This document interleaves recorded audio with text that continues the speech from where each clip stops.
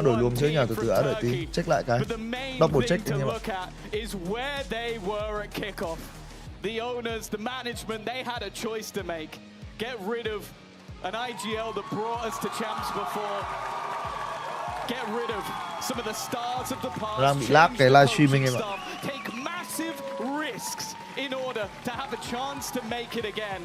And they immediately went their way to London. And then made it to Barcelona and champions along the way. Foot will be an EMEA representative on the stage in Shanghai, and they have fought for that spot. From zero to hero, this squad is a case study.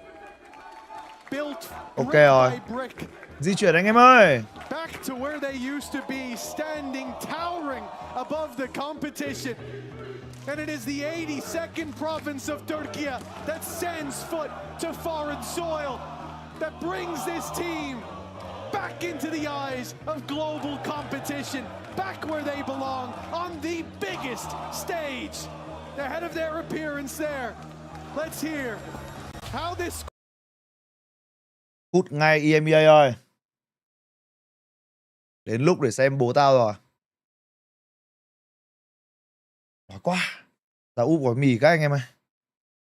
What I've been impressed by is his trust in the team, and especially in ZECN.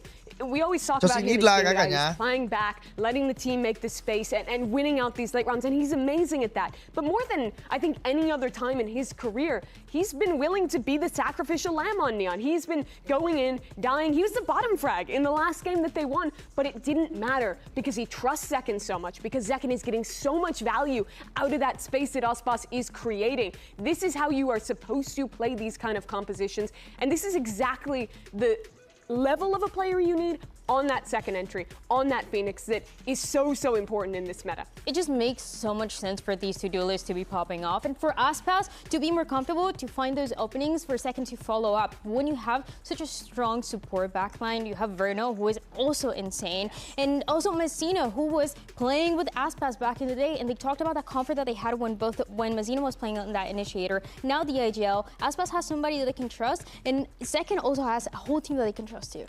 I mean, there's so much going on with this team, and now freed of the pesky IGL responsibilities, Verno has just shot up the leaderboard. There's no more IGL attacks, and it's showing.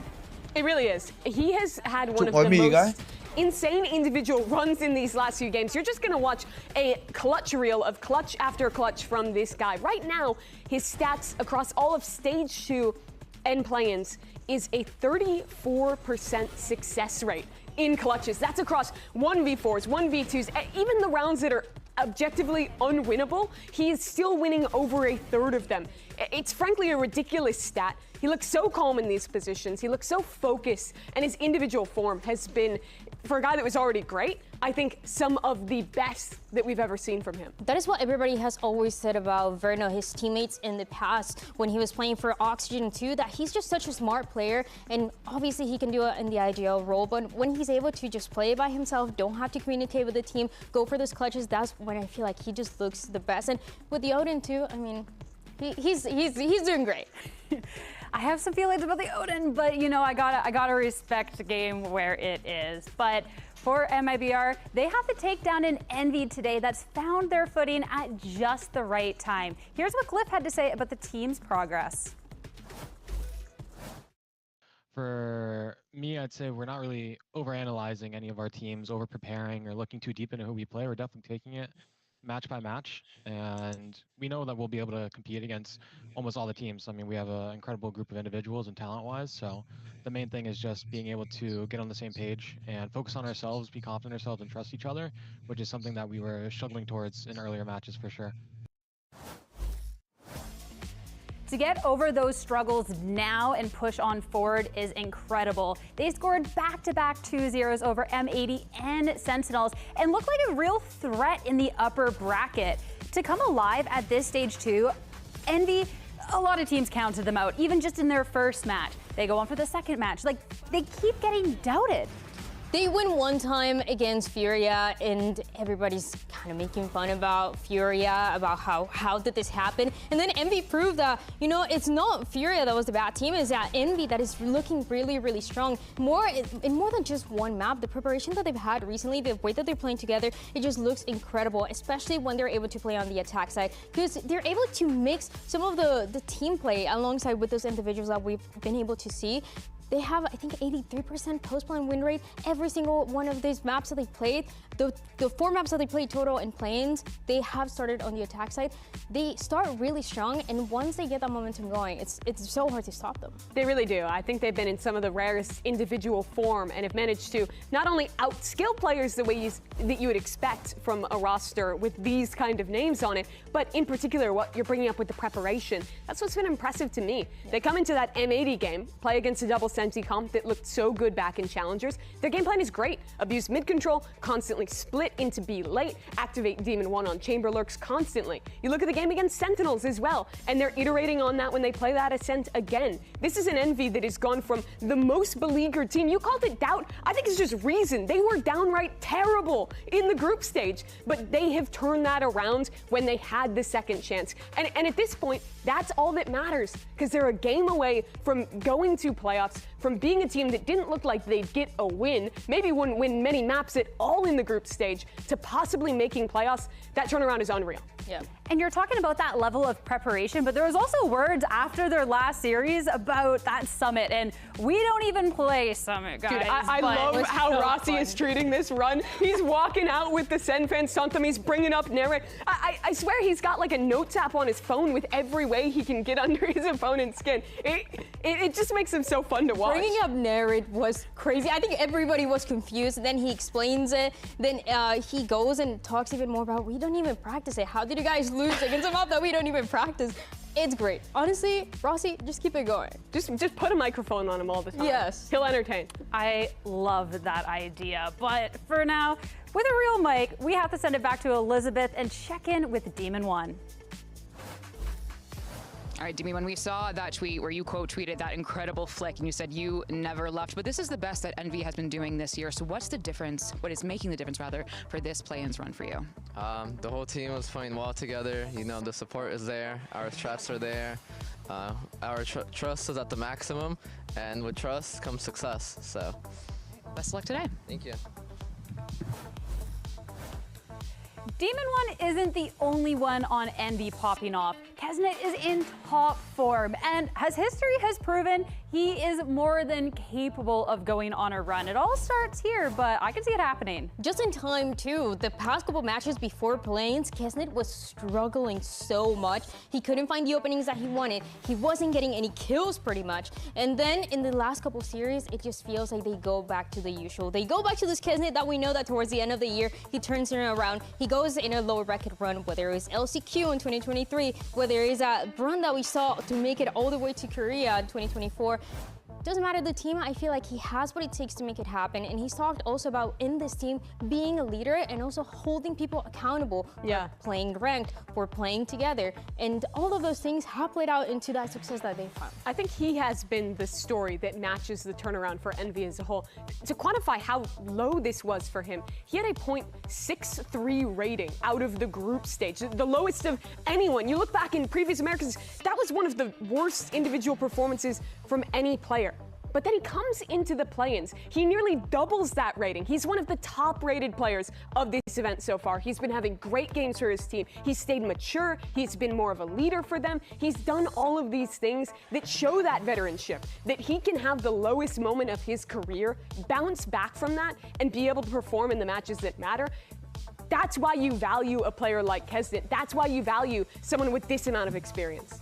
And maybe it just took a little bit of time for the team. I know we've been waiting for a little bit, but maybe we're just making it dramatic, right? We're waiting for the content for them to come alive at this moment. But if we keep getting this level of preparation that we've seen with their prepared maps, combined with that respectfully ego, like I am better, I can do this. Going on forward, I feel like the sky is the limits for this Envy team, as long as we can see that again today and not really falter when all eyes are on them. I'm gonna be honest, for my prediction, I just didn't pred them, not because I don't think they can win, but because I feel like if we're predding against them, that's going to fire them to keep bringing and making the silliest games happen. So, you know, Envy, let's say I'm against you today. It's more Envy than I think that is crazy, honestly. What? I want to level here. Envy's been good. They've had some good prep. Their individuals have been in unbelievable form, and I have to respect that. But MIBR, they have been the gatekeeper. They have beaten up on every team that they are supposed to beat so far. They dominated Envy the last time that they played them. This is a team that has themselves found an identity, themselves have good approaches to their matches, and unlike, I think, Sentinels or M80, they can go bar for bar with even the peak form of these Envy guys right now. Envy's not going to be able to just outskill them. I'm saying that. Well, maybe Demon One has the greatest game of his life, but I would be surprised if it was the level we saw in these first two matches from Envy of play-ins. I think they are far from a favorite in this matchup. This should be MIBR locking in their slot in playoffs. And despite the great success to start for Envy, I would be very surprised if they won today. I think that it can definitely happen, especially when you get some of these players fired up. They have the potential to do so. They have done it in the past towards the end of season 1. And these players on the other side, they still have a brand new IGL in Mizzino. And Kesnet, he was in that team together. He knows how to play against them. Hey, I mean, even if it's a little disrespectful to MIBR, we'll have to see if the expectations can hold true for Envy. This has been a team that has been ramping up with players that are getting more loud and active than ever. But of course, for MIBR, looking at a chance to secure their spot at playoffs and get close to that roadshow, everything is on the line. MIBR and Envy are ready to take the stage, and playoffs is on the line. VCT America starts right now.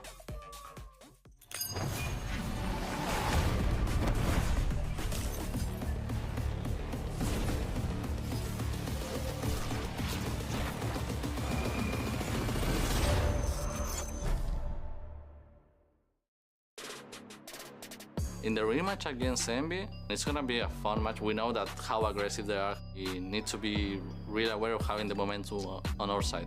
Heat in a little bit of trouble here. Snaps away at Dante, almost able to turn that into a double, but no, instead it's second. I would say they have a really good roster. Like, they have really good players, that Kesnet and Demon One, of course. If those two are on point, of course it's gonna be a tough match. Holding into Pierce, and this is on a kind of. Tôi xin nhận định map 1 với á. Potentially good spot. Trận này xin lỗi anh em, không có nhất định anh em ạ. UF has been IGOing for all of stage 2 here, and yeah, he's been. Trận này không có nhất định luôn. Một trận đấu quá tình cảm. He has a very good read on the game. Quá cảm tính. Không có nhận định.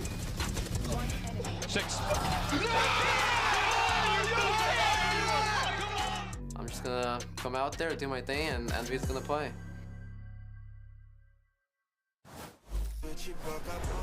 It is time to get started with our MIBR match of the day as MIBR takes the stage. The gatekeepers, this team with so much potential, one series away of locking their spot in playoffs. They've been one game away before. They've been close to qualifying to internationals all year long. They haven't put it together. And now it's a question of if this is the time. They had a swift victory in their first match of play-ins. They've got one more ahead of them on that road to playoffs, on that road to Anh không coi phút với BBL, phút thắng là đi cham á, đúng rồi anh em ạ. Phút thắng là đi cham, nói chung là đội nào thắng là đi cham mà. Envy có hy vọng nào đi champion không à? Cứ thắng liên tục là được.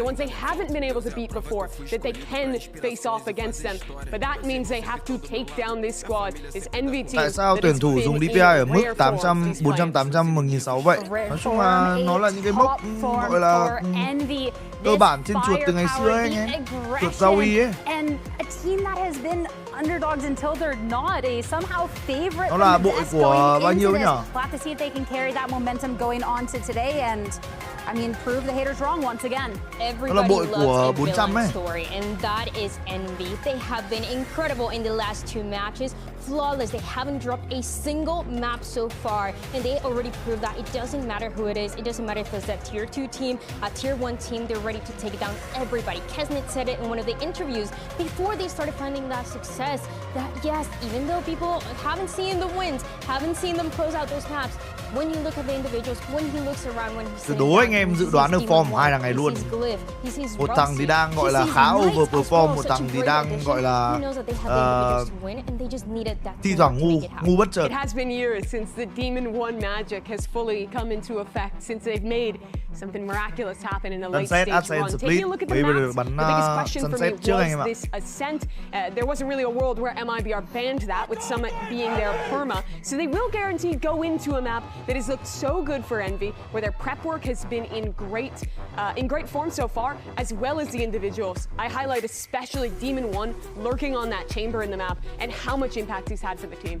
Yeah, the team has been incredible here. I think for both sides though. The first time that we saw Envy play this map too, when they were playing against Furia, it was the first time that we saw them not playing by themselves, not playing one by one, but playing and having some really great ideas. A lot of set. Đâu map này là anh tao là anh em ơi, anh tao là Smoke. Bố bắn Neon anh em ạ. Còn anh em nào chưa hiểu là tại sao anh tao cả bố tao thì nói chung là nó là cái inside joke của kênh thôi anh em ạ.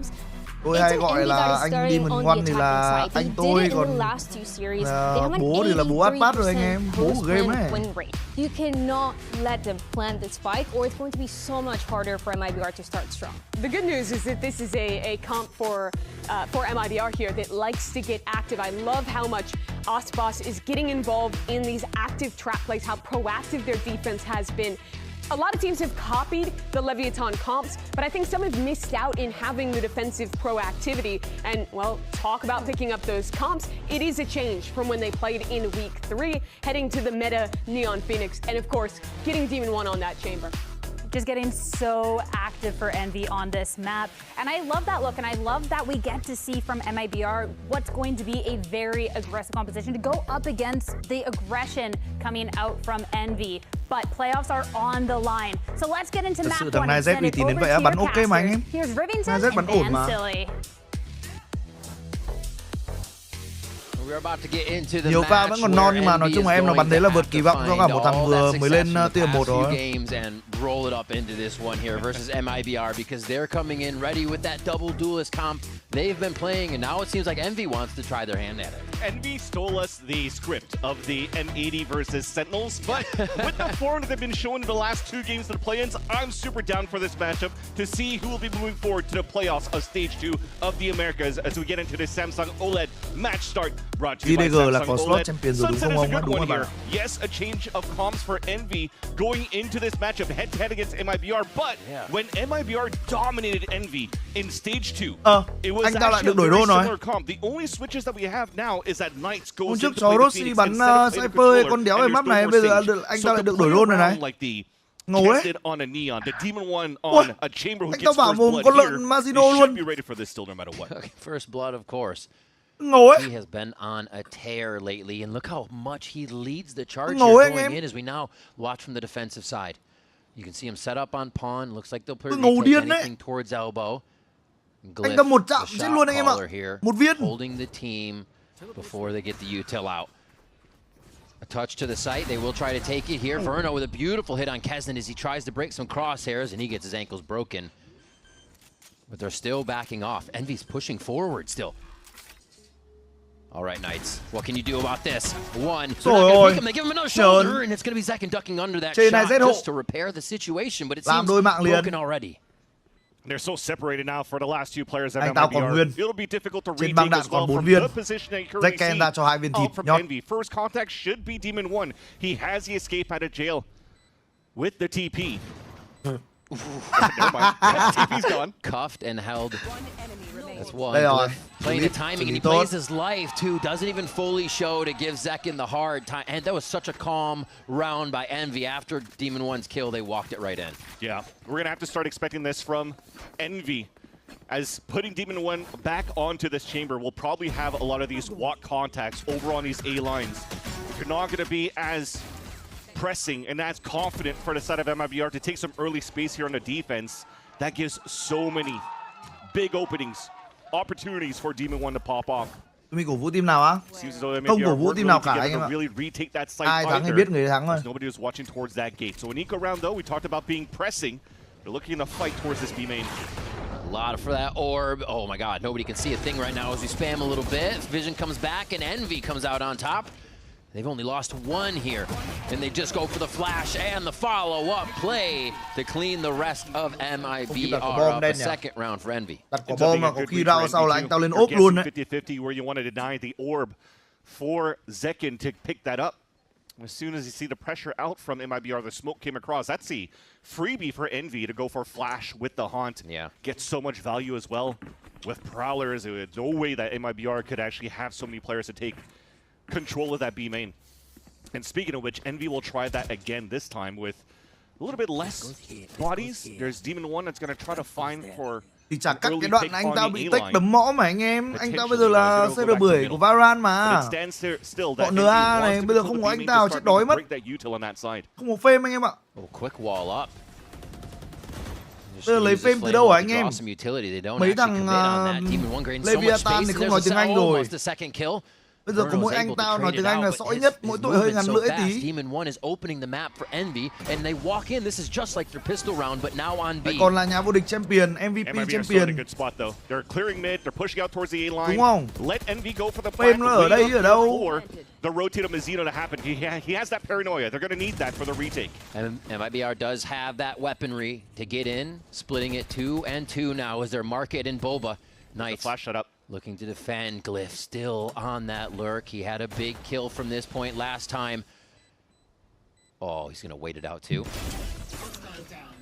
He didn't even have to shoot the trip. Mizzino takes him down quickly. And this is going to have to be MIBR getting in. A nice spam from Mizzino as he's distracting now from the Market side. And the rest of MIBR coming out of the woodwork. But an almost a repeat situation.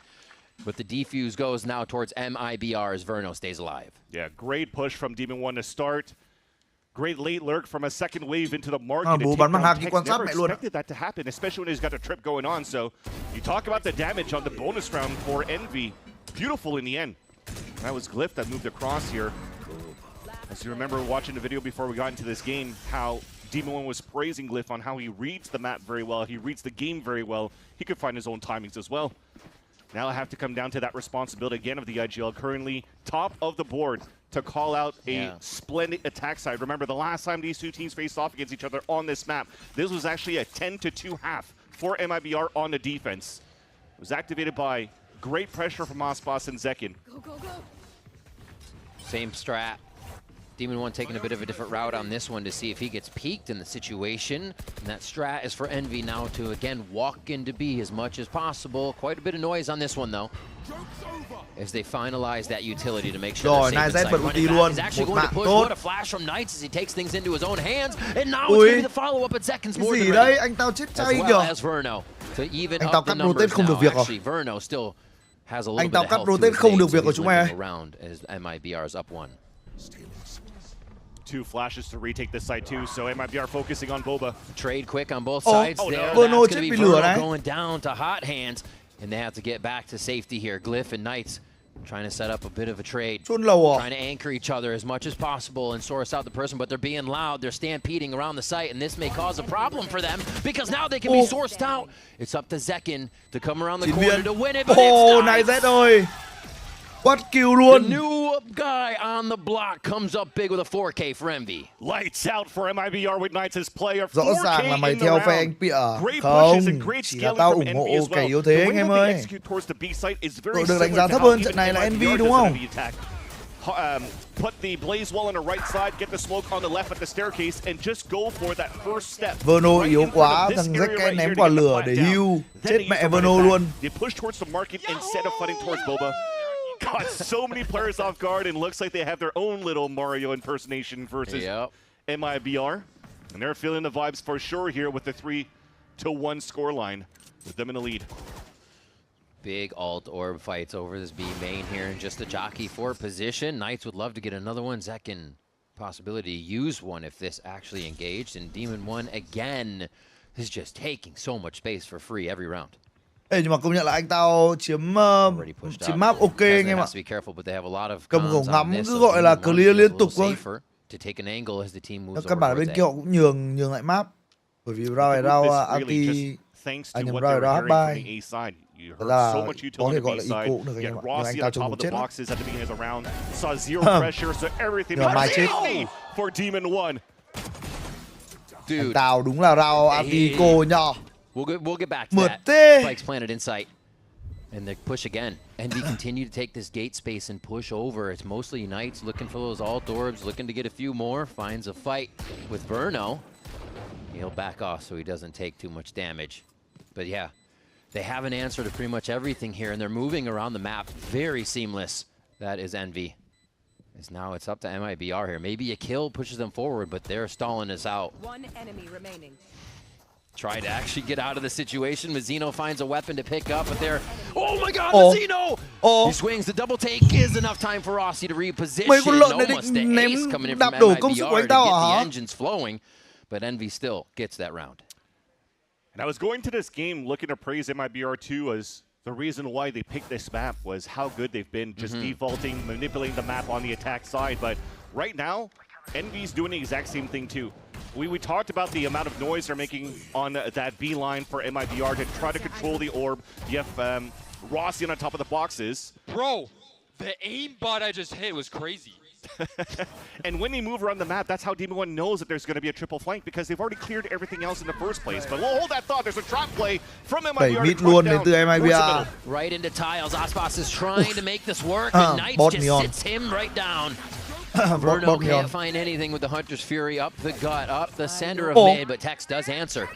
Tex had pushed down tiles there as he moves back, takes down Knights, and that was the run it back. So it's still Envy and MIBR 4v4. Không sao, anh tao có ốp. Sight again, a story we continue to repeat here as we start the series off. And Demon 1 drops the run it back, but he can't get the second shot to count. They're pushing again. They're always pushing, and Verno answers this time. MIBR is getting smarter to the fact that Envy continues to aggress, and now they're only left with two. Rossi and Demon 1 have to work wonders here, and I don't think this one's going to be the one they wish for. One shot from Demon 1, and his location's given up. Can he do it? He cannot. Just over the head of Mazzino with a haircut, and the defuse comes through. MIBR weather the storm again and find a second round. Yeah, so far it's not too bad for MIBR in these retakes over on the B site. Even the one that they lost from that clutch from Knights, what they do very well is making sure that they eliminate the threats of late lurks on middle first. Once they clear that out, they could decide how they could pinch. Would it be sending a big flank or going back towards market, but then focusing on Boba?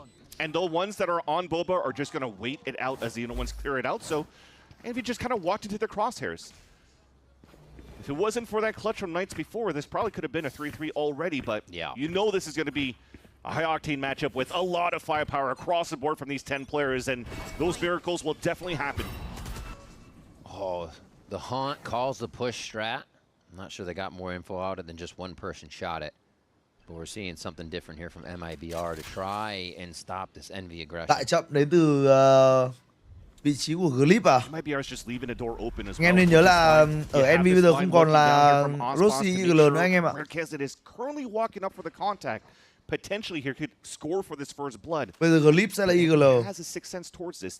They know the pressure's coming towards the A side. Map này là map công hay thủ lợi á? Map này khá cân bằng anh em ạ. Đây là map hiếm hoi trong Valorant, tôi thấy là cân bằng. And there's the op on both sides too from those world champions, Demon 1 and ASPAS. Map ở Valorant thì đa phần là thiết kế khá là rộng, lệch công nhiều.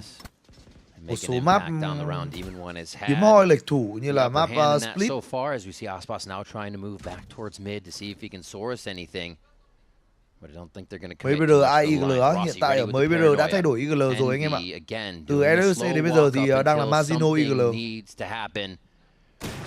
And it is Demon 1 to find the first blood again, that big opening we talked about before. He continues to find, and it's going to be the slide in, catching second with U-Till out. And that's a U-Till out catch again. Verno's going to get another double kill, 2 rounds in a row. Verno free shot 3 thằng luôn. Huge plays from him now that he has switched those roles. Just talked about hero plays here, but they do want to move forward for Envy in the post plant, trying to be proactive with the Prowler, and this is where ASPAS could actually wrap around. Ôi bố cầm khủng ngắm đến rồi.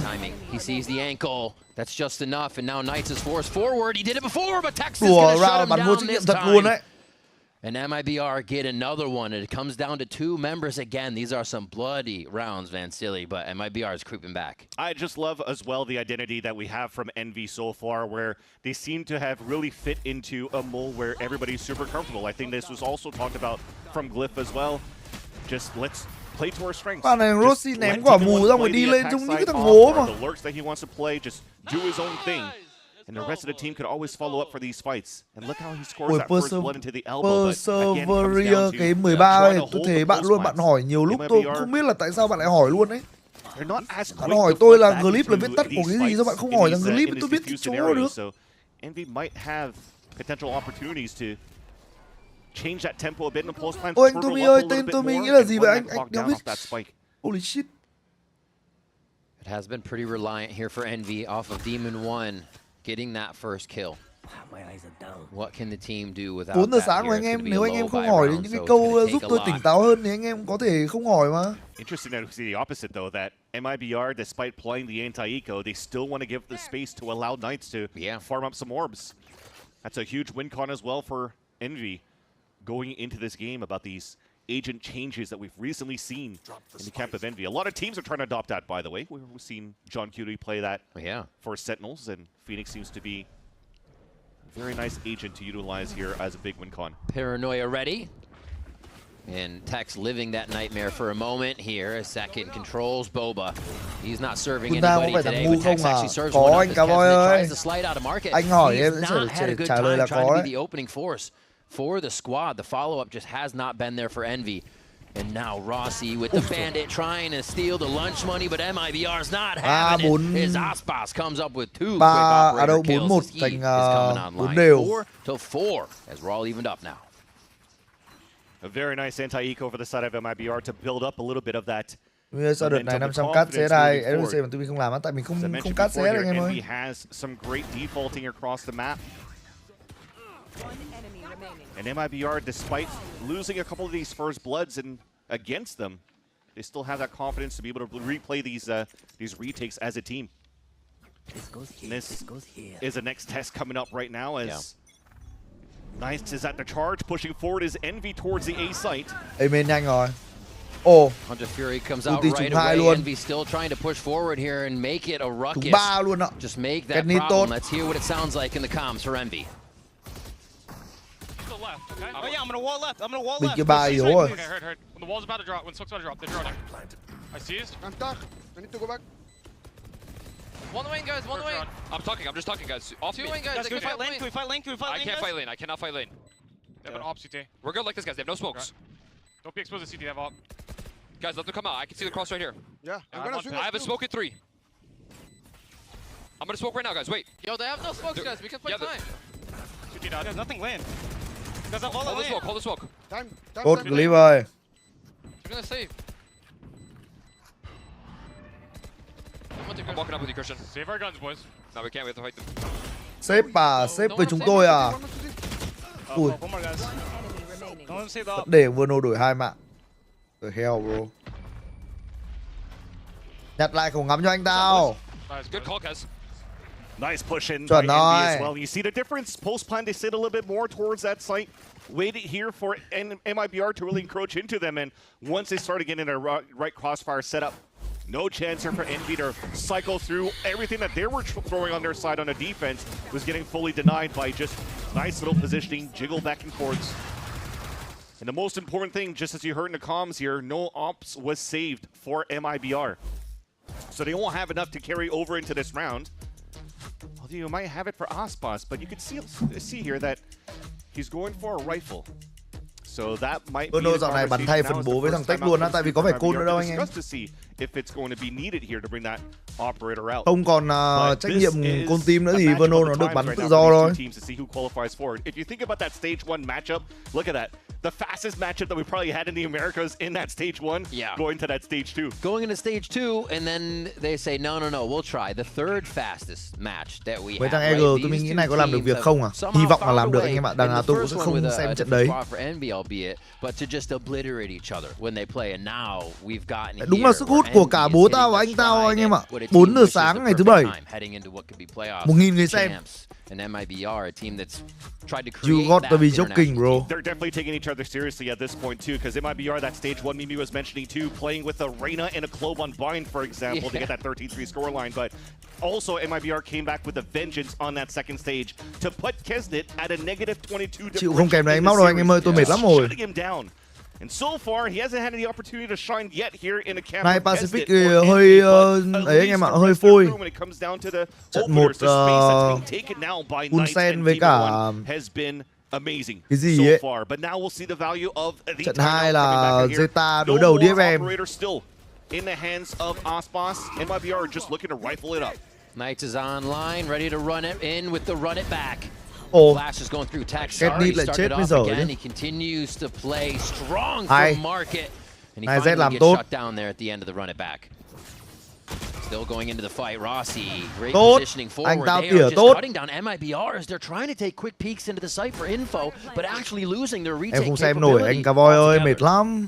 Chiều xem chi nào rồi. Mình làm hết 2 cặp luôn á, 1-1 rồi anh em ạ. Để tôi sửa tay tổ gái cho anh em đỡ hiểu nhầm. Tôi sửa tay tổ gái anh em ơi. You see there, Envy is not giving anything at all. All of them out towards this B main, just waiting for the tap for the 3-2-1 on that staircase. A very standard Sunset post-plant scenario when Sunset was first introduced.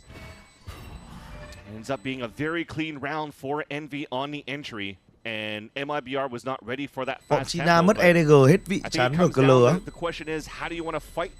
Ui dồi là anh em kỳ vọng gì ở một trận Valorant, nhưng mà rõ ràng ngày hôm qua bọn tôi xem BLG hay là xem Tai Lu bắn vẫn rất cảm xúc mà nhở. Xem Tai Lu với cả Nova hôm qua bắn cũng cảm xúc mà.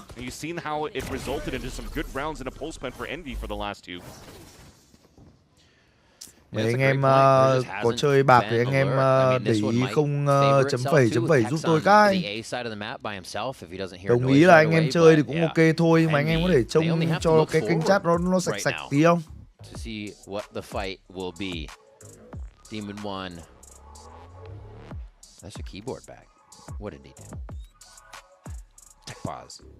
We'll figure that out in a moment. He has been absolutely frying as well. I think a lot of people online as well singing his praise.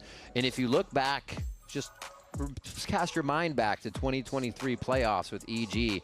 Those first 2 series, Demon 1 performed very similar to the way he's performing now on that run EG made through the playoffs with these plus 17, plus 29 games, plus 30 series overall. Absolutely. Đúng như Minh Vũ này. Sao đội cửa trên mà bắn kém quá vậy? Đơn giản thôi. Bên phía đội này họ đang overperform. Đang trong giai đoạn gọi là phong độ đang cao anh em ạ. Họ cao không chỉ là trận này mà còn rất nhiều trận gần đây rồi. Với BR thì nổi tiếng là đội phong độ gọi là trồi sụt. And getting that win over M80, which is probably the best team that we had in Challengers. That's what Kesnet said, yeah. Yeah, what, 13-0? I think that Nismo was mentioning that they went into Challengers, into play-ins, and unfortunately... Để ý bọn Ame này hay cởi giày lúc bắn nhỉ, các khu vực khác ít thấy á, anh em không để ý mấy thôi. Chúng có cởi đây. Nóng là cởi. Such a powerhouse in Sentinels as well, who were recently almost finding their form until they got knocked down here, so... Yeah.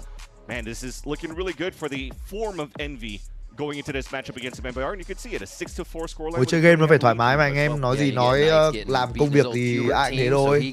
Cứ thoải mái là được.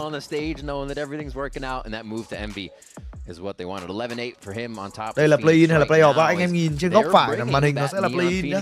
Nhưng mà đang power là nó không hiện. kind of trying to find a way through vào game có HUD nó sẽ hiện là play-in anh em ạ. First timeout Fraud took, and Envy took the round. So yeah, we will see as we head back into the matchup here to get this first half concluded. Just a few more rounds to see if MIBR can get to that post-plant retake. They have success in the first few rounds, couple. If they can get there again, they can spell good things for the second half. Trying to see if they're starting off the hot hands to maybe break a trip and take some mid control at the same time. And you already see a ping coming out from MIBR just at that spot. So nốt tuần này như là đến playoff rồi anh em ạ. Right into the fight, THEO and Rossi. They just sweep them off their feet. Nốt ngày mai là đến playoff rồi. ASPAS were more than ready. Hay chưa? And they get taken Vào out. đâu cái anh tao và đồng đội hủy diệt Actually, mấy bây giờ luôn. Goes for one kill here. Gonna play the back and forth. Rồi hồi cái nít Ferrari. Save into what Ferrari is B-site, and now Envy's home. Tex probably has to go home here. Yeah. It's a 1v4. Not much to produce. It's back in those stories of MIBR when they first started at kickoff. It's like, okay, well, my team just instantly died. What do I do? And that's where he got a little bit of a flack from the scoreboard Stevens. But at the end of the day, it still comes to MIBR was trying to make a play. Nói chung là thật ra thì tôi cũng có muốn bảo chữa một chút cho vị trí của THEO anh em ạ, bởi vì THEO cũng là một player yêu thích trong số những tuyển thủ thuộc về giai đoạn 2023, 2024 đổ về trước của tôi. Bởi vì là tôi phải nói thật là THEO từ xưa đến giờ ấy rất ít khi phải chơi ở cái role gọi là đi đầu anh em ạ. Tức là cái con tướng đi đầu mà THEO chơi gọi là hay nhất chắc là chỉ có con Ray thôi. Còn đâu rồi bắn dẹp các thứ thì cũng được bết cho để bắn ấy, cũng dễ bắn. Vai trò thằng này thì nó sẽ giống anh Demon One, tức là hiện tại nhìn chung nhá, THEO đang phải bắn một cái role là để thí cho Demon One bắn. Nên rất là khó để mà trách thằng THEO là bắn chưa hay, bắn xử lý chưa khéo. Bởi vì xưa nay người ta bắn role khác anh em ạ. Về team này thì bây giờ có team là tốt thì người ta bắn phải gọi là làm đáp ứng theo team thôi. Chứ cái đấy nó không phải là cái sở trường của người ta. Thì đây là một cái trường hợp gọi là học sinh nghèo vượt khó anh em ạ. Bố sủi nhanh nào. Ôi giật điện rồi. Ôi trái rồi. Ôi trái rồi. Ôi trái rồi. This kid is on fire right now as Kesnick cleans up the round and 8 for first half. Rossi and everybody on Envy out of their seat. Envy for 2 rounds in a row, just denying the MIBR pushes and having a strong start on their defensive side. And that is definitely off the back of Knights. Rossi nhảy bắn quả vãi view. đang drop bắn này một viên vào mặt của Zekken mà. They're looking to continue their prime form of their play-ins. We'll see if it continues after the break. Don't go anywhere. MIBR versus Envy after this. Do THEO hay làm trò con bò á, thật ra nó cũng không hẳn là làm trò con bò anh em ạ, chỉ là kiểu anh em biết cái trạng thái nó không phải là tướng tủ á. Kiểu anh em sẽ bị một cái nó gọi là bị cấn ấy. Thì rồi anh em sẽ có những cái hành động anh em kiểu chết mẹ ơi, biết thế đáng nhẽ là phải ấn cái này nhỉ, kiểu đấy ấy. Cái kiểu gọi là tâm lý đáng nhẽ là ấy. Đáng nhẽ là phải như này, đáng nhẽ là phải như kia. Kiểu đấy. Chơi tướng không phải tướng tủ nó bị vậy mà. THEO bắt đầu chơi Neon từ đầu mùa này chứ mấy. Lên Khánh nha.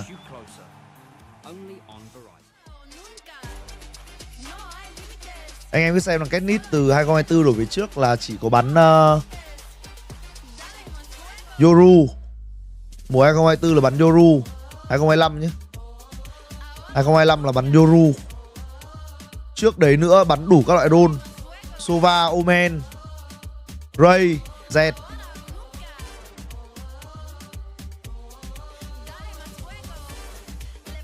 Tìm hiểu của con bàn phím Rapid Trigger tầm 2m ok không á? Chắc có RS6 hoặc RS7 ok LUvoir ơi. RS6E hoặc là RS7E.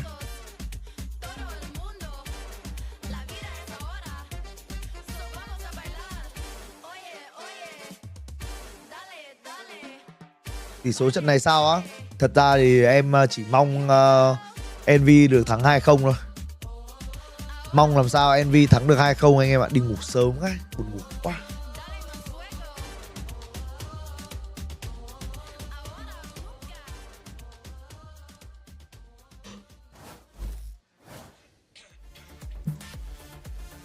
MIBR. ATK con nào form super light không á? Có con A9E đây này. Tôi đang cầm luôn đây này. A9 nha anh em nhá. Có bắt kính thì lưu ý gì về feed chuột không à? Dùng hỏng nhanh thôi. 2-3 tuần thay lần. 2 tuần. Thậm chí 1 tuần nếu dùng nhiều.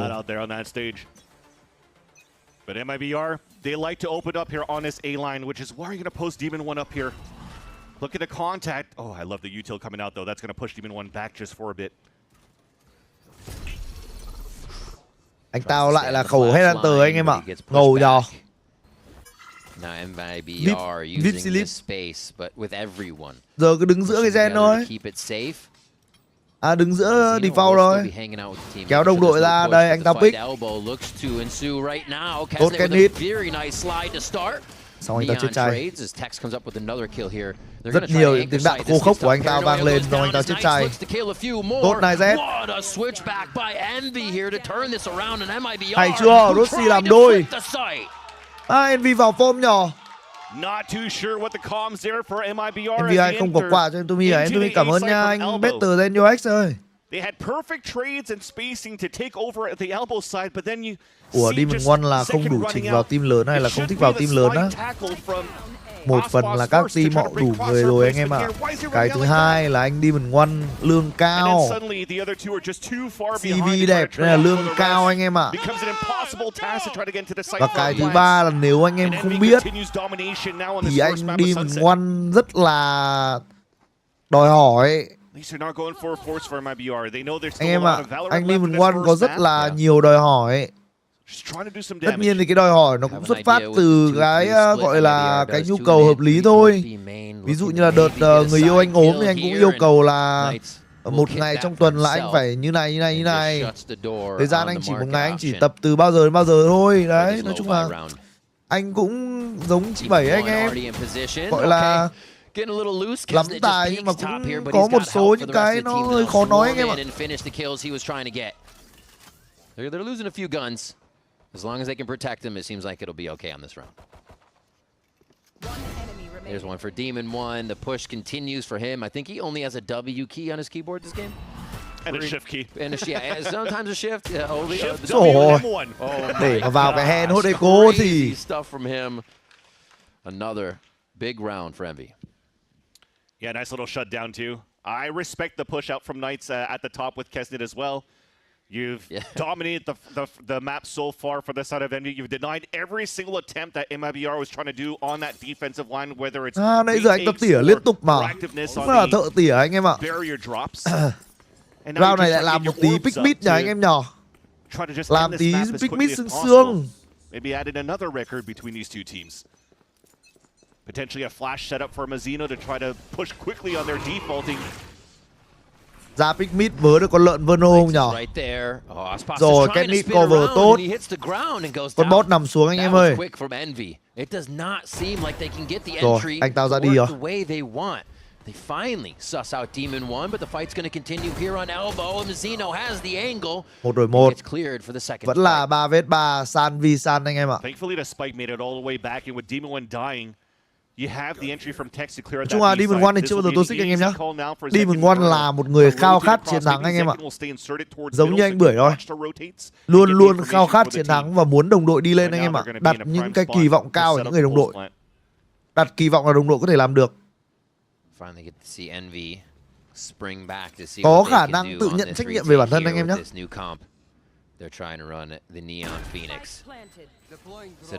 Anh Du em ngủ đi à? Em cứ xem livestream mà được mà em chi. Xem không, nhưng mà thật ra live này anh có thể anh sẽ cảm xúc lắm. Trận này khó mà anh Du em ngủ bằng livestream của anh được rồi.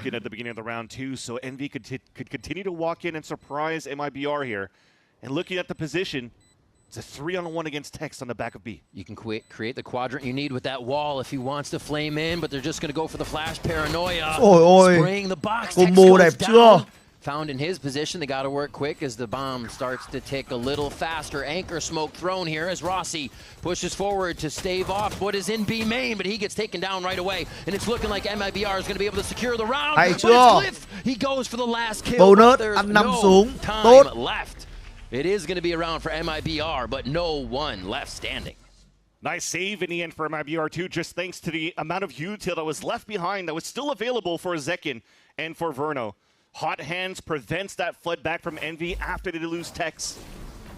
Shock darts too at the same time, and I love this look as well. When you're looking at it from the beginning, how Envy reacts to the defaulting that MIBR likes to do. They like to throw the fast lanes up there to take control towards the elbow, and once it drops down, you still want to disrespect that wall, take that fight, and because they have such strong firepower for Envy, they're okay to take these type of fights.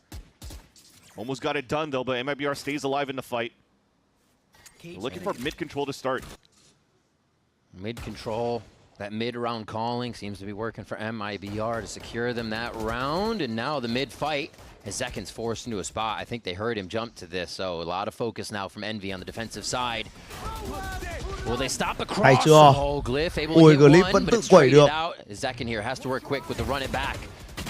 They're just trying to force the fight on each side here from Envy. Making a bit of an error there and giving MIBR quite a bit of space. Demon 1 also fighting his own demons here towards A.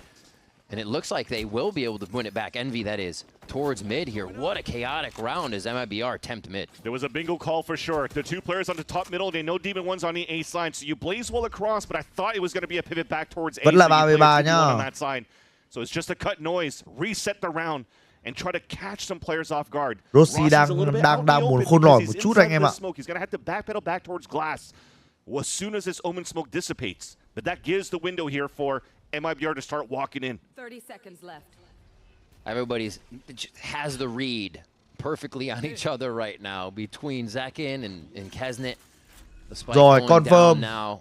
Very safe play to get everybody into position on both teams here. Không còn đồ anh em ạ. Hết đồ rồi. Chưa biết retake kiểu gì đây. Bên kia Zekin còn nguyên 2 lát. And they're not even looking the right way. Rossi starts one off, and they're going to now pressure towards Kesnet with a beautiful shot, knowing Verno's been main all the time. Ôi anh ơi, ôi cái gì ấy? Ui mày quá cái đi rồi. Ui sao cái ngoáy quả này, từ nào được 2 kill nhỉ anh em nhỏ. For Envy. Just a light overcook there from Zekin. I don't think he assumed or ngoáy thought that he was going to be able to get the kill onto the diffuser anh tao thì bắn somehow. And then you feel like you're in so much cover, and it disappears. Yeah. And that becomes the 1v1 here by Kesnet in the end. Nice valiant attempt. But at the end of the day, as much as it was a nice walk-in by MIBR to plant inside that B site, the walk back. That's crazy. From Envy back into the into the B site from Boba just caught them off guard. Wow. Envy 11-5, Van Silly. On Sunset here. On MIBR's pick.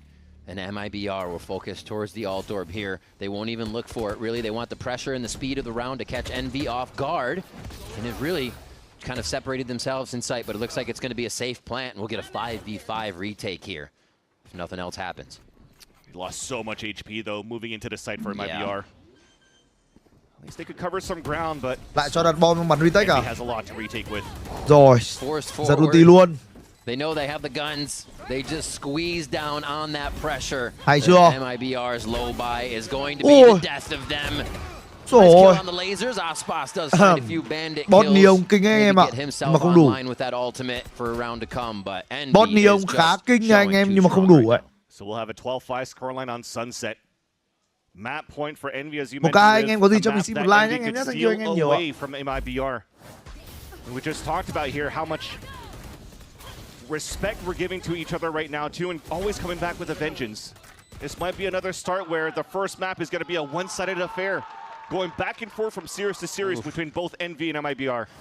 Ascent is a map that can easily only go one way for the first half, so with how defensive-sided it is. 4 rưỡi sáng mà đông view á, bởi vì đơn giản đây là một trận cầu có sự góp mặt của anh đó và hắn ta anh em ạ. With Envy looking to turn this one over very fast. 17-12 Knights on top right now. I remember interviewing him back 3-4 weeks ago, and I was like, so how are you playing? What are you doing? He's like, you know, getting out, getting the kills there and doing stuff. I was like, so bị rồi, map này anh ta thắng chắc hơn gì nữa. Thua kiểu. He was on the Omen, but he was still fragging. Now the team is setting him up, but he's also setting everyone else up still because he's such a forward-playing Phoenix. Not sao Envy không bốc Flo về nhỉ á? Tôi nói thật nhá, cái vụ của Flo nhá, không một cái orc nào ở gọi là đấu trường, gọi là chuyên nghiệp của NA họ muốn bốc về ở thời điểm hiện tại. Đặc biệt là khi đang làm gọi là partner trực tiếp với Riot. Khi mà anh em đã vướng vào kiện tụng nhá, nó tránh như tránh tà. Anh em ạ, anh em có thể tìm đến một số team tier 2, có thể họ tìm đến anh em đấy, nhưng mà chỉ vì thành tích thôi anh em ạ. Chứ còn anh em mà đã dính drama, anh em dính vào luật pháp của kiện tụng nhá, nó tránh như tránh tà luôn. Nhìn cái trường hợp của Sinacha ấy.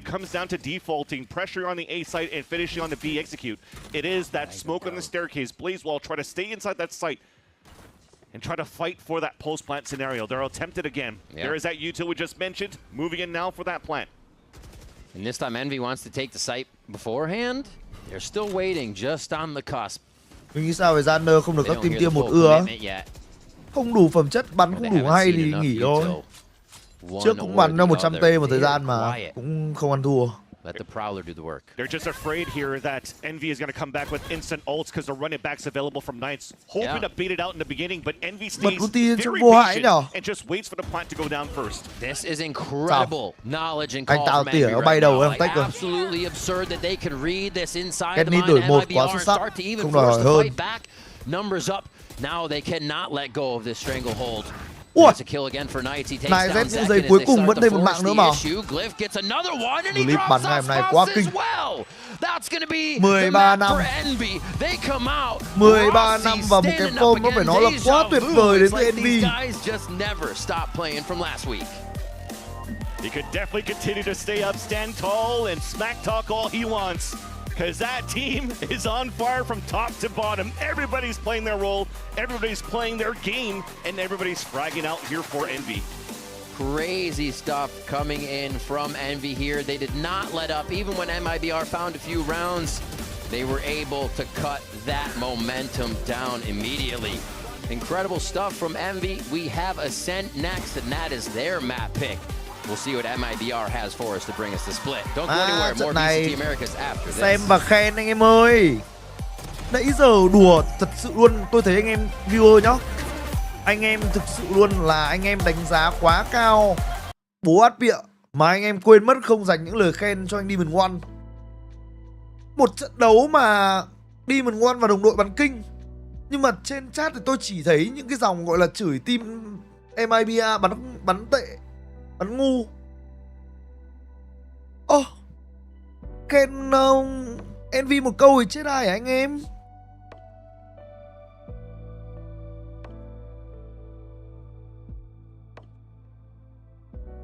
Trước team Envy bắn như dở hơi, xong bây giờ bắn kinh không để anh em khen một câu nào. Người ta lại còn đang vào form.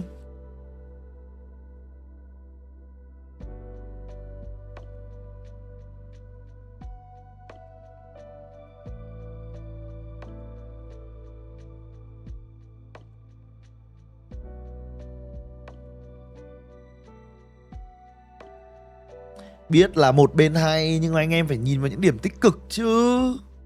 Anh em lại toàn nêu cái tiêu cực ra, nó buồn cười.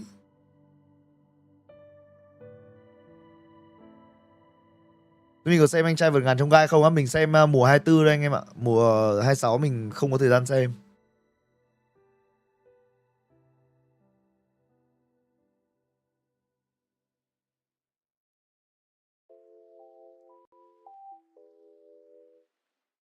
Từ từ chơi tí nhạc đã anh em ơi.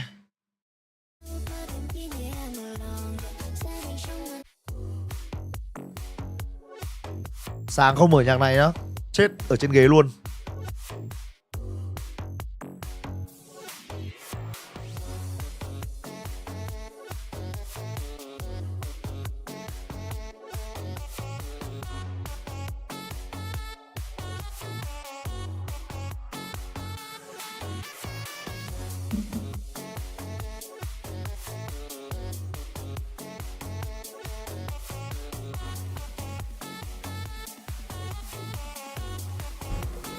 Don't be stupid.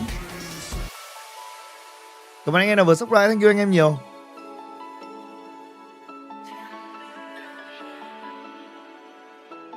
Cái gì ấy anh em nào, anh em có yêu quý tôi thì anh em đừng cắp lốc nha anh em ơi.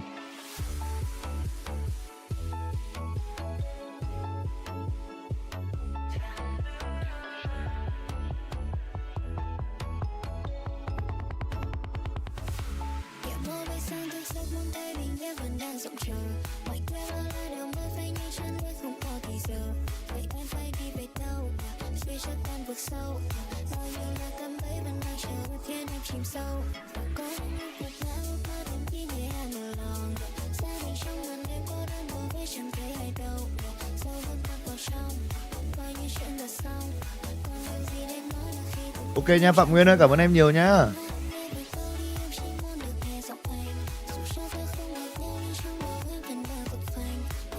NV không thể 2-0, nó chuyên gia đớp map 1 rồi ngửa 2 map sau à?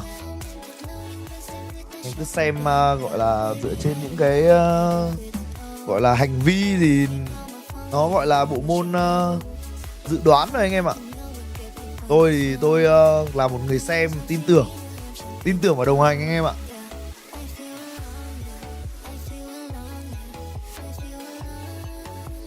Từ lúc bắn play-in đến giờ tôi chưa thấy NV họ thua trận nào anh em ạ. Nên là tôi cũng không biết là ngửa 2 map sau thì nó là ngửa ở đâu. Nhờ.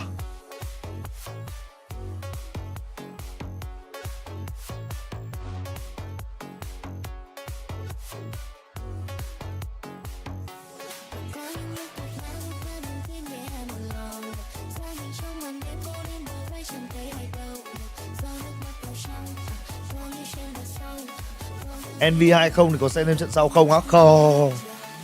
Tôi đã bảo rồi, nhất định hôm nay là đi ngủ anh em ạ. Ngủ thì chiều mới dậy xem cái VO5 của BLG với cả tay lu được.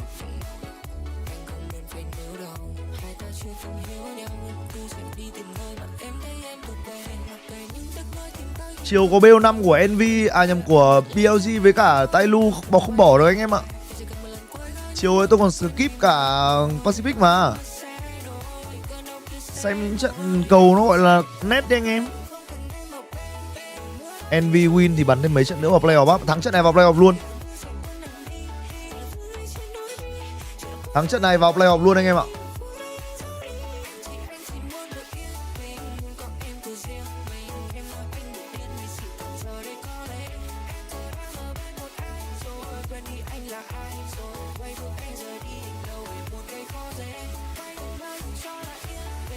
MIBR win 2-1 3 lít cho Tumi ngủ trễ à? Ok nha anh Bình Nguyễn Thanh ơi.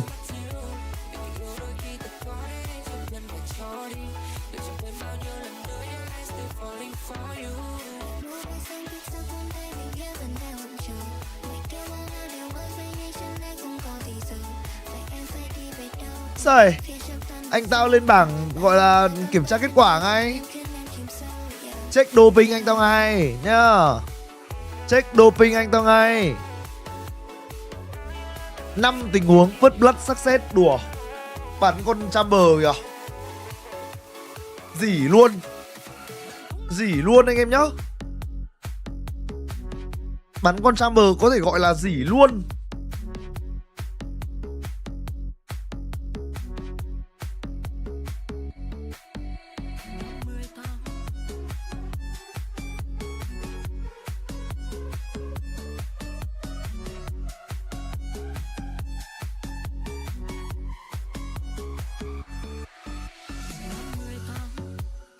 Tưởng tượng chiều mai hai người anh của tôi cùng xem trận BLG và chửi thằng full time cùng một lúc à? Anh có chửi thằng full time đấy không anh em?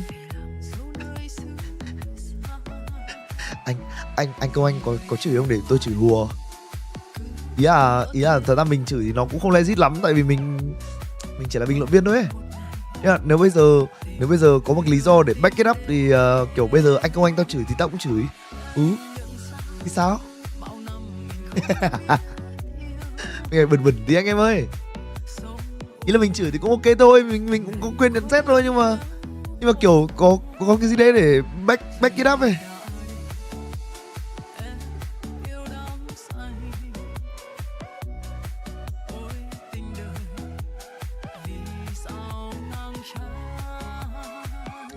cứ hỏi chấm hợp lý mà. Cho em hỏi hơi ngu là đầu tiên là em không ngu nhá. Em không biết thì em cứ hỏi. Còn hôm trước AQ thua có ảnh hưởng đến tia không thì không em ạ. Đằng nào mùa sau cũng không còn cái cơ chế xếp hạng các đội tuyển nữa rồi.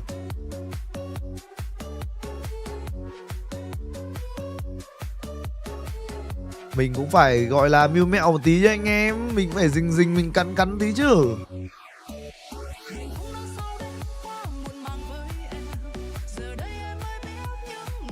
Em thích cậu siêu phát với cả YG quá là cho cậu siêu phát bắn với cả G-Dog còn hơn à? Thì chỉ được chọn một trong hai thôi. Hoặc là THEO hoặc là BLG để cổ vũ thôi anh em ạ. Vì chỉ có một trong hai đội được đến champion thôi.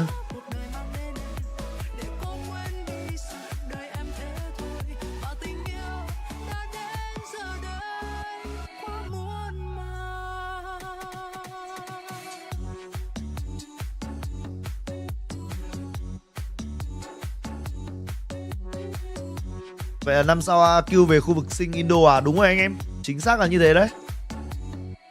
Năm sau AQ sẽ quay trở lại khu vực Singapore, khu vực Indonesia anh em ạ. Chính xác là khu vực Indonesia.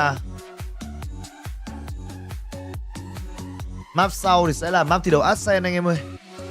Ở đây thì anh tao lại là một chú Chamber rồi.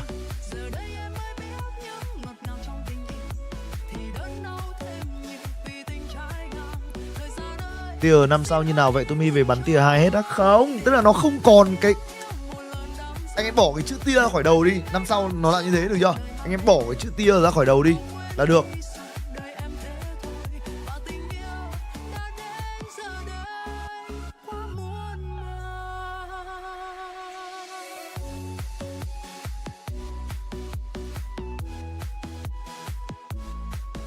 Thế có clip nói về các khu vực vào mùa sau không á? Cái đấy phải đợi bên phía Riot họ chính thức công bố cái thể thức của mùa sau đó anh em ạ.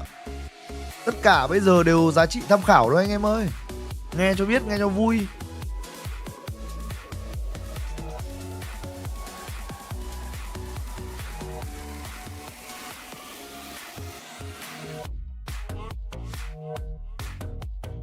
Nó có giống CS không Tumi hay cũng chỉ bắn giải khu vực để lấy slot giải lớn thôi á?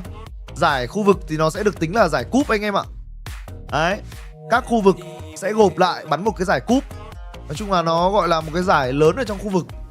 Sau đó lấy slot để đi các giải quốc tế. Nói chung là giống như hồi 2021, 2022. Nói ngắn gọn thì cũng giống là bắn giải khu vực để lấy slot giải lớn đấy, kiểu thế. Anh em hỏi sớm thì tôi cũng giải thích nó cũng không được ngọn ngành lắm. Tôi nghĩ là cái tích cực nhất bây giờ tôi có thể nói với anh em đấy là anh em cứ đợi đến sau champion thì Riot họ sẽ công bố chính thức.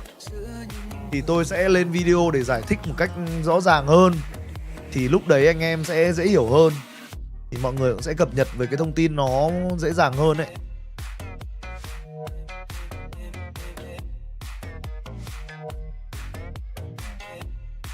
Anh em biết sớm thì thực ra nó cũng không giải quyết chuyện gì mà.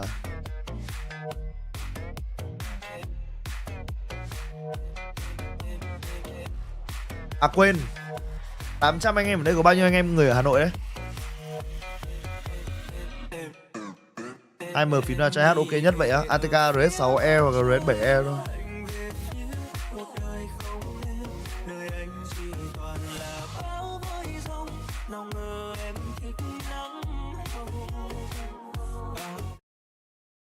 In that first map of Sunset against MIBR, it's looking prime right now for NV to potentially take to 2-0. If I'm looking at it so far, I thought MIBR would be coming out with trying to abuse a little bit more of that Phoenix on second, but they stayed to the TREØS in true of what worked against EG. The double dive going in from the Jet in the Neon against an EG that played a veto back then. Didn't really work out in the favor of Evil Geniuses. And so that's why I'm still kind of fearful of MIBR going to this game against Envy. Naturally, you have to let this map kind of slip through because of how the ban kind of went for both sides. You have to ban your worst map, which is Summit for Là sống ở Hà Nội hay quê ở Hà Nội á? Ý là đang sống ở Hà Nội ấy. Thì mùng 6 tháng 9 tới đây, chung kết của VCT Pacific, thì tôi với anh LUπαιNG sẽ tổ chức một buổi offline gọi là watching party, và sẽ có clean feed để bọn tôi có thể tham gia bình luận trực tiếp. Và bọn tôi sẽ cố gắng gọi là tổ chức ở một rạp CGV anh em ạ. Thì hy vọng là anh em nào mà ở Hà Nội thì ngày mùng 6 tháng 9 tới đây có thể góp mặt cùng bọn tôi nhé anh em nhé. For that last map, it'll be big for MIBR to get that momentum and confidence to start off Ascent. Name of the game for Envy on the attack side is very similar to their Sunset. Very good at finding space, insert, playing the round slow, so MIBR wants to fight with aggression. Look at him looking ready to try to crunch Bây giờ into Tumi có bị middle. mẹ bắt quỳ mặt úp vào bức tường không? Có. Ai chả bị. Spamming into tiles. Why not? Get a quick clean. Kesnet's going to make this space his though.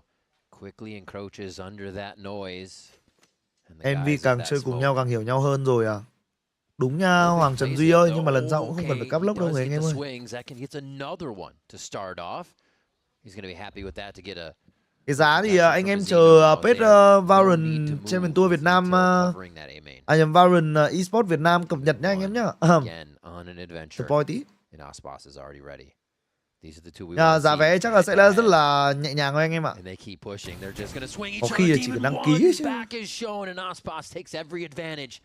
3 already, and not even a whimper from Envy to start the pistol.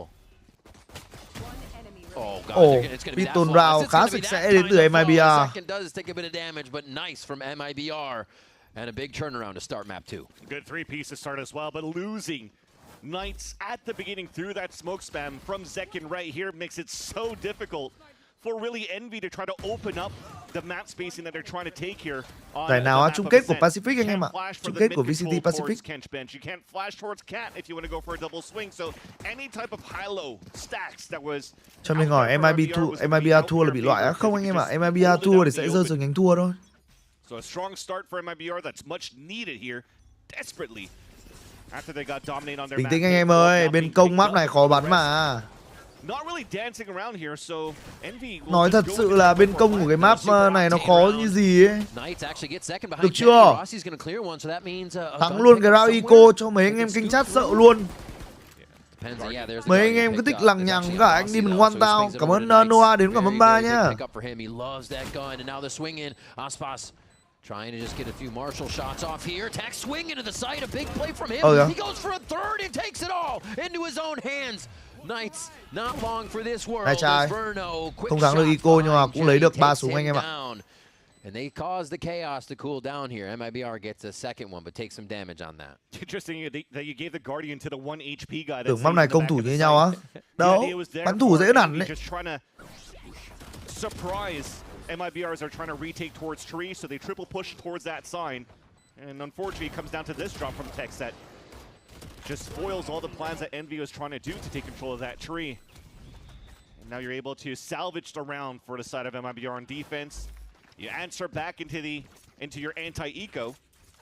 Your bonus round, though, allows for an operator. So actually, the bonus round becomes a heavily invested round. No cloud bursts available either for ASPAS, so you're hoping here that he's going to get a lot of value with the op.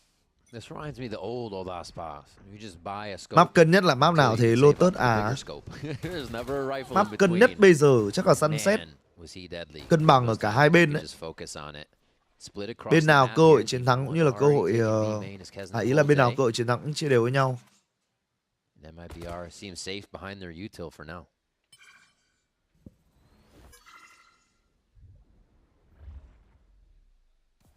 With the camera being broken early in the round over on that B side, it's very hard for MIBR to really get some good information.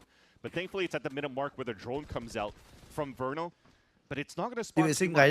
This is not going to put ASPAS in a comfortable position with the operator, especially when the smoke's about to dissipate. But his goal is just to lock down that catwalk right at this spot and also watch for any walk up towards that mid M1. Wonder if he got any footsteps on that walkway. I don't think so, as they start to move across. Like you said, ASPAS line won't change, so they don't see tiles or anything happening with Envy here as Demon 1 now begins to be, again, that first push. Rendezvous could be thrown down for a safe peek here as the team gets ready to go in. Run it back instantly behind the cover of smoke. And they're clearing as deep as he can get just to get the info. But he gets a kill even in the gun switch. He's going to swing again. Almost takes down Mazzino, but he's quick with the draw.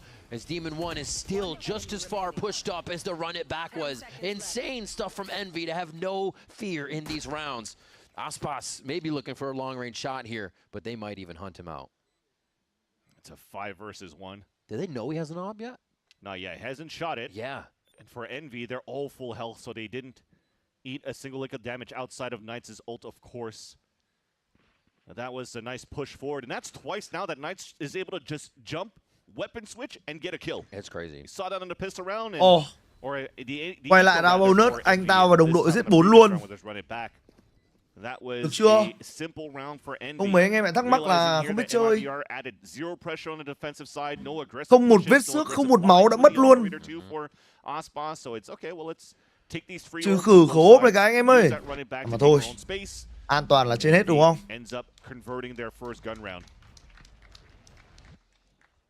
Still have that surprise waiting on the other side, but lâu không xem, Tumi cho hỏi tech còn tốt không à? Vẫn như thường lệ rồi anh em ơi. Quả này Z bắn vãi bìu giật. They're just so on board with every strat that they're doing. It really makes the difference that everybody's there for the call. Yeah, Fraud's not happy about that. I mean, the first one, whatever. It's nice Knights getting to pick on Vernal, but the rest were all smoke kills for the rest. Finally, something working. Zekin pulls out first blood against Kesnet, gives him a huge advantage. And that was actually already shock darts fired by Glyph, so that was a forward play. Envy was supposed to be even deeper on catching the people running away from MIBR. Oh, really nice. What's the audible? So Glyph has to call something else. And they're going to leave Rossi here for now. No, ASPAS has the op now. Big information and no kill to come. The difficult thing right now for Envy is because Glyph having no shock darts, they can't break mid trip. Sao biết thầy cam một quách Envy vậy? Tumi toàn lên cam của MIBR. Tại vì quách của Envy cũng ngồi im mà không cảm xúc mấy anh em ạ. Trận này cái nít đang hơi thọt anh em nhỉ? Oh, they clear the dart immediately. Trông hơi đuối. And they're still kind of waiting on Rossi. He is really far back from the strat, but it is the spike, so he's letting the team clear the way. They just have to be careful that they don't lose the caboose in the process. Ôi, anh ta bị tỉa chết rồi. Absolutely shredding the site as it becomes a meat grinder here for Envy. And now Rossi probably save the gun as he gets chased down here by the rest of MIBR. Great read across the map for them. That's why it was difficult here for Envy to take mid control if they wanted to, because the trip not being broken at the early round, it sounds the alarm, lets the players be set up here for MIBR and ready for that push from Market. As soon as you add that pressure over on that tree sign and that trip gets instantly broken, you hear those footsteps falling back. MIBR had to read one step ahead the whole time on the defensive line. And there was no way here for Envy to really penetrate into the site. Only losing ASPAS in the process is huge. Because right now they need it. Giờ bật điều hòa thì lạnh, nhầm ý là bật quạt thì lạnh mà không bật điều hòa thì nóng anh em ạ. Save the operator for the next. Clean round for MIBR. The ultimates have yet to come online, but this is definitely the start MIBR wanted to see for themselves, and I'm sure the fans are happy. We said Ascent might be that map to swing the other way, just like we saw Envy take the 13-5 on Sunset. So be ready for that. MIBR might have that momentum they need. Là khổ. The toe was sticking out, I'm pretty sure. Yeah, Demon 1's already leaned into the monitor as you saw there, so he's ready to go for that pick. Which pixel will be off first? Ooh, they're just a shoulder away from each other, and he's actually going to pursue this. ASPAS aimed quite low on this. Demon 1 looking for the head, and ASPAS is ducked on it. That gives him the advantage. He gets out safely. Cái trình anh tao nice liền. Clear by Tex so they can get back, and ASPAS has a line again. Right side of the map, mid and A, covered by Texas wires as he's here. to cover if they break in. Fast lane goes down. Oh, what a dart coming in from Glyph as they take the site, but ASPAS on stairs does get tripped up finally, and Envy swarm the site, just slowly reading it, push after push. Here's the fight coming into mid. Oh, Mazzino catches Rossi on the reload. He reloads himself. 2v2 situation. Glyph, no util. Wants to find the first fight. Actually tries to grab the op twice, but it didn't work. Has recon. Just used it here. 6 bullets. One in the second. Zekken vẫn đổi đôi luôn. What the fuck? No way Zekken slides through What to get the two fuck? on that one. A defuse for MIBR. Tôi vừa xem vừa ngủ nhưng mà and they just silence Envy. Em là tôi buồn ngủ quá rồi anh em ạ. That was a big round of salvage though for MIBR because the combo for Envy, the enter towards that B site was beautiful. Tex overextended his on the top of the ledge, and as soon as he gets hit by the owl drone, he gets hit by Paranoia, and the slide tackle comes in here for Kesnet to just take him down. But thankfully, ends up having a nice little pick from Mazzino on the rotate back, allowing a 2v2 to happen, and for Zekken to close out that round. I think that's what we were missing last time. Is those plays hitting, or at least the order of operations for MIBR hitting in order. Being whether it's Zekken sliding in or ASPAS on the Neon. This time it is the Zekken. And a 4-1 triggers the time. Bây giờ nhá, tôi sẽ treo kênh ở đây. Lúc nào tôi tỉnh dậy thì tôi sẽ tắt kênh. Ok không? Đấy. Thế cho mát. If they're able to take him down, that's a lot of space already given, and that Envy could take right away. Because you saw that combo on Tex, that could have been an easy site to take right after, but Demon One not really finding the same type of picks that he did, and same type of value on the attack side as on Sunset. But they are losing a lot of map control at the beginning as well for Envy. Can't really cross into like pressuring into tree, so MIBR staying where they are, doing all right. They don't have to change their plans too much on their side for the defense, because Envy just seems to be really walking into the crosshairs. As we talk about that, though, coming back from the timeout, it's a high-low to look back towards the top of T-spawn. Big wall. Up on top of Fridge. Oh, it's a kill for Rossi. MIBR was not expecting any trickery this round. We're already to market here. It's going to be a pizza. Verno gets a kill there. The Odin's going to be spamming, and that just gives him up for Knights to get 2 on this, and he continues to fly through the situation and shuts that door behind him for the team. One-man army to enter the site. Just unlucky there. I think this is going to have to be a save. You already invested into an Odin at the same time, and a 2v4 and a pulse point when Knights has to run it back to work with. Yeah, both of them backpedaling here from Mazzino and ASPAS. It's just unfortunate. The dressed-up play was actually very nice by Envy, though. I think the TP went through the fast lanes, kind of like a Haven TP style. Yeah. Caught some players off guard, but the biggest thing is also Tex realizing that the pressure's coming forward. On the top of Pizza, decides to pop his cage, and it doesn't allow here for Verno to mow down some opponents back towards that Pizza control. So both of them lose their lives. Unfortunately here, it doesn't give a chance for Mazzino and ASPAS to come back in the round. Allows Envy off the timeout to actually convert the round after the timeout from Coach Stunner. A really nice job there. MIBR suffer the pace, that chaos that Envy brings. Tex recently saying that if anything, the team could just get kind of a leg up on, it is having the comms in those hectic moments. He stated there are the teams that love to be in those moments. They always have the right crossfire, the answer for all the util flying in. And Envy's giving them that right now. All the util, all the players, you are getting swung at every angle. So that practice of being in these hectic moments and having the right comms needs to come online for sure for MIBR as Envy close the gap. Knights was looking very good in that replay of just... You're talking about Demon One having the Shift W key. He lets go of that Shift button and has so many big kills for the round for Envy. Now, because of that, has run it back for this round. So they fake presence on middle with the Blaze Wall to start, but this is just going to be a 5-man pop right into this B site. Take it away. Still a trip here that could cause them a lot of problems. They get the trip actually on the teleport inside. ASPAS with a beautiful opening kill to slow down Envy. Eyes on him again as he looks through the scope. Can't find another one. Cleans it off for the next fight here as Rossi is ready just on the other side of the wall. Envy's inserted a bit, but it doesn't seem like they feel comfortable in these positions, even with Spike down. Rossi makes it feel comfortable, though, with 2 more kills, and the push-up now comes from Glyph. When is the push not happening here from Envy to take the aggression to their opponents? And Tex left alone with Demon 1. Half the defuse goes down. Oh, Tex able to get the fake defuse secondary on to 3K for him, and he takes down Demon 1 in a big momentum round for MIBR. That was a huge pick on a 1v1 from Tex to win that one, too. Because the Neural Theft had information on the last 2 players, and it seems as though Zekin got slightly deceived by that ping of the first Neural Theft. Comes through with the overdrive and somehow cannot connect to his opponent. Lost him in the sauce. Speaking of saucy kills, that's two very nice ones from ASPAS with the operator there. But these rounds are definitely starting to get quite brawly. Very, very brawly.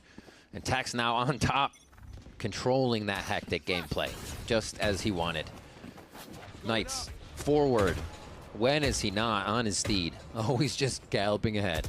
In, looking for anything, actually, just to destroy some util. Be annoying.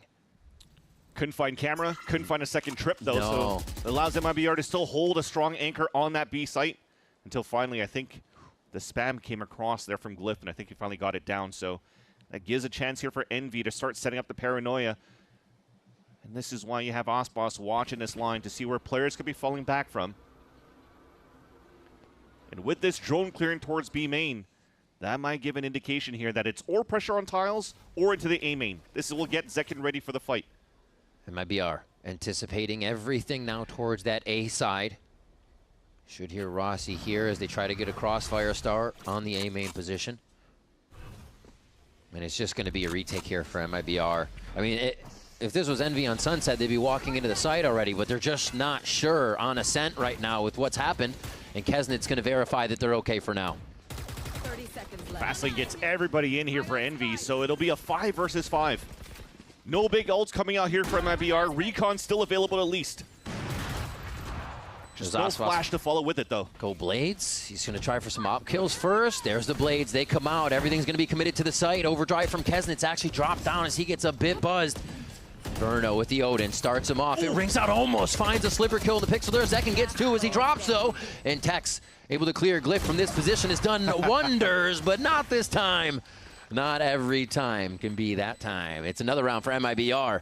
And quick on the retakes now. They look more confident. Yeah, another 1v4 in the same spot for Glyph, but this time it's not Sentinels, it's MIBR, and they don't lose a single player.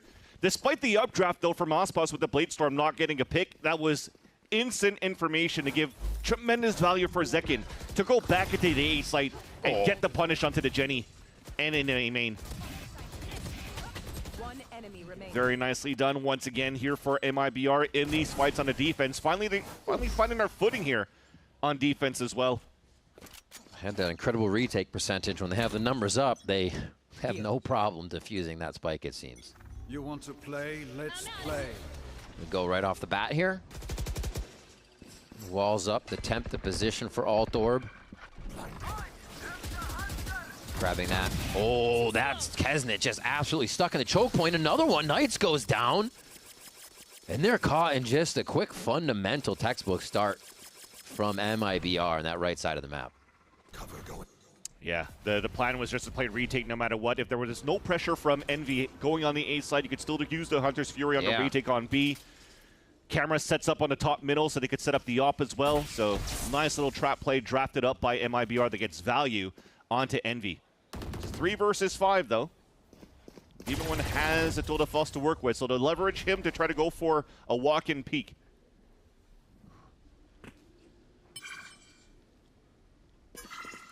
One away for Glyph. They're just thinking about the rounds to come here, with hoping in 35 seconds they can find themselves in a site, maybe. The money's pretty low. 30 seconds left. Right now, it might be just saving the 2 weapons and just have Demon 1 try to go for a pick. If you look at the econ, Glyph has nothing to work with. You're just trying to pick something up before Demon 1 in the next round. There's one that he could pick up. That now becomes should become a save.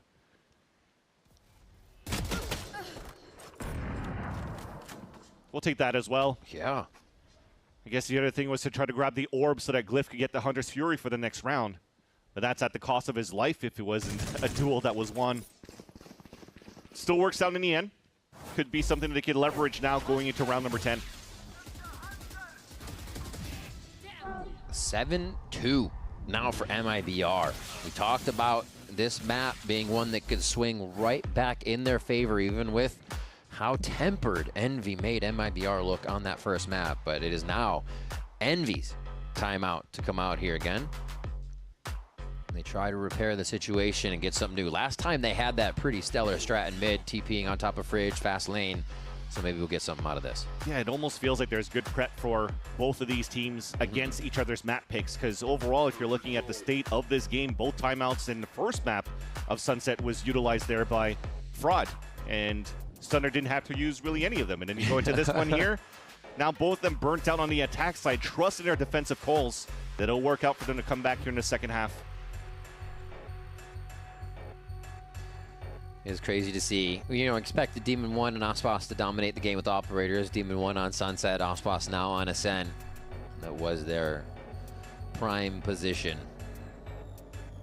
It's awesome to see the world champs go at it map to map. Right now, Zekin on top, 9, 6, and 3. Knights finds himself on top again for the side of Envy here. Because MIBR seem to have the answer, but what does this Envy timeout mean that we just had? Try to salvage these last 2 rounds and draft something up with the Hunter's Fury. They've done some cool plays off the last timeout, so we'll see them now being grouped up towards tiles. Probably try to do a similar open up with the Blaze Wall again, just to add that pressure, and then see what type of reaction comes out from MIBR. So at least you hear some shots coming out. Oh, that does some huge damage onto Demon 1, actually. That might have to cancel everything. Yeah, you're peeking out as soon as the Blaze Wall comes down, but thankfully, it's a wall bang. TRェN still has HP to work with. He got roughed up a bit. They had value from this before, right? Remember when they took control of market, Envy utilized Hunter's Fury on top of that. Might be a similar open. Just depends what the drone's going to see now from Glyph in front of B main. I'm sure Demon 1 feels like this is too scary. As they drone now B main, he's not seeing any util mid, so he doesn't want the full push. Verno is just blinder than a bat right now and can't even use sonar to get that one. Knights takes him down. Oh, ASPAS looking for the shots. He's back in ASPAS mode, wants to be right in the face of his opponents, and will have to give that one up after staying a bit too long. Oh my God, they're just on the other side of the wall here. This is about to explode into sight. If any time MIBR to control the hectic moments, this would be the one. The rotation not even coming over just yet because Envy haven't shown full commitment because they've cut noise. This is crazy. ASPAS, he's going to have to show us everything. He knows somebody's already teleported. He gets one shot. He wants him to come in even closer to giving some hugs here with the shorty. But Rossi already has the crisscross on him. It was only a matter of time here before Envy squashed out the B site. Yeah, just interesting position there from MIBR. Really counting on just the mow down with the Odin potential, and never probably expected the Phoenix Flash from the middle. Again, probably because from that Blaze Wall that was thrown at the beginning and the pressure that Knights brought in towards market a couple of rounds ago. So you're just gambling here that you're not going to get affected by a big flash, and unfortunately that's really what opens up the floodgates to allow Envy to get into the B site right after. As they lose Verno, that is, for MIBR. This is going to be a save for Tex. Clean composure for Envy to take control towards that B site. Again, the idea was to open very similar as before, but because they got kind of slowed down by the spams, you just have to readjust on the fly. And also, thankfully, because ASPAS two crucial shots. Critical miss. Yeah, 2 chances to take down TRェN at Fountain in the front of B main. And by missing those shots, TRェN got those openers. Oof. Duality of man from that coach cam today. It's going well, but the rounds that they are losing are rounds it seems like they should have full control of. And stun of timeouts are now having a very good success rate for Envy as that timeout counts for another round. Oh, ASPAS online. actually jumps out of that one. Knows he needs to actually avoid tiles as well. Gets straight up blind, but he's trying to clean it up, and he does it! He gets the no-scope, knowing he just needed to buy a little bit more time. Goes for another one, he hits it! Unreal! 7-3, and ASPAS is just trying to take all of the rounds for himself and end this map right now. Envy, stunned, left in mid, wondering what they can do to get the spike back. Because Cat is not safe. That was insane. He was hit by a flash, gets that pick. Hit by a paranoia, gets a second one. Just leveraging cloudbursts to keep him alive. And this makes things even more difficult for Glyph and Demon 1 to activate in round 11. A 2 versus 5. When Envy has invested in the operator, it looks like you still want to go for this, though. 36 seconds left on the clock. Money's aplenty to buy and force in the last round of the half. So it's back into the walk contact, hoping that Demon 1's going to catch some players off guard, but look at how safe we're playing. Tex has full vision of exactly what's on the screen that you see right now. Keeps them both ready for the fight. Tex mechanics have been so clean today. And they'll even have everyone here just in time. Yep. No worries on that. Nothing really to come from the sonar.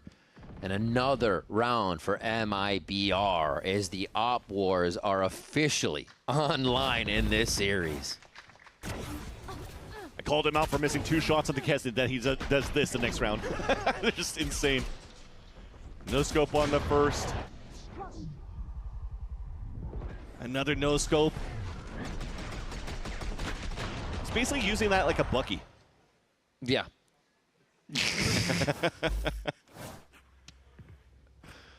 Oh.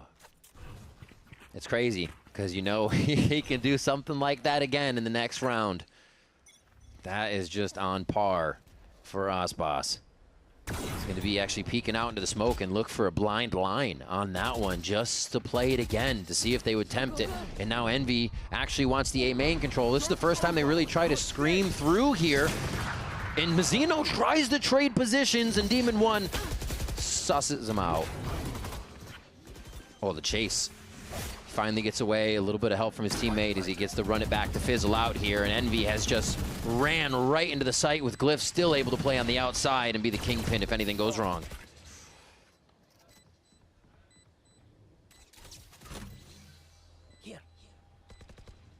Doesn't see the catwalk side though, so Glyph should have a free kill on Texas walkout. Yep. And he's still patient on it too. Knowing that fight hasn't fully come through, he'll wait on Tex. The kill coming in, and that's the swing they wanted. As ASPAS out in the open now. 14 HP in a dream, but Rossi is a nightmare. And it's now 8-4 in the first half as Envy get a few back in their favor. Good audible call for Envy for the last round of the half to not go for the slow default, to not go for the walk up into corners, just rush into the site as a 5-man team when you have to run it back available. Nice shot by Demon 1. And he salvaged it here. 4 rounds for Envy. Still a chance to fight here in the second half. ASPAS are doing great work trying to make this banger end on split. We'll see what happens for the second half when we come back. Don't go anywhere.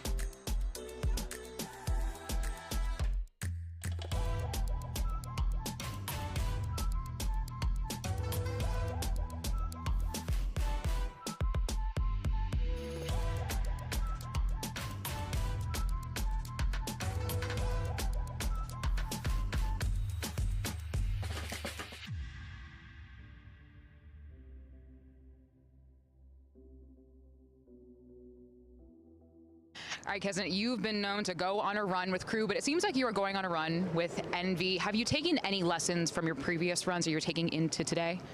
Bueno, creo que es la confianza más que nada, es lo que te hace ir en una run, y aparte ahora tenemos a Demon1, así que esperemos que se cumpla la expectativa.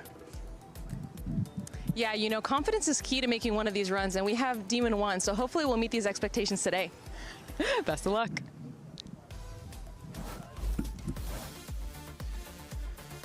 And Demon1 has been quieted down a little bit in this second matchup. Hey now. Hey now, we need the visualization of what MIBR is doing to Envy. But it is 8-4 now. Zekin starting off with a really nice pistol. We said MIBR needed that first pistol. They got it, didn't get bonus, but brought it right back in their favor. So a second pistol here would almost put the nail in the coffin if they continue to play the same way and get us that third map. Definitely where Demon1 can start activating here on the defensive side, though. Start walking into his crosshair. Yep. He's already setting up the trip over on the B side while watching the A lane. Looks like MIBR is going to try to go right into the B side for a full exec. Envy's okay with that. Looks like they just want to play the retake. ASPAS pushed forward, and the retake being prepped now. Protocols, flashes from spawn, paranoia coming from market. Oh, it looks like ASPAS wants to stop this. He wants to catch him, not looking, gets one, but it is traded out. Zekin, a little love tap. 4v4 still. TRjourdN trying to create the space here. Does see one with a bit of spam damage, but they're forcing the hand of Envy now, as well as MIBR. Actually, now in the boathouse is Verno. He's had the clutches in his favor, but Rossi again gets around for the team at the final moment, and they will get second half pistol for Envy. Just so many deja vu moments on this map right now for some of these players. Dude. Verno in the back of the B site, Glyph at the bottom of Hell on the A site. And it almost made it work this time around, though, for Verno for another clutch attempt in the back. It worked out well for the attempt of the aggression for MIBR to have ASPAS set up at that spot, but look at Tex. He's trying to get his gun out to bait out some shots on that side so that his teammate could swing towards that back of B. Let's go! Bro, come on, we're gonna win!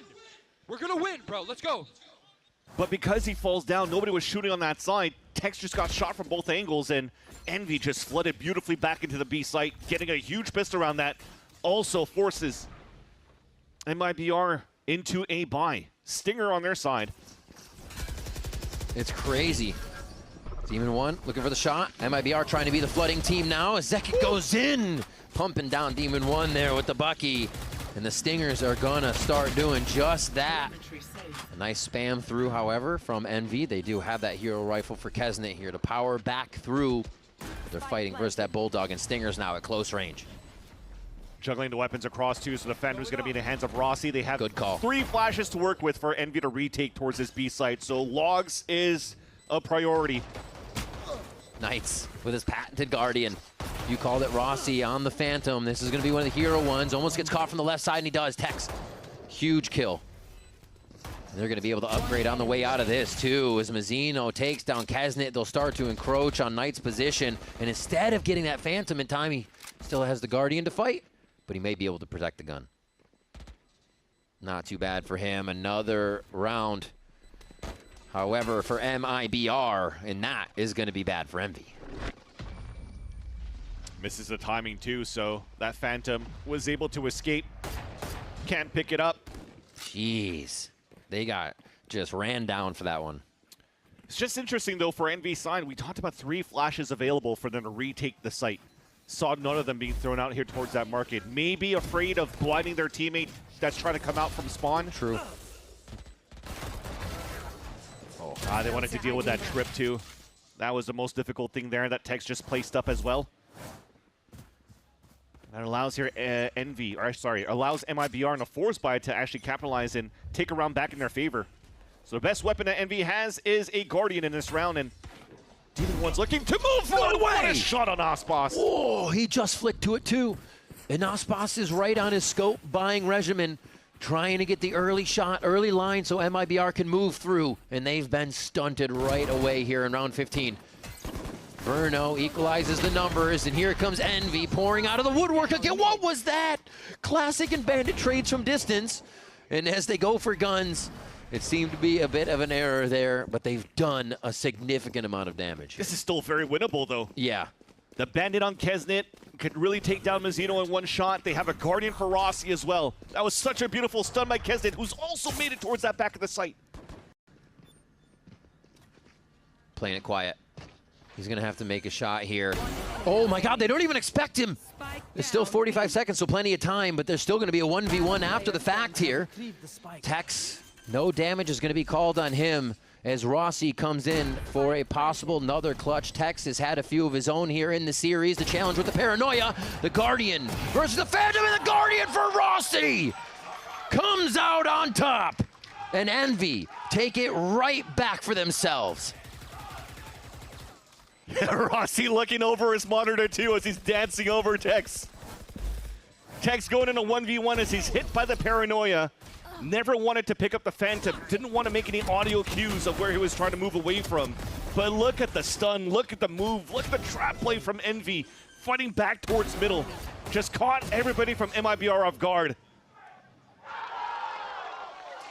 Just a few rounds ago, Rossi was saying, we can win this, let's go. I think he's just said it again, we can win this, let's go, we can win this. And he seems more than right with how they're coming back in these rounds. The money's there for everyone, though, so we're back in it. It was definitely a round here that MIBR would have liked, though, to continue to build up the econ on their side. But, of course, as you just mentioned, as it goes back and forth, everything just got leveled down into just a regular gun round with Demon 1 Operator looking up towards that catwalk. Let's see how MIBR executes here towards the A site.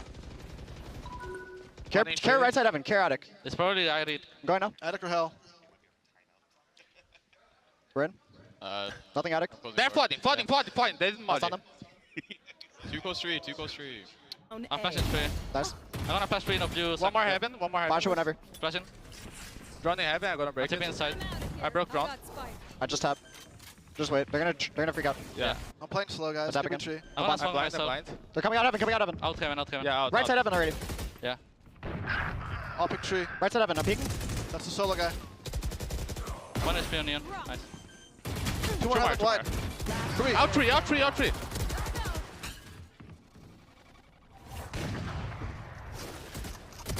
Oh, on T. Nice try. All good. Just talked about how deadly Demon 1 could be now with the chamber on the defensive side. 3 beautiful shots, allowing also Envy to deny even a plant going down for MIBR. You see here, it's a little bit of a ranker style where you're not really trying to play as clean to play the protocols to flood back into the site. It's just, oh, these guys are in, let's throw the Paranoia.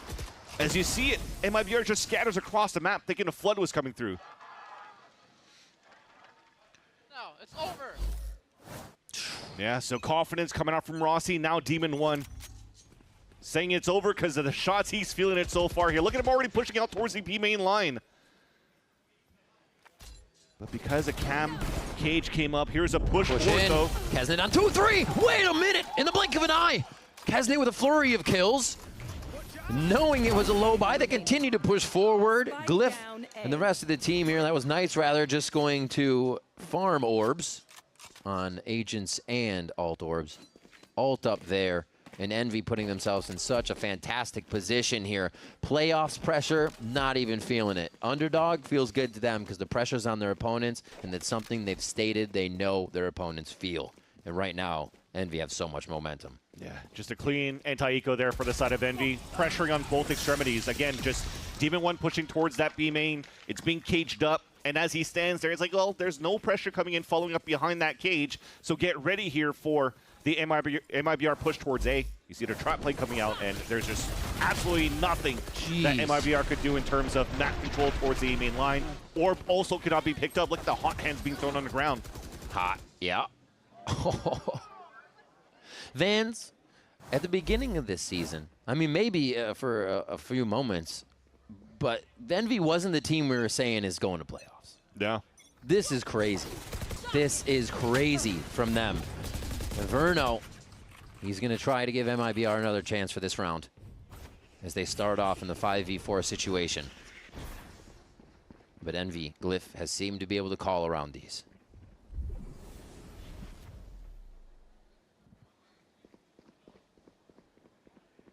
Here. It looks like Envy is just a little bit wary about an A main pressure. That might force some players to pivot across here after the drone sees nothing. So if they start falling back, MIBR might have to start canceling back here on middle. Especially with that hat being thrown. Now they know the B lane's open. Yeah, now to set up for that protocol retake. I think Envy does a very good job of not throwing themselves in the I think I can situation, trying to get one peek. Everybody waits, plays their life. Being on that same page has really paid off. This time Tex cannot set up a trip here on the market door, so this ult, they'll run it back from Knights to open things up on B. He sees them from the shadow into Boathouse. They're kind of all crammed in the same spot here. ASPAS and Tex start off though, as ASPAS has that positioning. Glyph's able to answer, but it's just too much. MIBR is controlling the chaos, but two are alive. Demon 1 starts to sweep in with the operator, but it's going to be a slow. Oh! Takes down Tex, the 2v2.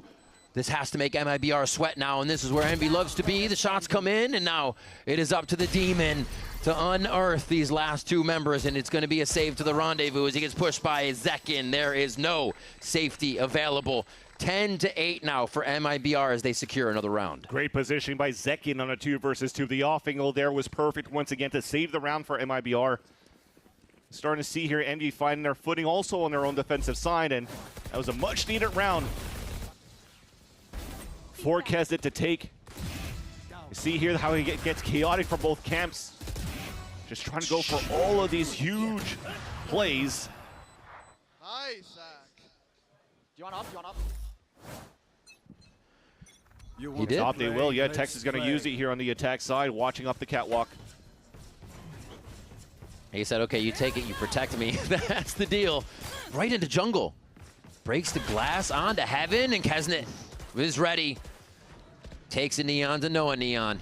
But ASPAS has gained the space, and do they expect this? It's going to be a huge kill from Glyph. The IGL reads the play through and through. And they're still in the site. Got to repair, got to reload, got to figure out the protocol to stop these members of MIBR. Tex now looking for a line from Tree to be an opening. Verno with a great peek. The door's closed, so they're going to have to do this insight. And now Knights takes down Tex. It's a scramble here for MIBR now to get this plant down. Hot hands beautifully over the wall. Nicely placed. It just seems to always be the case, Vance, where they let MIBR sit and stew for a moment and then explode into the site at the right moment. Oh. Line those pings to happen. Keeping on Demon 1 as that fight ensues in the bottom of the site. And they just have to dig him out of here. He's in hell. But that's where demons live. And Verno, oh, is gonna get it! Hell freezes over for this one. A 4K for Verno, a Red Bull clutch, and an 11th round for MIBR as they inch closer to split. What a huge clutch by Verno there. The retake was so good for Envy to start. Denial, when you're looking at the battles here, that was basically 2 kills that started in favor of Envy first by denying Zekin and ASPAS pushing up from tree into the window, yet somehow on a 3 versus 5. Thanks to him. Ooh. Was able to steal that round away here from Envy and put MIBR just a little bit closer right now to allow themselves to breathe a little bit and force this to a 3rd map. Again, qualification to playoffs on the line. Pressure from Envy to try to deny space onto A main to start. Flashes being thrown first. A full gun round from both sides. But MIBR stays stoic. 0 movement, 0 noise. So Envy has to stay proactive around the map. Looking to re-clear here towards that tree side. But this is all the inklings, an indication that the lean is still back for MIBR on A, especially from that drone that Glyph just used here on that B main.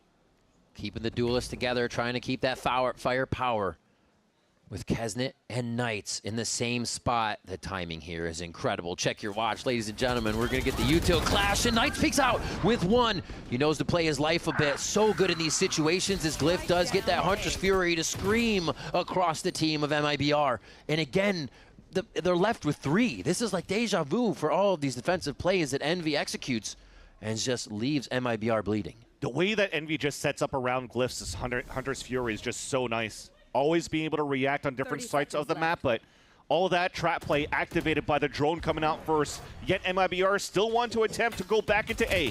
Jiggle peek info. Knight's given the spot on Dice. As Rossi can play around Jenny just a little bit. A nice spam, a nice swing. The fadeaway kills right now just make it look so good for Envy. And they fade MIBR out of A sight as they take a 9th round for themselves. And the whole trap play that was engaged here by Envy had 2 different outlooks. The first one was supposed to be the contact from Kesnet in the back in front of the boxes, yet it's the drone that activates the flash. Relay built, Hunter's Fury from the market, and MIBR couldn't even cross in. And again, it's all thanks to all the macro at the beginning from Envy, figuring out where MIBR is being set up at the beginning at first. Shadows traveling. See if they could continue to be one step ahead in this round. It really has been crazy the things Glyph's been able to produce with the squad. Nice little tuck and hide here from Tex, but he's gonna now get squished. 52 HP, cleans up one, had no right getting that or the next kill. Beautifully done by Tex here. Glyph's gonna try to answer on the other side of the map with that shot on Cat with his operator. Yeah, Demon 1. They're Demon 1, thank you. Had to TP out there. It could have made it a 3 versus 3, but man, yeah, you're right. Tex shouldn't have been able to get those 2 kills. No way. Push in from Glyph. They keep getting themselves into these anchor spots. This is going to be big from the IGL. The first one, he's going to stay out in the open for the second, but ASPAS gets the better of him. Oh my God, the reset for Rossi. It was incredible. And now we're asking for a lot here. Big aimers on the side of MIBR to lock into 12th round and put that pressure on for split. 3 hiding in the same spot is going to have to be just the collapse shot of his life. I was going to say, Verno's got the drone. It's going to be easy for MIBR to just wait it out and see where the drone's coming from. And now the element of surprise is out.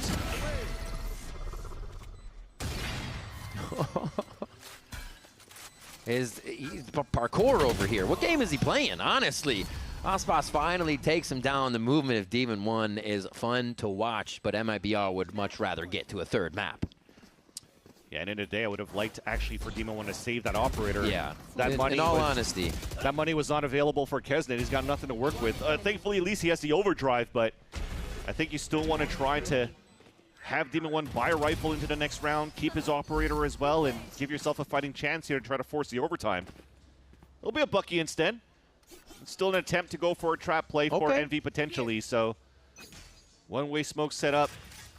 Actually, Kesnet is moving back towards tree. We'll slow things down for a bit. Just the prepared hot hands, the forward fight ready here. No alt over control, but wait, they might actually get caught with util. MIBR, they've yet to breach the site just yet from the shadows, gives them a little bit of info as they're trying to actually figure out what's going on. That chaos throws Envy for a loop as they go for the from the shadows kill. And that's going to be even more as MIBR gain ground here and now put all the real pressure onto Envy for ending Ascent.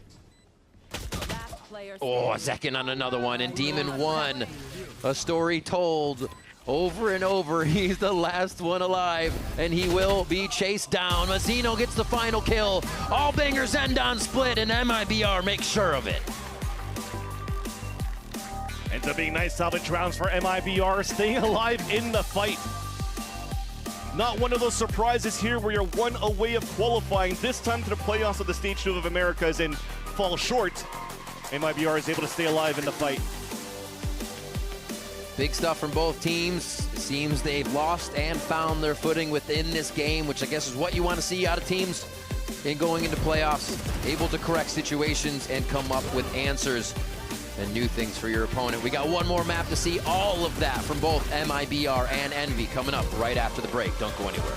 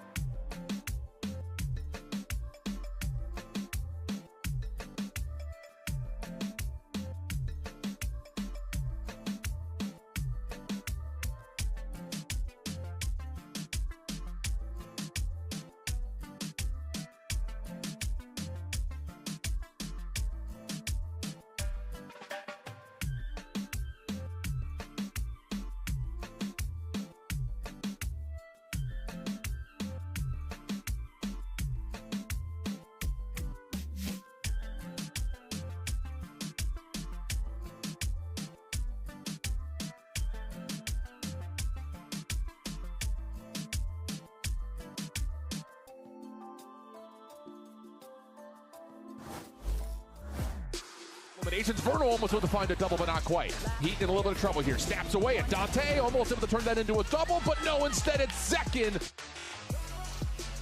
Holding into Pit, and this is unaccounted for. What a read. Has to commit to this one now. Demon 1. Potentially good spot. What? Oh, there's no way. Holy. Welcome back. MIBR steal away Envy's map pick of Ascent and take us into a map number 3. Envy was mounting a comeback, but it wasn't just enough at the end. That was just... Maybe that was some Valorant that we just watched. It really was. I mean, the turnaround to start this game was great from MIBR. It was the ASPAS op. It was a great defensive side. They looked fully in control. But this comeback was, I think, one clutch away from going all the way for Envy. It really was happening. You see Masino, he looks a little tilted. It feels like Envy, they start to feel like they can actually win. They all stand up as well. Rossi says, we can't win this. But in that back and forth, finally, MIBR are able to close it out. And something that gave them such a big advantage here was, or actually, the way that they turned things around is what we're looking at right now. Verno, again, with the clutch. He plays this so well. The wide swing there in the one-on-one against Demon 1, I love. I still don't know what's up with the blank face wahoos, but it's working. His clutch stats continue to be insane. Coming into this game, it was 34% win rate. It's even better now after 2 more maps got played. He is on one of the craziest runs I've seen in terms of just prime late round clutch performance, and I have no doubt that MIBR needed that to win this map too. Oh, 100%. Like when you look at MIBR, the momentum they had in the first half of it was just incredible, and not letting Envy get away with that at all was amazing. And talking about the first half, what was so successful was their retakes. When you look at how coordinated they were jumping into these, Dan, you're able to see just how many of these rounds to string together. So when we got into the later part of things, I mean, they just had so many rounds under their belt. Yeah, it is a big difference, and a lot of those retakes help because they were able to get more openings, to start off. You look at that first map, they only got 2 openings. You look at the second map of Ascent, they got 13 openings, and that really changes it when they have to go for that numbers advantage. It's an Envy that we talked about are really good at post plans, but on Ascent, on that B side especially, it is really uncomfortable because you're playing individually, you're trying to get 1 or 2 in different angles, you don't have that information of where MIBR is coming from, and MIBR is also capitalizing out of some of those mistakes that Envy were making. Instead of playing together for the post plans, they were going for those one and dones. They were going for those individual plays, and that's the way that they start to bring it back and also to get that advantage in that first half. It really was night and day with the team fighting from map 1 to here for MIBR, and just in terms of the individualism as well. ASPAS is the most obvious example of that, but I think the team as a whole looked a lot more confident here.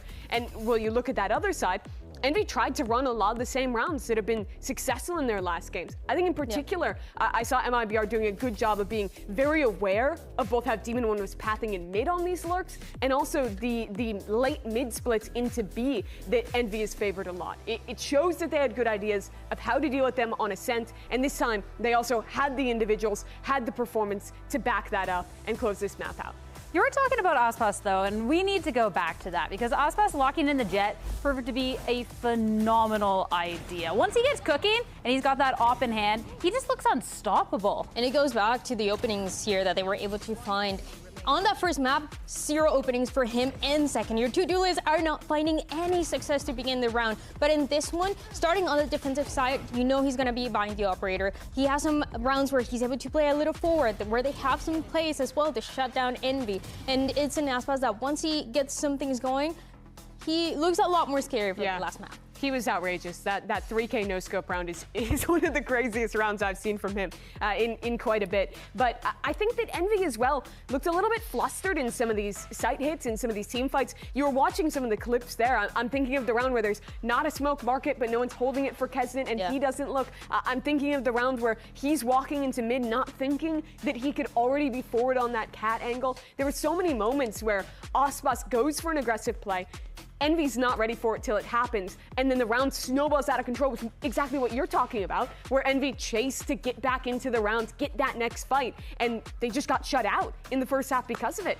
Another round or 2 won on the attack, and this could have been an Envy 2-0, but now a much, much different situation for them.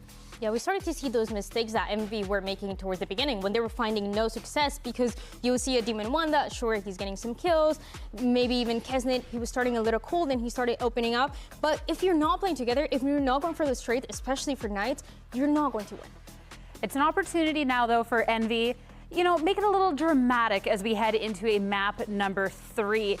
Though the stakes are high, again, we're in the upper bracket, so loser doesn't go home, but you want to try and qualify to playoffs and stay in the upper bracket. And coming down to Split, Mimi, is quite an interesting one, considering what we've seen from both of our teams in the past. Yeah, neither have played this map a ton so far. Envy had the most recent showing. They switched to that meta Lev style comp there and looked pretty good against M80, picked up a win in their last game. But I'm wondering if there is something new for MIBR. They're one of the few teams who has not copied Lev on this map yet. They were still rocking the classic Jet Ray Sky the last time they played it, but it's been some weeks. So some question marks going into this third one with very high stakes. So many questions, but ones we'll get answers to soon. Map 3 is up next, and the winner will head straight to the playoffs upper bracket. Don't go anywhere.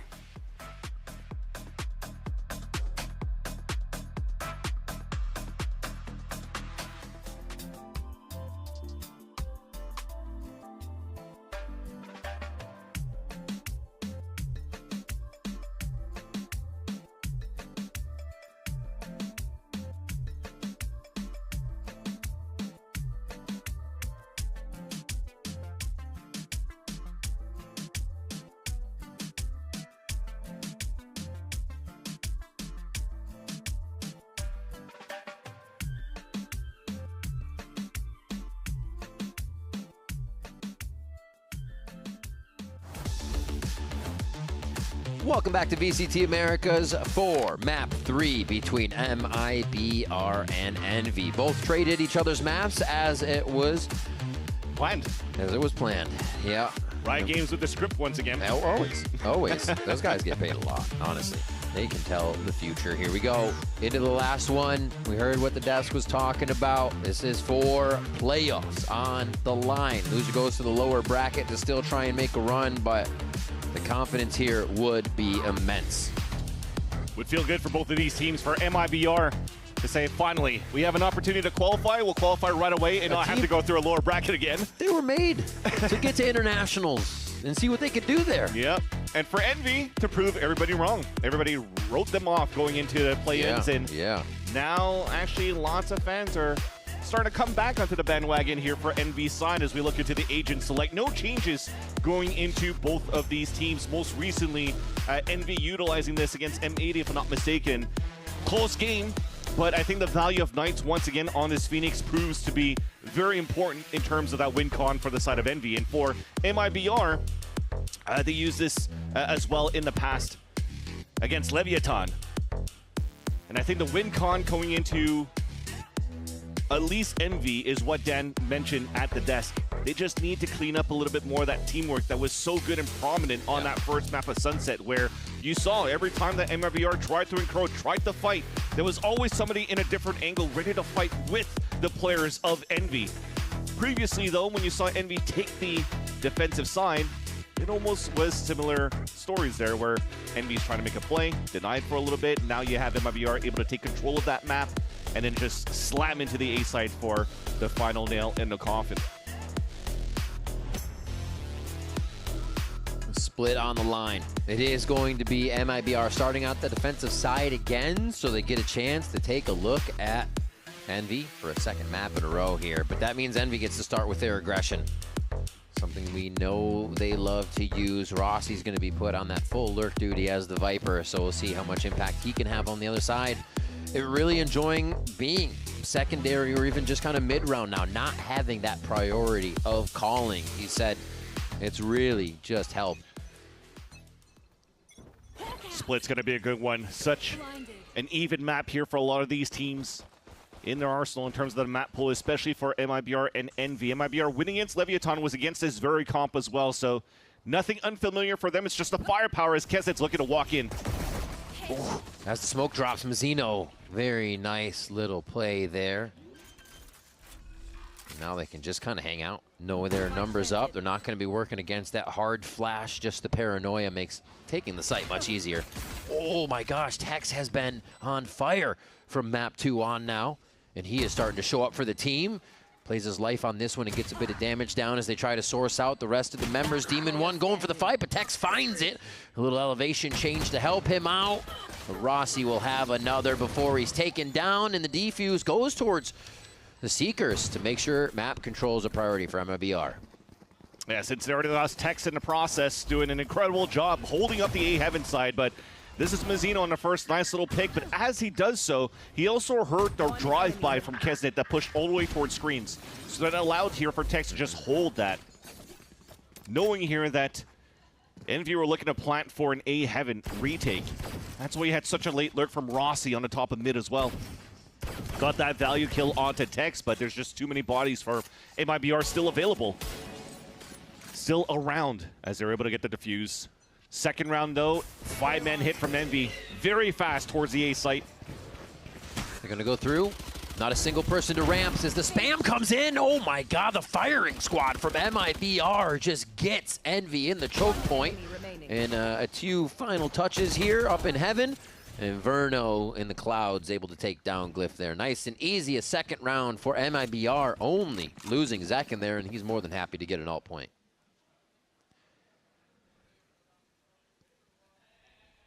Kept training so far in this series between both teams when it comes down to pistol rounds.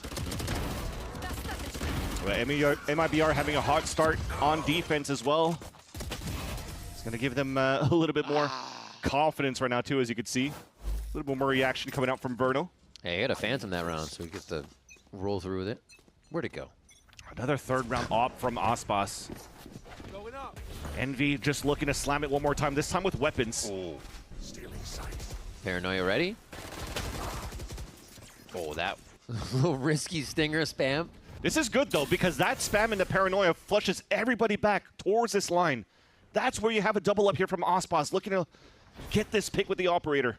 Just funneling them exactly how MIBR wants. ASPAS really doesn't have too much safety here. He tries to get out, and Kesnet finds him flying through the air. It's a bait and switch, though. They don't know about Tex. Exactly. Zakin's also drawing them to that other side so Tex can have a bit of safety.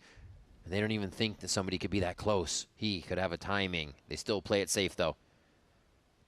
Oh, this is so good for Envy for the mid-round call, though. Look at the full rotate back, because it stays so quiet so far here, and you already have the instant from Tex. They got to be pressuring back here towards B side, but no. Envy goes back towards A. Tex now hears the call. Actually, they're all walking here. It's just a call here, audible for MIBR to just stack towards the A side instead. I'm trying to figure out what really made them get that timing. read for A. Zakin. Tex is going to have so much time here to figure out what he wants to do, and another double kill for him. Delays a push, and now they know they have the spike. MIBR knows they have the spike. It has to happen from Zakin, or sorry, Kesnet, and it does not. 10 seconds left. Just fights back and forth. They're trying to source out some more damage, and MIBR playing this third map with confidence. Okay, Demon 1 being a demon. He's got the round's over. 5 seconds before we switch. But yeah, he makes it expensive for sure. All right, picked up the spike in the end. No, those are some clean shots by Demon 1 for sure. So despite this being MIBR converting the bonus round here, Demon 1 still wants to continue to show that they still have some fight in this third map. That insert, what I was trying to mention here was with Tex down at the bottom of middle, and they already had that pressure on that side, he doesn't hear the rotate back towards sewers. Usually the tell would be these guys are probably going to default back towards B.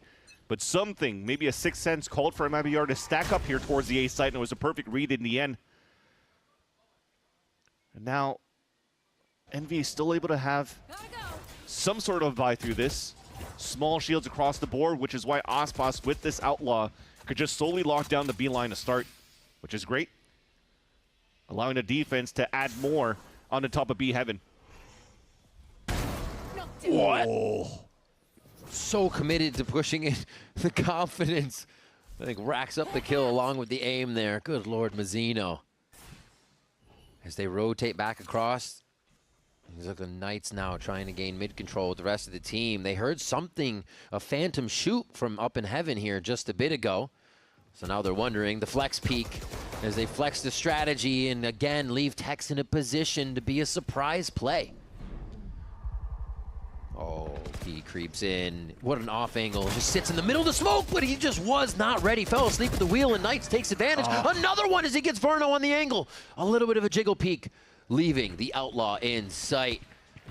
Oh, this is going to be tough. He makes a noise, actually catches the Paranoia square in the eyes, but it's only going to be people pushing into his cloud bursts. He has the answer for the aggression, and he leaves it up to a 1v2. Very possible for Zekin to get in here now. Knights could get that heal on, but I don't think they're going to throw down the ultimate. No, he just goes down before he runs it back. Rossi trying to get the clutch now as he moves out of the site. Is he going to try to go towards heaven, get the timing? You're waiting back and forth. So much patience. Zekin now. This clutch would be huge, keeping 4-round momentum in favor of MIBR. The playoff pressure online clears himself from the Sands peak, but he doesn't. Unleashed! What Zekin?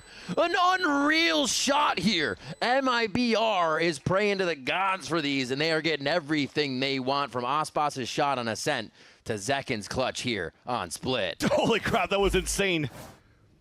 He gets the Boombot to try to clear towards Hell, and then as he satchels across and looks both front and back, just reacts in time as he's going back towards that spike to tap it one more time. And Rossi just shows up in his crosshair, and he's like, yep, that was a remarkable shot. You give respect to your opponent for those. Holy, that's incredible stuff from Zekin. 6-1-2, and there's more than momentum online for MIBR right now. Great economy management right now for MIBR to keep the Outlaw out. Half shields across for Envy, who are looking to pivot very quickly off the run it back for 8 control. Straight out. Nice heaven. They're not even going to try. Envy's not even going to try to fully take that. They just wanted the info, and they know Tex is trying to defend. And this is really Envy finally getting themselves into position, but are they? Everybody's on ramp here. This is going to be a tough one to defend, and a hell of a fight here on the top side of the site. Mazzino goes ahead and just lays out on the Odin. They are giving up kills left and right. Envy's going to take them. More than happy to, as they continue to garrison just this A ramp and fire from it. ASPAS finally able to get something done on that side of the map. But this is Kesnet and the rest of the team now just getting back to defend, anchoring onto the spike. Tex, beautiful shot so far as he's come into each of these 1v1s, and the crossfire is going to be too much for him, with Demon 1 coming out on top near this ult orb. Not planted for him. Half already. He's going to hear the drop. It's going to be a shot, and Demon 1 with the 4K. ASPAS doesn't even try to play half there, and the choices being made right now are just in the moment for all these players, honestly. This time it's Demon 1. 4K actually converts into a round, but dude, I'm scratching my head on that play for MIBR. Spamming with the Odin. I think the idea behind here for Mazzino was just trying to get a pick, because that would activate the Seekers for him. Let's go, baby. I'm good for these, baby. Let's go. Still finds that confidence there for Demon 1. But yeah, that kill from Mazzino would have probably activated Seekers. Maybe he was just very antsy to try to get one with the wall bang, but sprays it out in the open. Envy, though, still wants to continue with the pressure. 5-man hits, cycle the ults. Rinse and repeat. Nightfall's out. You see Seekers going out already. MIBR wants to know what's going on. This is their handle on the chaos this time, and it's the same thing. Just run it back. Hasn't gone through heaven fully this time. Knight still wants to be the front on this one, and they aren't stopping. Taking these quadrants one after the other, Tex is able to defend the first. He actually starts to push for a fight as the spams come through the wall. They're still swinging to give up one. Can they get another? It is fixed, but these fights are vicious in heaven, and both teams are giving it to each other.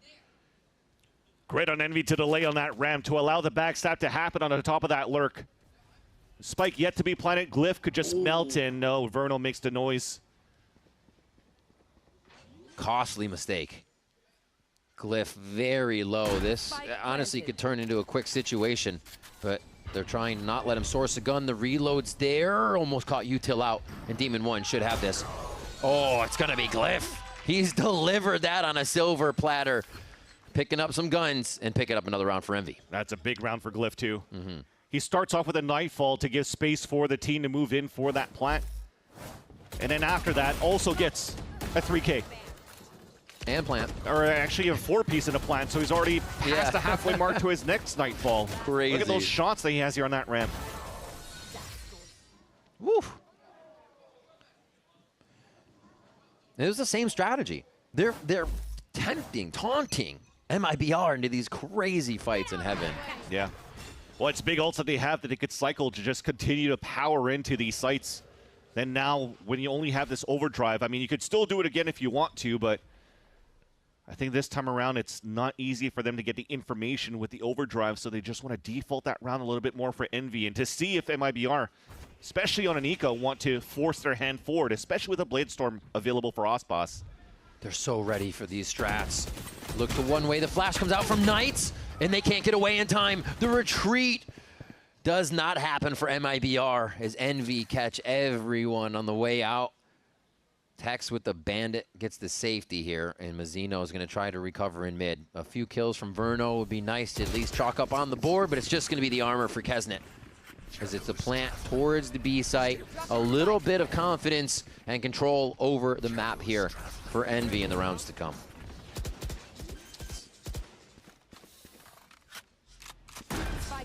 This time would also give a chance here for Mazzino to have a conversation with the team to figure out what they could do into the next round. Maybe if Rod is listening in and is not too keen with the plan, could call a timeout here. See how they could fight back into this aggression and condition that Envy currently has. When it comes down to even weapon scenarios, it's been a lot of quick hits for the side of Envy. Look, Knights is just chasing. He's like, nobody shoot him. I want this point. They have all the time. They have this space, the freedom right now, Envy, to do this in these rounds. And it looks like get that momentum to start snowballing, and MIBR get a little fearful of that. It's crazy to see the scenario that Envy has in these ults. Beautiful. That's 3 in a row. That's 3 in a row. We're making 5 more. Let's go. That's it. 3 rounds in a row.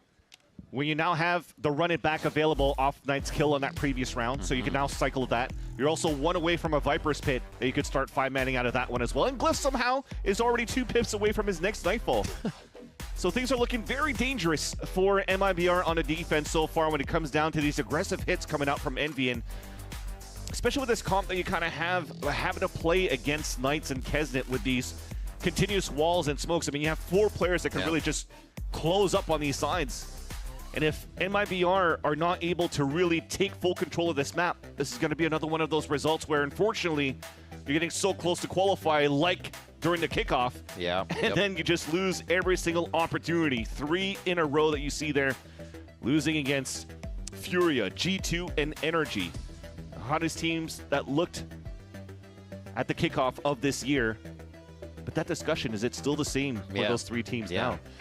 I mean, looking at these teams, it's interesting. Fraud in his interview said that there's been a lot of changes with Envy. I mean, I think MIBR went from Verno to Mazzino in calling there, and then Verno's felt freedom. So there's been changes for both of these squads, too. So it's interesting to see how everybody's finding solutions in these moments at the last moment when you hope to be peaking. And yeah, MIBR cannot have a showing like that kickoff again. Should try to get a pit now, maybe for MIBR on middle, but instead, because of the fast hit towards the B site, no time to pit down, but thankfully gives a chance for Tex to help out on B. Nice run it back kill. They have a moment to breathe, but they don't know that. We do. Envy's gonna head right in, all the way to the back of B site on the left side. Nobody even knew box side, so they're kind of setting this up in the back. Who else to push, though, is going to be Knights first as he starts to go forward. MIBR trying their hand at a flash back in, as that's going to be Mazzino providing entry for the team. Oh, and he is seen. They're just allowing Envy to hide in these spots as they spam. TRjourdN actually gets spammed out from trying to kill the Boombot. Really nice information source there, as MIBR is using everything, and they have to get this round back into their favor. Just diving right into the pit there. Zeka trying to create problems, but it is going to be Rossi alone. Dancing in and out, trying to keep the gas up and keep an idea of where the opponents are. And it's not going to be enough. MIBR made that tough the entire time for Envy. That was a huge run by Tex. Denying to run it back from getting any space here for Envy, but also the kills that he's getting on the retake for the side of MIBR. That was all spam fest. There's that first one, the jiggle from Demon 1. So you see that some players are trying to go for hero plays. Yeah. It's respectable too, because they know that ASPAS wasn't really in that fight yet. He still had to rotate back from the A side over to B, looking for a weapon to switch out to get the Phantom to help out with the team. Unfortunately here, when Envy's trying to find their timings on these hero plays, they just get instantly denied by Tex, who just skyrockets to the top of the scoreboard now for MIBR. Another attempt to go for a fast hit, because Nightfall is available this time around too, so the setup is there for Envy. Paranoia to slow him down. Verno slows him even more by taking down TRjourd, but they still have Knights who will go forward. Spikes in. This time they do have a lurk coming in from Rossi here, so a bit different on the play, but MIBR have been successful since that timeout last round, and they're much more coordinated on these retakes with the layers of util. To rotate back, though, with MIBR right here with the operator. ASPAS was playing A-Ram, so he could watch this right here, so that's his responsibility. Oh! He didn't click that time. A very rare moment, and he didn't click that time either. Rossi gets ahead of that kill as Knights gets another one. Zekin into the site here to take it into his own hands, and he cannot. Glyph drops him immediately. The 2v2. They're forced for the spike, and it's just going to be the detection from the haunt. Verno goes down, and more chaos from Envy falls back into their favor. How important was that kill going to be for ASPAS if he took down Rossi in the first place? I thought he was going to rotate into a bingo call was going there for MIBR to put into account all the players where Envy were at in the post plant. But because of that, a little bit too antsy, just steps away at the wrong moment. Allows Rossi to stay alive, played a 2v2, even get the third kill into Mazzino there. Or second, rather. Jeez. Yeah, not giving a chance here for MIBR to string some rounds in their favor. So we're starting to go back and forth since the timeouts.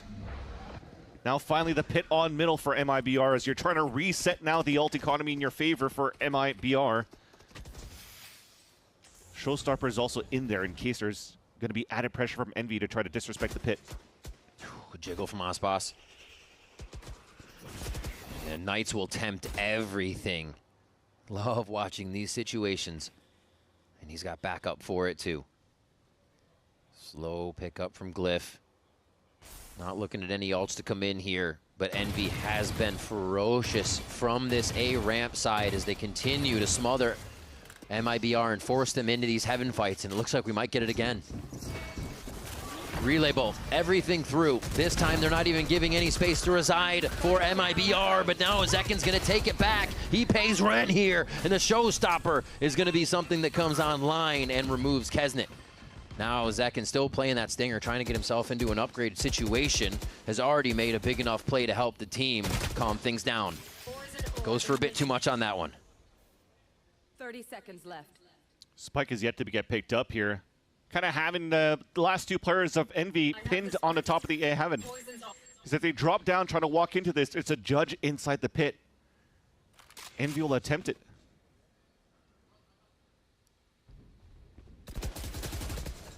Oh, and they make noise. Rossi's going to come out with 1 HP. 8 seconds. Oh, they go for that plant. Oh, Tech's about to deliver it all. He gets both! Tech's walking in to take the kills as he comes online over these last few maps and is doing so much for MIBR. That was so close, too, because when he walked into the smoke, he just chest bumped into Demon 1. Yeah. I think as he realized, wait, I'm not walking in, that's why he started hitting the M1 and finally got those kills. He loses vision on that orb of the smoke, too, but he knows what needs to be done. Think of that split second, though, if he whiffed another shot, because Demon 1 had his crosshair getting ready to be put right into his chest. And that would have saved that plant for Envy, but thankfully MIBR trades around back in their favor. Still maintain a lead by 2 in his first half of this BO3. Again, qualification to the playoffs on the line. And ASPAS looking to get challenged. No challenger approached yet. He goes for a 4th, and Demon 1's finally able to cut him down. And this just makes the rest of MIBR stand stoic in sight, knowing they don't have to move for too much, create a crossfire, and easily pick up a 7th round. ASPAS coming online. Zekin, Tex, Verno. This is kind of something we've been waiting for the whole team at once. Yeah, but I'm not going to count them out yet, though. It's Glyph and Demon1 who's been finding some good forms in the last few matches here. There's still a minute left on the clock that they could work with, and both of them shift walking towards that B site. Yeah, Zekin does have a forward position here, but really the only thing he could do is just wait it out and hoping that he's going to catch some players walking on this line so he could encroach on that side. But, okay, now you're going with knife out. Zekin's going to hear it. One enemy remains. And he plays his life. And I think that's a gun save now for Glyph as they are found out. MIBR inserting little answers, playing a bit different here to shore up the defenses and make sure they can make the informed decisions throughout the map by just getting those audio catches and overall playing much more confidently behind each other. Yeah, the small insert from ASPAS on the top of that ramp was huge for that round for MIBR. Nothing that he played in the past couple of rounds. I mean, he has with the operator, but never really got challenged to that spot. And I think the reason why is you've also noticed that Envy has been doing a lot of 5-man pops. So to see where, you know, the star player of ASPAS could be at the beginning of these rounds, maybe unaccounted for this time around. So when you're trying to group up once again, that corner's not checked, and results here into an ASPAS 3K. Yep.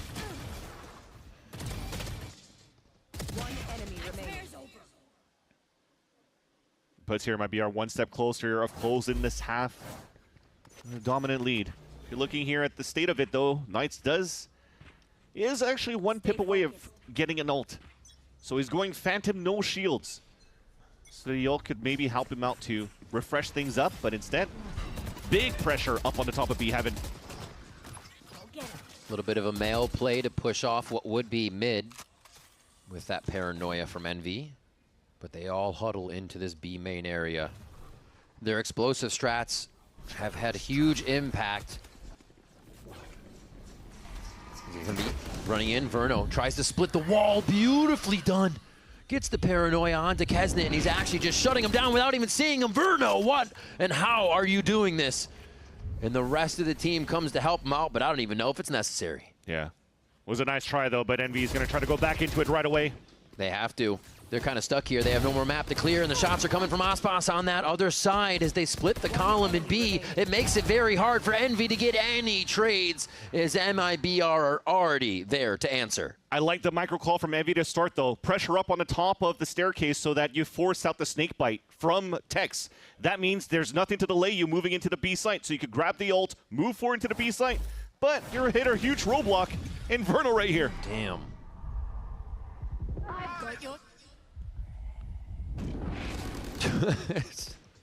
Phantom Gaming, keeping him alive. Oh, bro, Kez is actually killing us today, bro. All right, 8-4 first half for MIBR. We'll see what Envy has for the second half.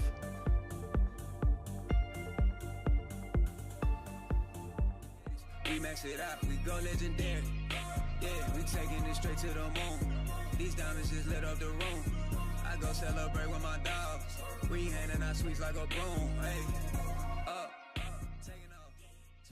Well, for that year, I'm new year still. I think myself that it had been hard, and I have a lot of room to improve. I would say my biggest flaw is kind of the mid round still, having a good read of not what they're doing on the start, but on the mid round, in between of round, of course, and reacting of that, having a good read, good reaction as a team. And I would say that, of course, there's more.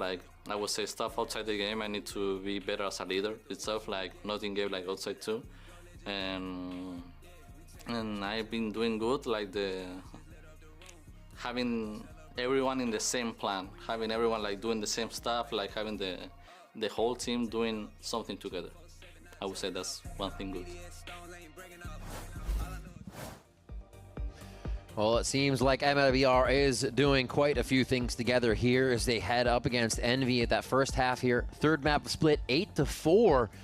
And right before we went to break, we kind of heard that turmoil Stun is feeling with the entry of Kesnet on the side of Envy. Yeah. Thankfully, though, we've gotten to a halftime. A good 2 minutes for him to be able to talk to his team. Yeah. Might give him a chance to reel things back and hopefully see Kesnet take the upper hand, turn things around on the second half here on defense.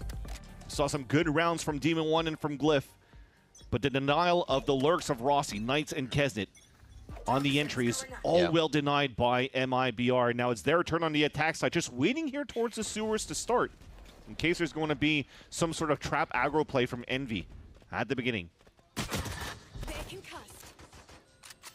Nice little chomp down by Mazzino's dog. As they start to move over into the site. Easy grab here for MIBR. It looks like Envy wanted to go for the full retake, so everything as planned. But I don't know if Mazzino is going to be as planned, if he can have this timing. This push, the push all the way into screens already. This could actually not pay off for MIBR. They made it get overwhelmed, but oh my god! Zekin comes up with 2. The right click's going to be big. Another headshot as they try to finish the damage, but it's not enough. The flurry of kills ends, and it's going to be Envy, actually very low, but still a number up here, Vance. They don't know where Tex is at, though, and a Sheriff is going to take Demon 1 down right away. So you talk about protocols, it's needed for Envy to play together. That's running. He heard him run. Oh, he knows where he saw him. There's the shot from Tex. This is beautiful play from the Sentinel throughout this series. He does not seem phased with Red Bull clutch again. In any of these situations, he has under control. Tex having a very good map for MIBR. I gotta say, it looked very rough here. Thankfully, Zekin gets 2 huge picks, including one while he's fully blinded. They followed behind the boombot, and I was expecting for Verno to just flash and for them to push forward. Because if you're going to wait around for contact, everybody's going to get hit by a paranoia, but you're nearsighted. Everybody could still be seen. So I thought it was really going to be MIBR to press the play. But thankfully, Zekin is able to keep the dream alive here and for MIBR to set up and win the round on a pistol. And speaking of setups, Envy just waiting here for, once again, a flash triple swing off any contact they can get on B. Verno protecting the flank with a Phantom. They have a Vandal as well, and Tex is down. So that's going to be a little bit of a pickup. Not too much of one. Tex didn't buy through, but they're still trying to toy with this left side of the map. Mazzino throws a dog into B, keeping Envy nicely sat on the site here, so MIBR can take A. With Glyph solo pushing out, and it was just a 1v1 against Tex, MIBR had an inkling that it was a potential stack on B or a walk down on middle. So to give up all of that. Oh! What in the world is this series delivering? Glyph gives us another amazing shot. And now, Verno pushes forward here. Expect it to keep happening, left and right. Diving into the site, Envy is trying to take control, but Mazzino and the rest of the team continue to shut him down. Wait, just Mazzino for that fact, as ASPAS finally picks one up with that Vandal. And MIBR right the wrong of that round. Dude, just some nice little shots in the end. What in the world? Winning a 1v1 here against Tex, and this shot, huge. Pulsar flick of the week. Flick of the week. Jeez. Nice. Bro, he hit an insane shot on me. There's a lot of that respect going back and forth between these two teams within this series. That's what we're getting out of them. Playoffs on the line, and both teams are pulling out all the stops. MIBR doesn't want to stop right now. A jiggle peek from Demon 1. Gets second on a paranoia, but he has sunk himself into the site, so he's going to have to do a lot of work here as the team gets back to help him. And there's one. The smoke clears, and they're not ready. Verno answers back. Just the TPs to make the plays. Oof. Zekin was able to stay alive at New Box as well, not affected by the hot hand, so that capitalizes for a kill. Ooh, so many jiggle peeks. A lot of people giving each other up here. And there's going to be another trade, but wait, it's just Glyph alive now versus Mazzino and Verno. Util's there, but he's going to keep the gun in hand for now. It's going to be a tough peek, taken out almost with the first shot. It makes it impossible as Verno cleans it up. We are seeing so much more action on the camera from him today as well. Yep. Big emote coming there after that kill on Glyph. 2 rounds away now for MIBR to qualify to the playoffs of the Stage 2 of the Americas, getting one step closer to try to reach champions. Remember, out of this matchup here, in terms of the race with the circuit points, for Envy, they just have to win out, make it all the way to the grand finals, and I'm pretty sure for MIBR it's the same. If you maximize the points at 3rd place, you're only at 12, staying behind the top leaders. Yeah, and that is finally a timeout coming out here from Stunner. Surprised that it came so late in the game. But I guess he really trusted the conversation that he had with the team between the maps, between the halves rather, to try to bring the defensive line back in their favor. But to no avail. Starting to feel here the pressure of MIBR just dominating their attack side. Where Envy, unfortunately, can't really get their footing yet because of losing 2 important pistol rounds in this third map. Most of them going in favor of MIBR.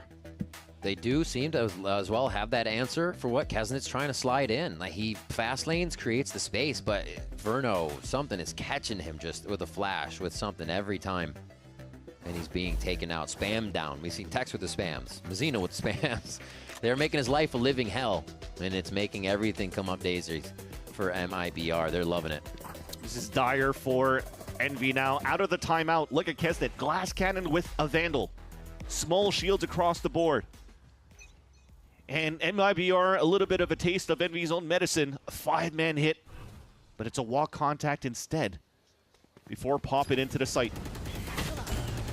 Second goes in again, expecting to get shot in the face, but he's going to do the shooting this time as he gets a little revenge onto Glyph, but he will not stop. Roomba's going to clear it. Do they decide to push again? Much like their pistol round strat, they decide not to. And we go for a 4v5 retake from Envy's position. Already moved up into screens. Oh, Zekin flexes his muscles, and you can see all of Envy start to hit that back pedal. Oh, why squeezes it through. That's a great question. Why think you can get an angle on the showstopper? MIBR continue to punish these choices that Envy make, and they are going to envy that scoreline MIBR has right now, 1 away from locking in playoffs at 12-4. 8 chances to get it done as well for MIBR. It almost saw like a small fumble there into the post plant on the side of MIBR, because I'm pretty sure Mazzino got that team flash onto Zekin where he couldn't fully maximize the space into the screens. They're feeling that pressure on that side from Knights. Yeah, and Stunner's not happy about it at all.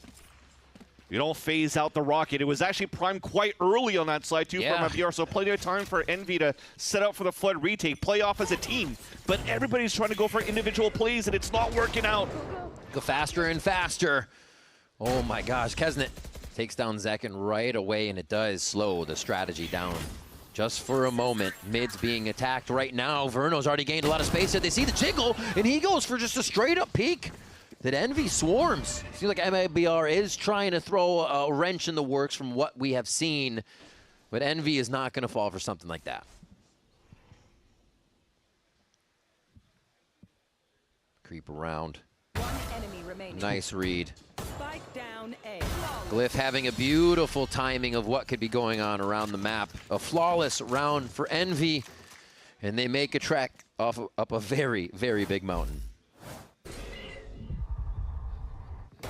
Didn't even see him there either. Just shot. Yeah. Even if nearsighted, Zekin had the perfect range and still try to capitalize on the kill, and sometimes you're going to have to count on Lady Luck. Kesnit's going to take it in. Keeps right now Envy into the fight. Nightfall also available for Glyph with how he's been popping off here in the second half. But MIBR, I feel like they're going to try to go for this fake on this B side to start. Yeah, it's fast on that side. It pulls out the full rotate. Unfortunately, they lost Zekin in the process, but it still opens up the site for MIBR to start walking in. But it's okay for Envy. They're, like I said, they have the Nightfall to work with. Just let them on the site. Yeah, Glyph instantly left the site. Wanted to keep alive for that ultimate you were just talking about as they start to set up. Now, Mazzino could be the difference. He's a little quicker than he was last time. The timing now is on the screens. Push as ASPAS gets one. A second slide. Crosshair broken, and Envy get the space they need. Now the man, the myth, the one calling the shots can make the audio call from behind. Oh my God, Tex, another one possibly. How does he continue to do this? A third! And now you expect the fourth to come out right now. They got magnets in their heads, and Knights could be the one to do it. The veteran versus the new kid on the block.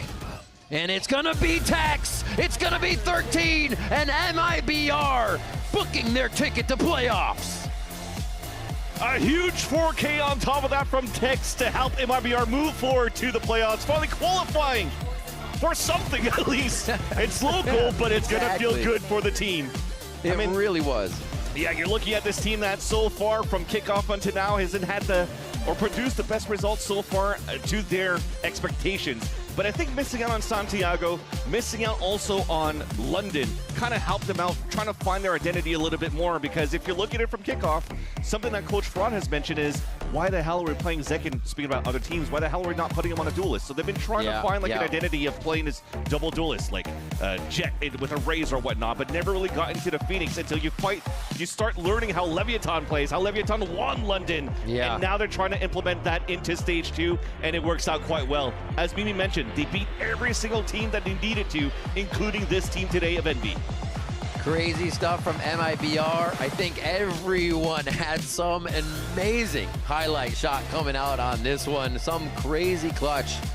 And that's what the team had to pull together here in a pretty difficult series versus Envy. Again, another team that we wouldn't think would be making for a playoffs, but they start their lower bracket run now as MIBR do come out the victors today on this matchup. And really, the timeouts were pivotal from Fraud there to make sure that he could get around Stunna's success in the timeouts. But the third map just wasn't there for Envy. It's got to give you some room to breathe and also some hope as well for Envy to move into the playoffs. Like I said, they beat everybody that they needed to, and the only losses that they've suffered since the Stage 2 was against our 2025 champs in Energy and also into our Masters champs in Leviathan. So when it comes down to that, you're still trying to find your footing. Those two teams already found their identity while everybody else is still trying to play catch up. And it almost feels now, after this type of series, with MIBR coming back after losing their map pick, they maybe have found that confidence to go maybe on this run during the playoffs.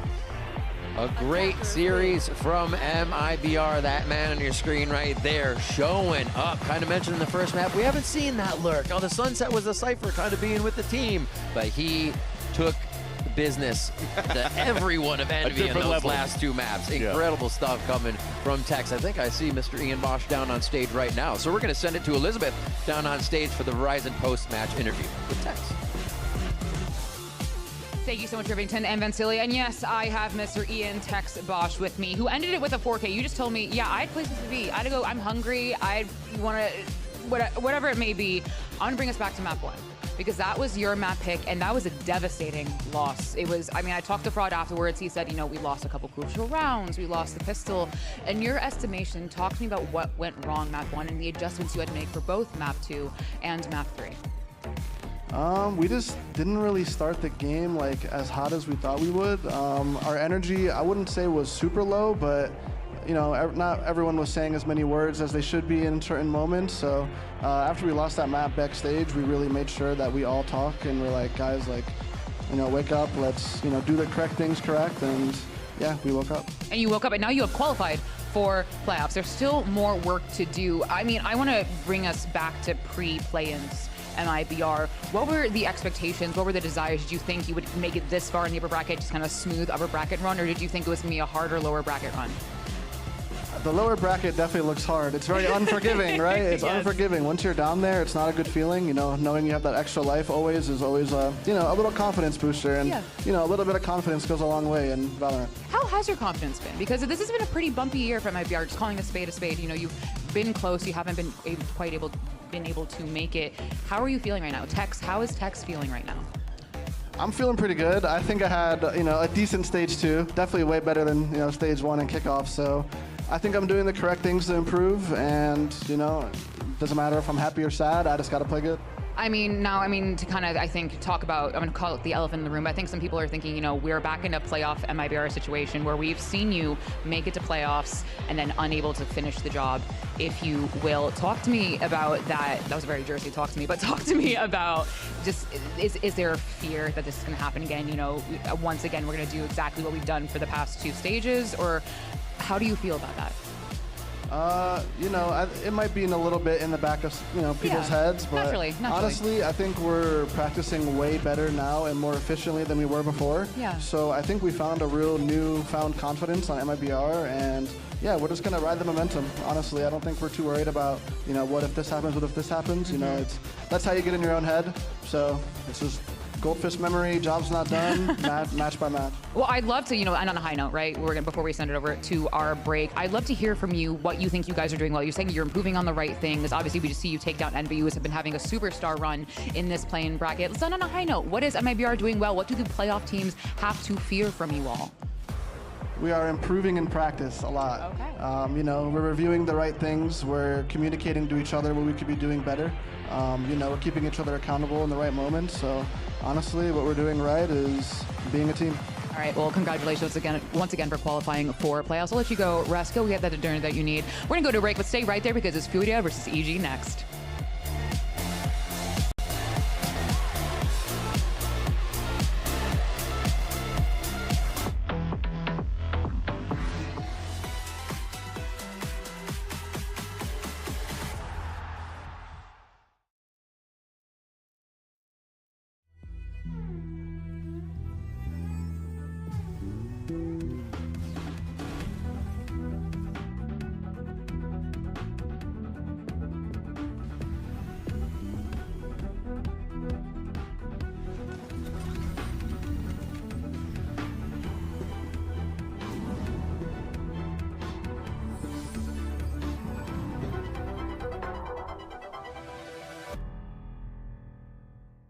The human body was built to move, not trapped at a desk in one singular posture for 12 hours a day. It's time your chair evolved. This is Secret Lab Titan Evo. Ergonomically engineered for you, gamers, hybrid workers, artists, backing your every move.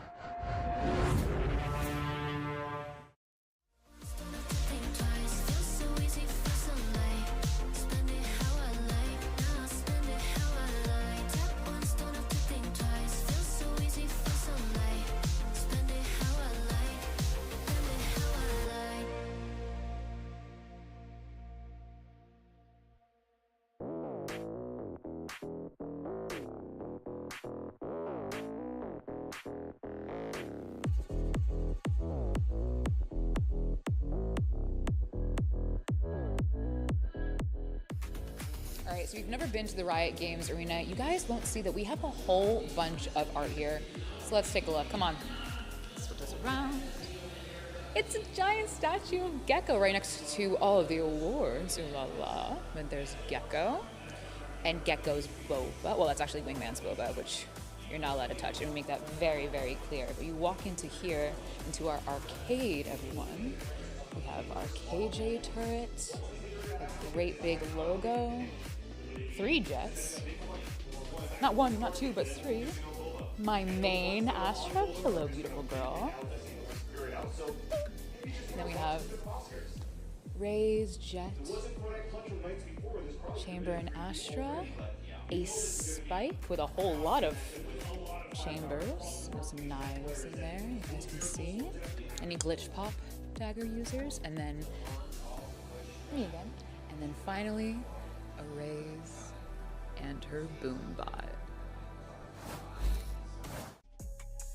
El partido contra Evil Geniuses va a ser un partido con un sentimiento encontrado. Por ejemplo, la primera vez que nos enfrentamos perdimos, entonces como venimos con esas ganas de la revancha, la verdad, sabemos que estamos preparados, lo venimos demostrando también por parte de Con, que siento que nos dimos una buena versión en ese partido y también es su ex team, entonces igual como que ahí uno no quiera, al fin y al cabo, es tu ex equipo. Ever since their comp changes around, moving basic to Phoenix, I can't lie, Furia is looking good. Post plant will be set up. Good follow up there from both Artisan and Basic. The time will run out on this one. He's making it punish, and they'll tell you what. No exit. Basic finds the pick, and Furia get to their 12th round. I mean, I think Furia needs to watch out for our whole team. Like, we played them last time. We all had pretty dominant games. Like, they got to watch out for all of us. They can't just keep on giving us free 1v1s and losing. That sounds a bit of a life punch. About seeing if you can take it all the way now. You got it. Good to see him at Marshall, but a spam will not go amiss. I feel like we just need to keep that confidence going into all these matches, because for some of us, there may be a little mental block there, especially for the new guys because they just came into the league. But other than that, I feel like, I mean, we're going to stand a great chance going to Champions here, and we just can't wait to prove it. Welcome back to play-ins and our second qualification match of the day. It's Furia versus Evil Geniuses. Sarah Dawn here, back on the desk with Mimi and Dryad. It's going to be our second qualification match for the day, sending another team into playoffs. So again, a lot on the line. Yeah, we didn't know what was going to happen in the last one after MV got the first map, but we have the first team that made it from play-in to play-ins in MIBR, and now, you know, it could be EG. It could be Furia.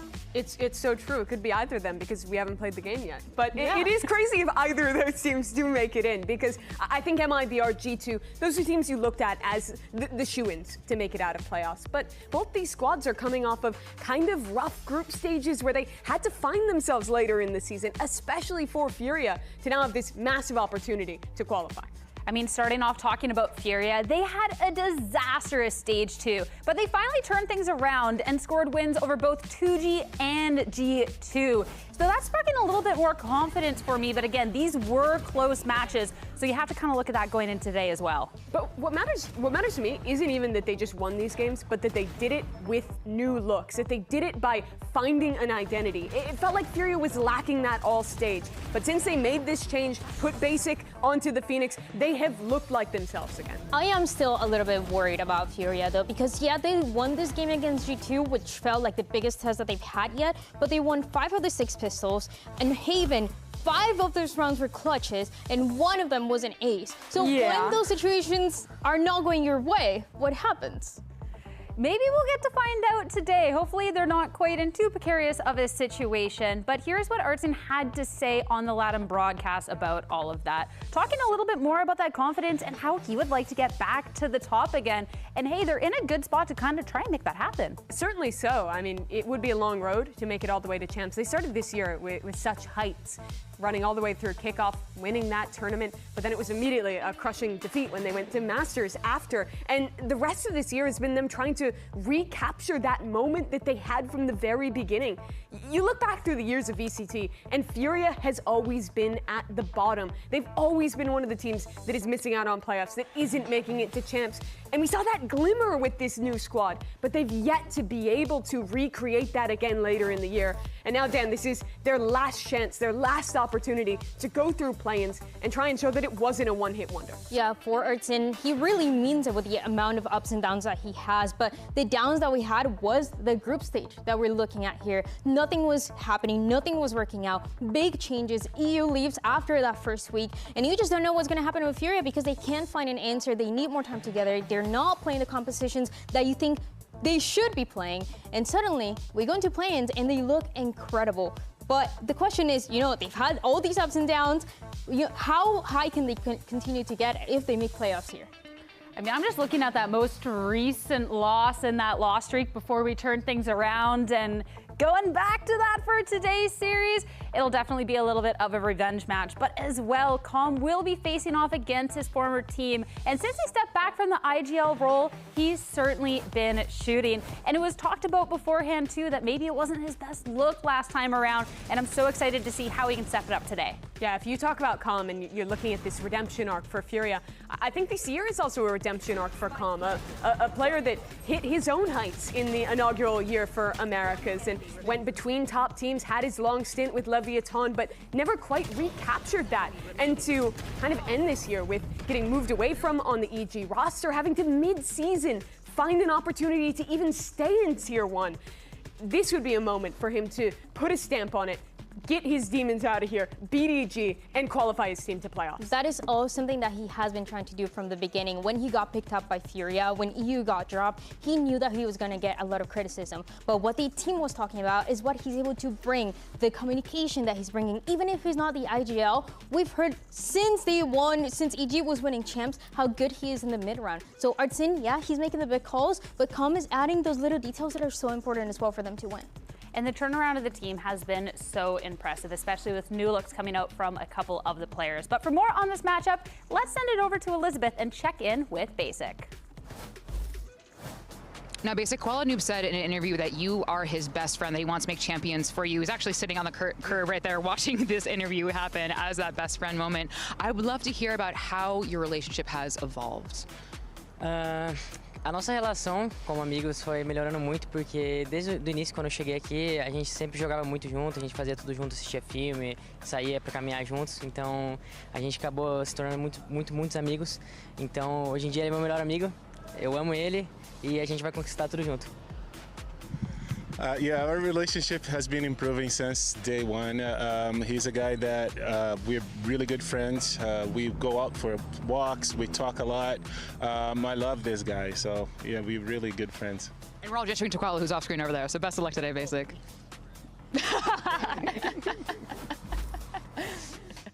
I love the smiles, I love the laughs, and spirits looking high, but not just from Basic. Koala Noob spirits are high as well. He's looking like the guy now that won it all at kickoff, and that's going to be so crucial for the team going into today. Especially because he has been playing the Neon. I remember week 1 when we were talking to the team, they talked about how they wanted Koala Noobs to, one condition to be him having the operator. He's not doing it anymore. He's talked about it on social media as well of, yeah, this is not my most comfortable role. He was even talking about how Spike was giving him some tips on the Neon, and suddenly it just looked so much better for them. That last game was incredible for Koala Noob. He is the one in charge of finding those openings. He went 16-8.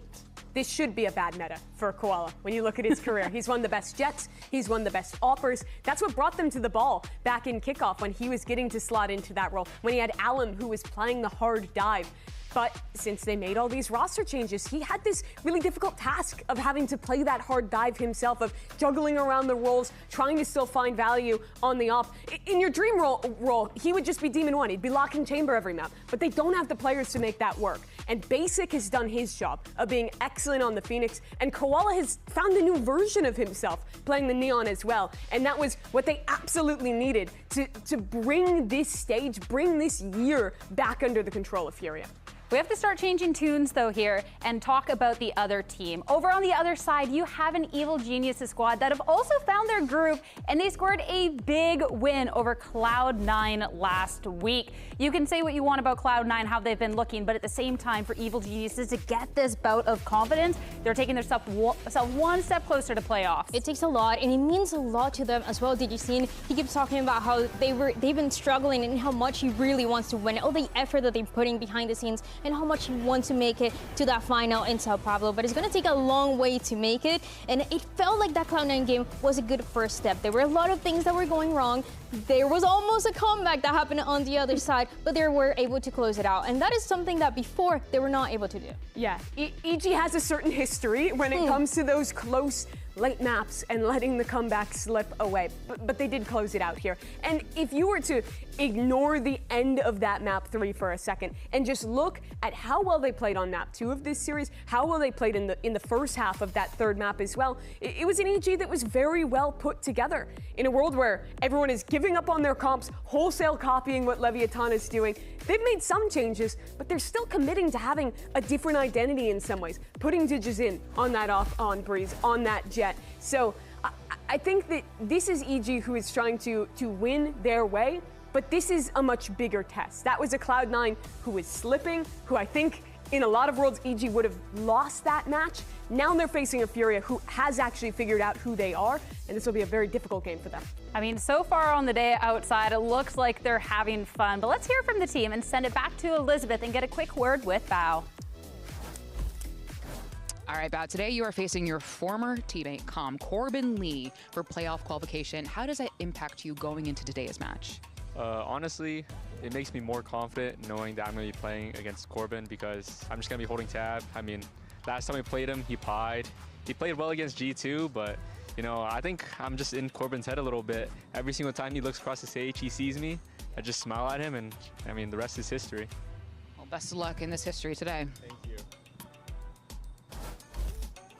Bringing up the pie is so dirty. I'm looking for that going into today. But let's get into the predictions for this match and see how we were feeling across the board.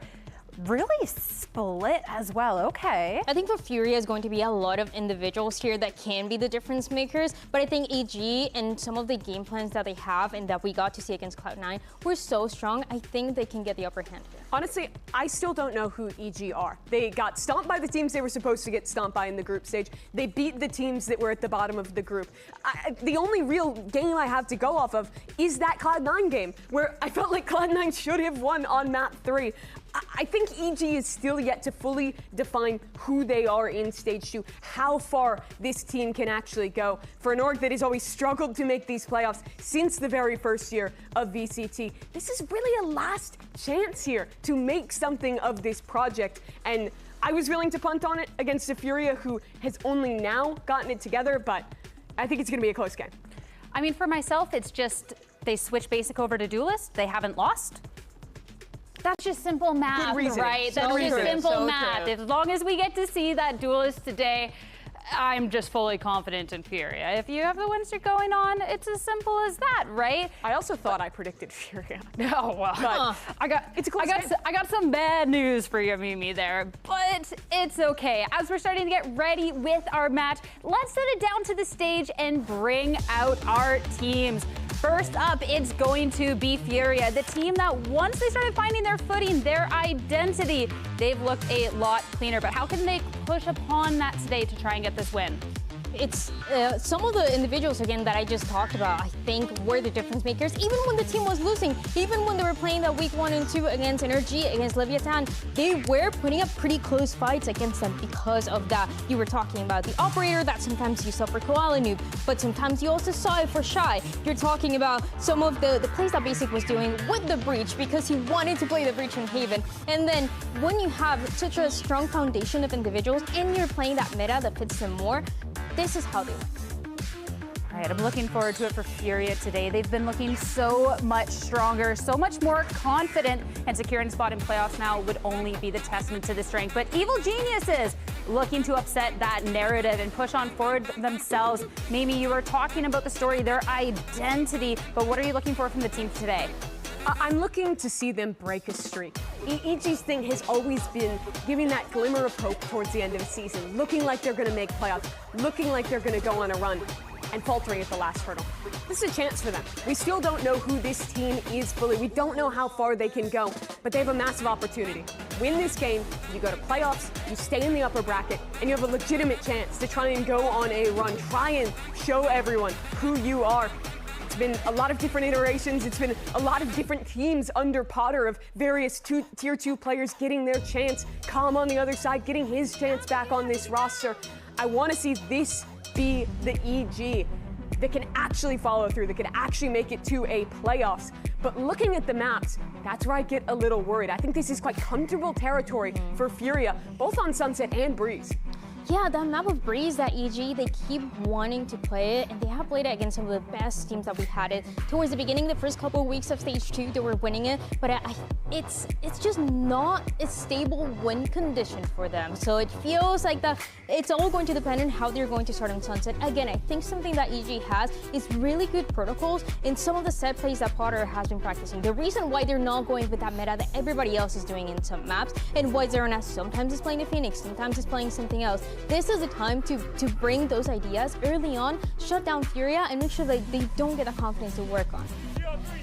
Are we thinking we're going to see that confidence, though? That's the question going into today, because when I look at the Sunset, yes, we've talked about the Furia and the win going up against 2G, and their other win up against G2 as well. But at the same time, it was decent. Like I'm a little worried for kind of both the teams going into here. I feel like it's going to be a really big question and really quick answer on who I'd kind of favor in this series. I feel better about Furia going into this. They were playing the double Senti comp before. They went towards the meta, and I thought the execution was really good. Koala had a good game here. This is another one of those maps where Basic was taking over. They weren't executing incredibly complex ideas, but they were doing it well. I feel like EG this whole stage has been trying to find a game plan that is different from what the top teams are doing that will work for them. They've taken the hard path, and if it all clicks, it looks fantastic. But if it doesn't, then it's just, well, Furia play a simple comp, they execute it well, and they can win this match. That's where I think the onus is really on EG, having to play a very different style than pretty much anyone else in Americas here on the Sunset with this Viper comp. the whole narrative for Stage 2 has been identity, and that is something that Furia found very recently. But on the other side, yes, there's a clear identity for Evil Geniuses, but one that nobody else is bringing. I think that does give them a big win condition, but it's going to be all about Digiscene starting, seeing this THEO pop off from the beginning, and going with that back and forth with the double duelist on the other side. Looking for early momentum, early aggression from the teams, but let's get into it. Let's head into our first pistol round and send it over to your casters. Here's TRheden and Wyatt.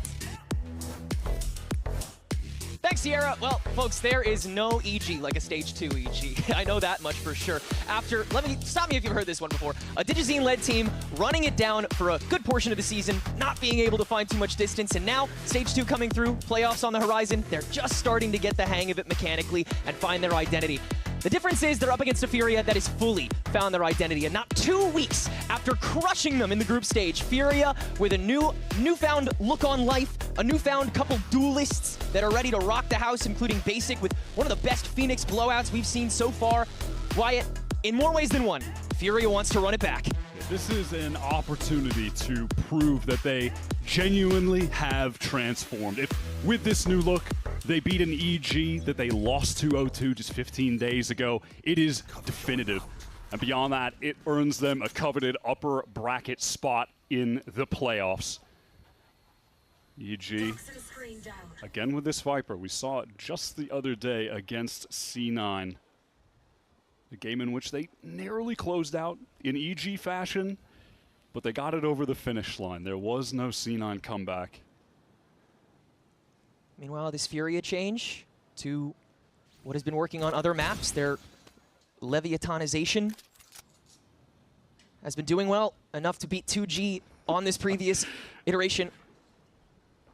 Feel confident enough to pick it in substitution of Summit. That's the only difference in the vetoes between the previous series, between these two teams and this one. Yeah, the playing teams really have been Leviathanized, for sure. Yeah. Everyone is just leaning into the Neon Phoenix. Not EG on this map, though. And it is peculiar. Bauer's been caught off by Artzin, and what has been a slow round. Look at EG. Yeah. They are all the way through the spawn. They are on the side. That spike is miles away. Yeah, not with them, weirdly enough. A counter flash, but Calm is still stuck ISO thanks to the paranoia. That pocket's still found by the double duelist, but Pancakes can carve his way through the elbow, and ultimately, EG do turn it into a front line, but you still got to circle back and find that spike, and Zerona can't hold it down in time, so it's a 1v2 gifted Furia. It's a big two-piece from Pancakes, but he will, not be getting to that B site. This was a bizarre opening round to this game. Will it be an indicator of some chaos to come? Maybe. I mean, this was a weird open. EG just got multiple players up mid into the spawn. They were so excited about the space that they were gaining across the map that they forgot the spike. 30 seconds left. Back there in their own spawn. That'll happen. I mean, usually not like here, not like here, but no, you know. I mean, occasionally. Maybe in a ranked game. But, oh my God! Yeah, Artzin, don't lose your headset, bro. Bro is confused. Well, Furia, a little bit of a gift of a pistol round win. They will take it happily. There's so much danger around this Viper wall that Zerona has been primarily throwing up towards A. They don't have a Phoenix of their own, and they have to be very concerned, EG, when they're contacting up, trying to take space off the wall, that Furia at any given moment can just pop flash out of it. Little stun Phoenix combo with your Neon getting involved as well. That could eat EG alive in some of these situations. They have to be very, very careful. That's the beauty of this comp in this matchup specifically, is that anybody can step into that role of being able to interrupt the creep. Doesn't really matter what you throw, you just have to throw something.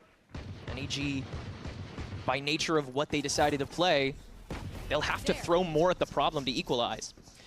This top mid creep's a little louder, and Khan is going to dare to step into it, but Superman diffs him with the classic.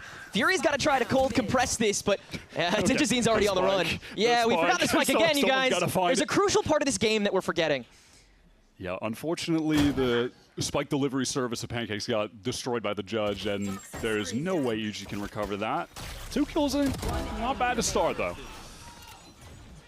Sure thing. Modest amount of damage. Yeah, I respect how much ground they were able to gain off of that. And that's going to be a constant for sure in a map as small as this one. That's maybe why they feel so confident going for those late spike pickups, late rotates. Certainly with a little more management, it'll be a little more manageable. But now, with that bonus, Furia, not much to build off of here. Just the triple heavies. Good amount of damage could get done here, but EG, they know they can gun it. They know they can find the one, and it's more than likely going to be that Cypher from Shy. Yeah, some investment across the board from Furia does result in them having a pretty meager bonus round buy that EG can exploit.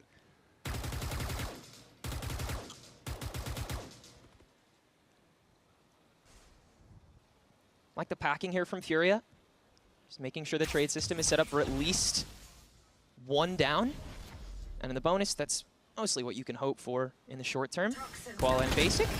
No high-low, just the trade, and Basic will make it work. Very happy with that to start. I do like that Furia have opted for an aggressive look on this bonus round. Trying to catch EG out with something a little bit unexpected. That's what you got to do when the buy is looking as rough as it is for Furia. Patient EG just want to group up towards this A side. No wall to play around with Zerona down. But they will contact up this space anyhow, just keeping things silent. And as it stands, it really does look like we are just headed towards a full A retake situation. And if we do end up there, take a look at some of that util on Furia. They have an abundance of it. Calm's got everything to throw in there. Artsine still has that paranoia. Basic still has his flashes. But Artsine getting caught, a little bit unfortunate. Posted up on the box. Man down, important util piece down, and now EG should be able to comfortably lock this up. Good pathing to make your way there. Pretty much unscathed. Appreciate the reclear on mid as well to make sure that you don't have to kind of stop in the middle of it. Furia will indeed go for the retake with a couple solid guns. Paranoia nice and early so that EG can set up close. Digizine very much ready for that immediate block. We're hesitating for a minute here, aren't we? Just going to be content with trying to deal a little bit of damage. Shy can get out of there with the Phantom that he's picked up. Try not to hand over orbs. Yeah, I respect it. Get some good kills here if you're Shy. Nicely done! Beautiful stuff! That's huge. Yeah, the neural theft is going to be huge next round. Pancake's just being the only one to have brought a rifle over. That EG economy is in a terrible spot now. Furia, excuse me, lose the round, but come up with a real nice consolation prize. If they win this next one, they'll have EG fully ecoed. Real calculated risks in these opening three coming from Furia. They have every excuse to be able to just go balls to the wall out the gate here and force EG to make those decisions and actually find themselves, but they're not. Koala Noob, I had a random thought. Koala Noob picks up that outlaw on defense. He's going up against three players with the light armor that he could take down. Oh my god, wow. Zerona. How does he get the second? Hello? Yeah, not sure about that one. How Full on blind. earth has he pulled that off? I do not know. Now EG just want to execute into this B site. Shy the only nuisance from that B side. Working through market. See if Shy peeks it again. He's already out. Has faith that Koala's going to get here in time. He is holding that scope. We were wondering how often he was going to try and op coming into this match. He's still kind of finding the right rhythm with how often he's able to hold it. And like the desk said, he is just so good with it. He'll find the one on the way in. Furia just trying to chauffeur themselves as far in as possible. A lot of coverage for EG to play the long haul for this site specifically. And Superman on the box. Nobody's going to check for that off rip. Spam is looking good so far. Oh my god, look at the haunt. Pings out all three, but still no opportunity to actually get on Spike with that molly. Down Calm was on the line, but Bao is pretty sharp with that peek. And Shy senses that there's no more chances. Got to save that gun with how sparse the economy is coming into this next round. So EG able to comfortably set up shop for the time being. That cycle is looking very dangerous coming into this round. You could get that overdrive going if you want to, or I mean, just Yeah, you could double up for 4 of those. Yeah, I don't. Yeah, you kind of just gotta shrug and move on. Good that Basic's doing that. And that was a round that EG. You're him, daddy. Hey, yo. Who were we talking about? Bow, probably. Probably. But EG needed that one bad. Economy was hanging in the balance. They are content, just working towards this B side. Yet again, trying to keep things simple against Furia, who are all on the pistols aside from Shy. On the B side again, though. So maybe he can find the impact to get Furia in this round.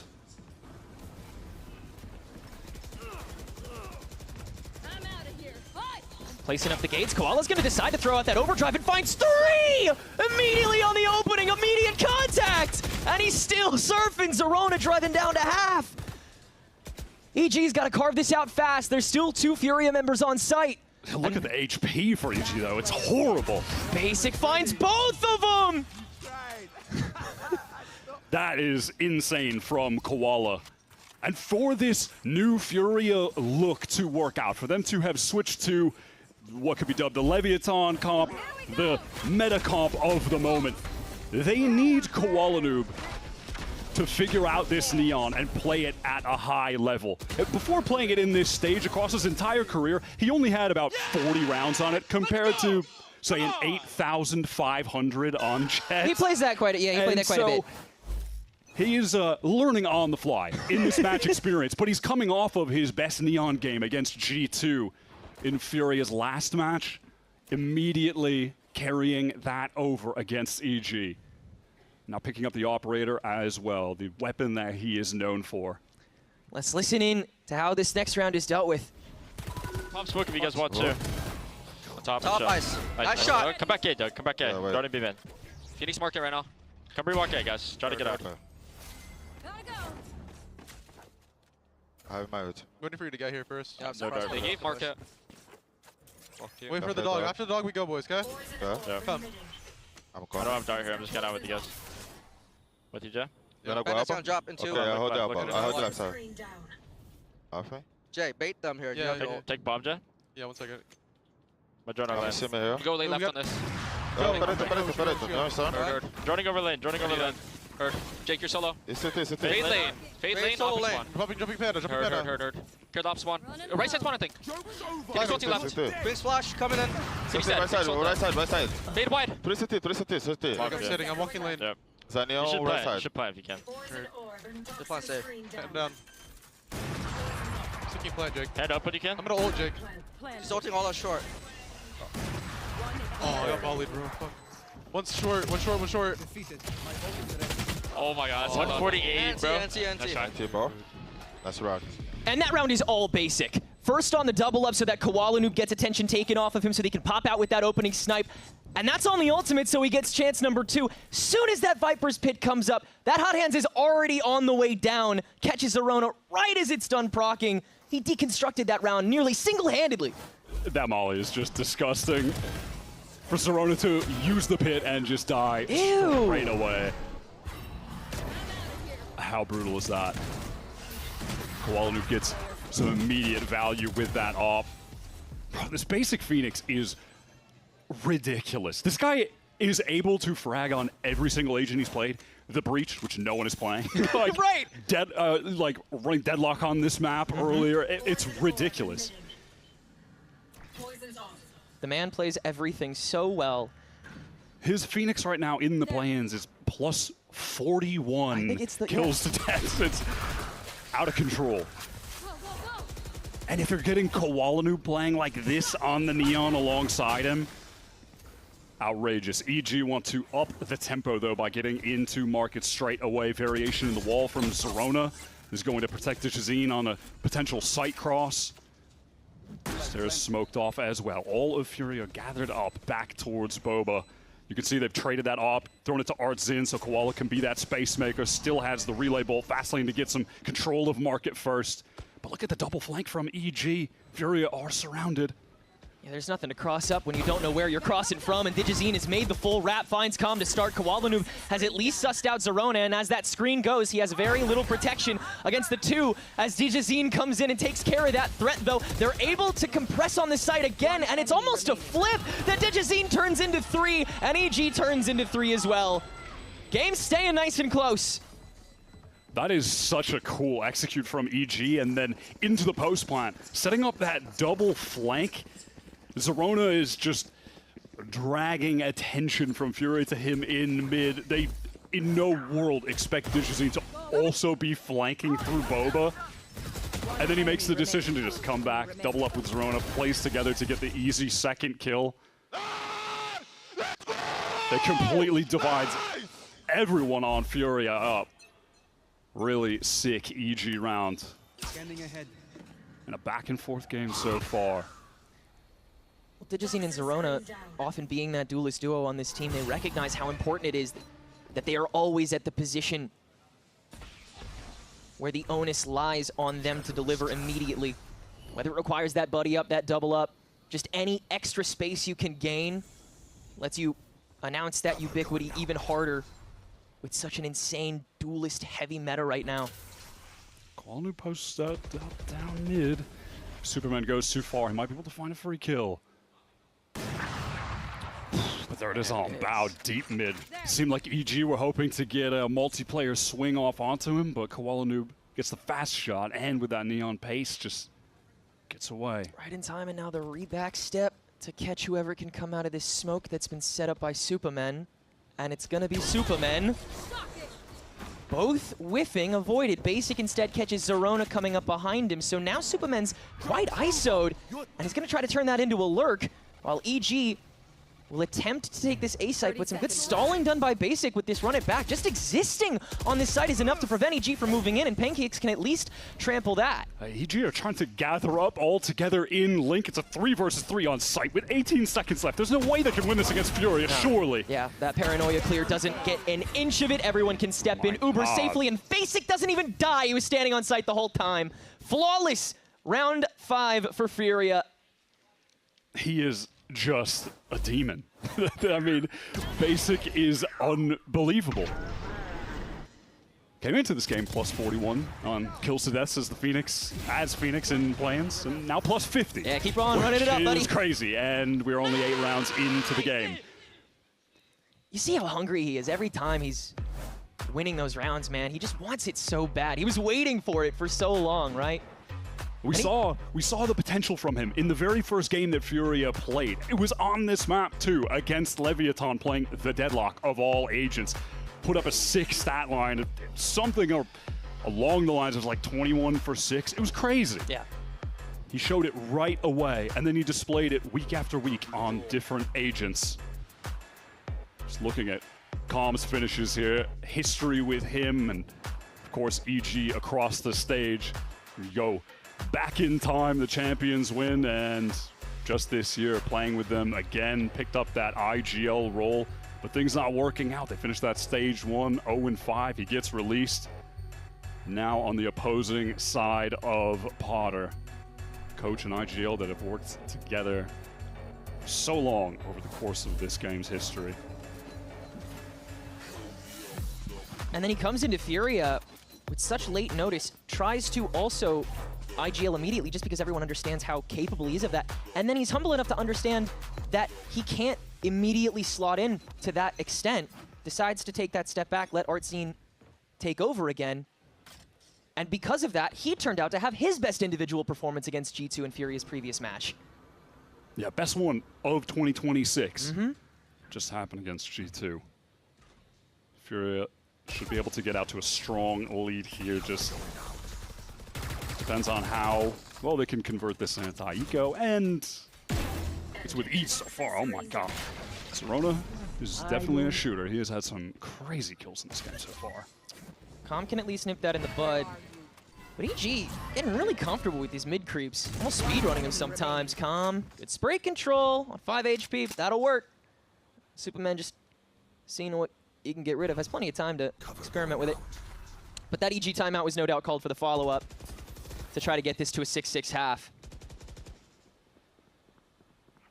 Honestly, I'm a little bit surprised on this map that we haven't seen EG just also lean into the Phoenix Neon. Zerona has been a solid Phoenix for them since joining the team. It's a real off-meta look bringing the Viper here. 30 seconds left. Just one for Supermen, so the eco will be pretty much fully set up now for Furia, but EG can start setting up now. They have a good amount of stuff to work off of as well. Digizine one away from the overdrive, and then Bao with that neural theft allows you to go for a much more secure pivot than they were before. Again, they want to be everywhere at once, but the thing about the way this game is played right now is all you need is just that one pressure point, and if you're able to just stick a knee all the way in it, then you're likely solid. Do EG play with a little bit of pace or just try to contact up the wall? No, they are as fast as can be. Great C's to keep them at bay. Wow, gonna decide to throw in the Nightfall on top of that. There's only one member of Furia available to react to this, and Artzine already gets tossed out by the fast lane, so EG securely take this A, and that Nightfall is gonna fall dry before Furia can react to it. And now 4 versus 5 in the retake. Late flank from Shy coming from the south side of the map. Koala already dealt with. There's just no way Furia can make inroads, surely, without that Neon. Yeah, now that that's already gone, Digizine staying up. Zerona even planting on the outside of the block so that he doesn't get sprayed through by Artzine. EG came prepared for this round. Still got a little bit of time to work with, though, once this orb goes. Shy on that flank, he didn't want to overstep either. There's the trip in front of him, so hasn't really gotten an opportunity for involvement. EG that time just a little bit of a tempo shift to get into A fast. Calm was not expecting to get swarmed at that pace. And unfortunately for him, the rest of the Furia team there just a little bit too overstacked towards B to be able to get over there, assistant time, find any value off the back of the Nightfall. Damage here is still significant if Shot can find it. Cage triggered.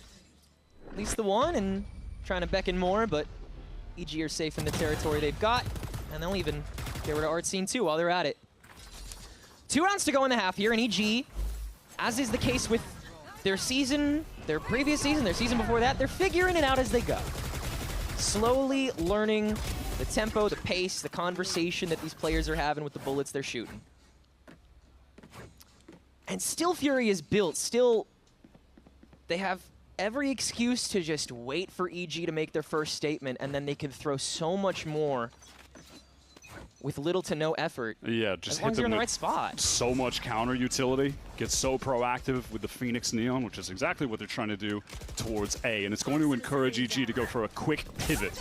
Split towards B from all angles. Digizine getting in towards Boba. Both Furia anchors in market, now surrounded, backs against the wall. Just now lining up the overdrive. Superman driving his way down the market as Digizine will go for the reposition. They're trying to fully take over this hemisphere, but as the spike will once again drop, Furia can puppy guard only that one territory, which at this point is all that matters. Zerona got hungry for more in that tiles fight. Spike recovered, and while that's happening, look at the other 2 players on EG. Just setting up this high-low, pushing forward. This on-the-fly decision might just win them out the round.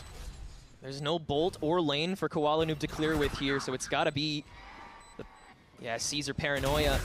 And there goes Artzine, all on Calm, and he's already used everything. Koala's slide does not skip a beat, Digizine. And EG make the gap 1. EG responds to that uncomfortable scenario so well.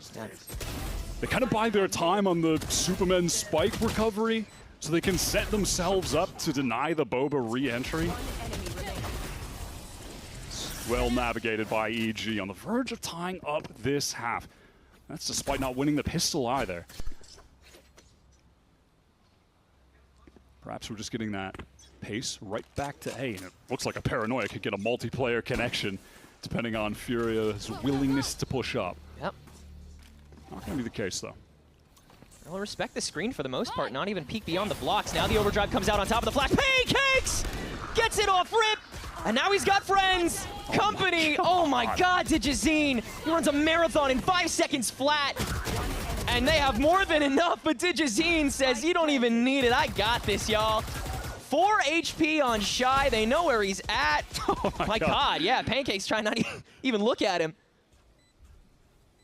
But there's that mounted aggression showing what it's capable of, even when you get those first couple steps in. I mean, Digizine was halfway through to the elbow, and then all of a sudden he was backside. Yeah, that was an awesome pace change from Digizine. The speed to get that wrap off. These fast execs from EG dominated the A side late into this half. Able to tie things up, didn't win that pistol round. More success on the gun rounds. We saw instances of good mid-round calls and then great fast executes towards the end. I remember how chaotic the beginning of the half was for them, forgetting the spike and the spawn. They seemed out of sorts, but by the end, they were dialed. Well, now they got to do it all over again on the other side. We'll see how Fury manages the tempo. In the meantime, Liz is down on the floor with a special guest. Thank you so much, THEONG. And yes, I am here with Axolotl's Miara. But here's the thing, you might not know who Axolotl is. Please introduce to us you and your team. Hello, I'm Miara. I'm the IGL and info player for Axolotl. My team consists of Starbound, Astralis, St. Claus, and Terror. You guys might have watched us achieve our qualification for main event last week. And we're really prepared to try and stomp out some of these teams that are, you know, at the top right now. We have a really big mix of experience and inexperience, and we're taking our steps like higher and higher every time we practice and every time we play. Well, we're talking about game changers, right? This is the game changer circuit that we were talking about. Series is starting up very, very soon, that main event. You have qualified for that main event. I mean, this has been a very long GC year, if you will, with a lot of changes, you know, doing a lot of different comps, different metas. As the leader of this team, how has it been working through these metas and working through the GC scene, which is kind of, you know, in and of itself, its own, you know, circuit and has its own kind of culture and play style? Yeah. I will say it was very difficult trying to follow a meta. We have one of the best oppers in GC, Starbound, which everyone might recognize as like a one-trick chamber. So it was very much a difference in slotting Starbound into VIE, Cypher, Killjoy. But I do think that having them on this role, like where they have way more agents available to them, and then we can just whip out the chamber against like really good teams, has been miraculous for us. Like even in all of our practices, we take people by surprise, especially. Well, keep Axolotl in mind for that GC main event. You can buy tickets for the main event August 25th. It'll be here September 17th, but we have a game to get back to, so THEONG, Wyatt, take it away. Thanks, Liz. Yeah, it's going to be so fun seeing the Game Changers teams here in the arena. Really fun. But in the meantime, seeing how this last series ends up to get another candidate into playoffs. Fury and EG trading heavy blows in this opening half. Fury now on the attack half. And these two Neons have been certainly finding themselves over the course of the year. Koala Noob trying to find some excuses, some opportunities to go for that scope. Digizine, same kind of position now on the defense. We'll see how often he's able to pick that up. Two guys that are known for opping. Furious intention with this second half of the year rebuild was to put Koala Noob in a position to op even more than he already was. And he picked it up a fair amount on the defense, but it didn't net the max impact that Furia desired. They won that first half pistol. Let's see if they can win the second. Straight up execute into the B side. No frills, just taking that backside space, and we're into a 5-on-5 retake. Oh yeah, you've seen this story before. Koala Noob with the extension, not the finalization though, and there's no immediate follow-up. Basic staying back for the time being. Furia want to control the territory that they know they've got. The Cypher Cam not shot down though, so EG have a little bit of an idea, an inkling as to where these guys are. Basic having to reposition low to be able to find that cross. Digizine out the gate before the smoke drops. There goes Com, and already EG's on top of the spike with bodies to place in front of the problem. They don't even need to fire back, but Furia is. It doesn't matter! EG taken back on the pistol, and Digizine clearing the crowd. Reputation has been restored after that first one. Digizine is seriously heating up later into this game. Furia tried to go for that Boba play, but Basic, Koala Noob, a little bit out of sorts, disconnected on the double swing. If that flash came a little bit earlier, maybe it's a totally different round. But EG are offered up that first kill, and This Zerona wall placement is allowing them to get that back site control a little bit more easily, and then you can drop it so they can fight into the front side. It's a pretty cool setup. And EG have taken the lead. After on some of those early rounds in the game, yeah, looking messy. Felt like Furia might have gotten out to a commanding first half. But now in a situation where they've got pretty much all classics into an EG that have invested heavily into this anti-eco. Before Furia had spoken over how over the course of this group stage, which was a calculated risk from Furia as an organization going for that shift in roster when they were on the cusp points-wise of those rankings for champs. This is the moment where these new guys who found themselves have to lose all of that communicative dissonance. One enemy remaining. Only one body dropped. Yeah, one body dropped, and Superman had the ghost, so just pick up the gun and all good for EG. Yeah, that huge roster gamble that Furia took might just be paying off later into this second stage, into the play-ins. After the 0-5, finally getting some wins on the board, finally figuring out the roles for this team. And it was such a risk to take. At the end of the first stage, they already had 7 champs points. They were up there on the leaderboard. They were number 4. Yeah. And they gave that up to go for a hard reset. And the question is, yeah, is it too little, too late? EG, it's a different story. They haven't qualified for an international in years. They're trying to get back there, and it is a long road ahead of them. And posted up top, LUwiązNG gets the first across the map. Awkward little mid-fight goes down. Pancakes deciding to stick that owl drone around perhaps to make sure that Koala doesn't get too crazy about it. Yeah, the smoke just to let them pause. They still got a full minute to deal with this. EG waiting at the stairs, the relay bolt into the paranoia. That doesn't clear out the entirety, but Koala gets found early as Bao repositions, and Pancakes sprays down the other 2. The rest of Furia trying to fight this out, but they just can't. Pancakes with 3! That is a sick play from EG. Down a man. They want to find a way to win out this bonus, and they just sync up this util combo on the fly. Send it out of top mid. The paranoia comboed with that relay bolt. Everyone commits to the fight together. What a really impressive round, genuinely.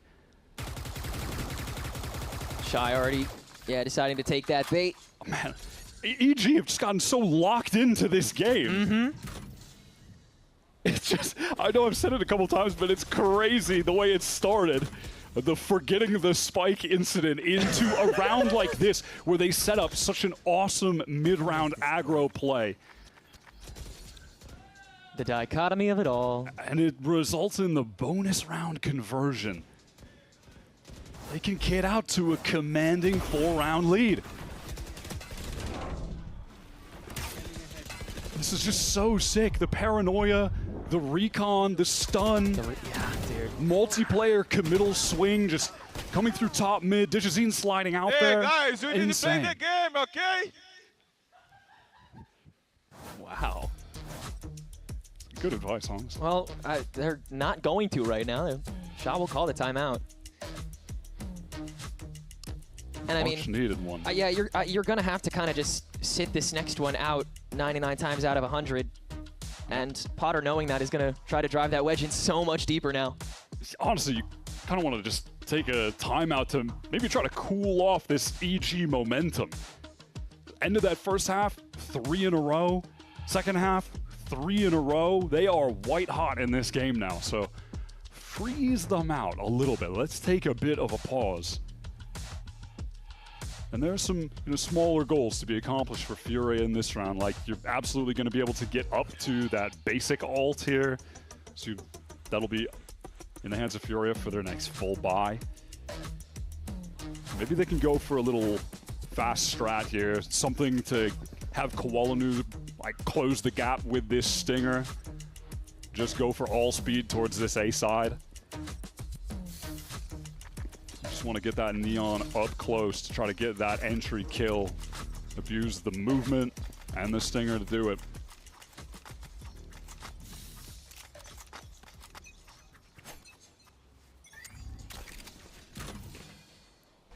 Another bit of mid-neutral. If Fury want to see if EG give themselves away to.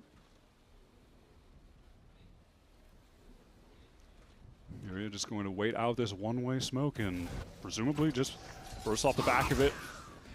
There's that flash. Prowler, Superman, he just needs to live, wait for some help. Don't throw his life away. Don't throw the rifle away. With that Han already finding him, yeah, he'll be convinced that he needs to just get out of dodge. Yeah, just relax. Wait for these rotates. Take advantage of the better kits across the board. Superman has spoken about really trying to find his consistency in this second stage. Could be an opportunity to show some solid anchoring as Basic is just in with this ult denied right away.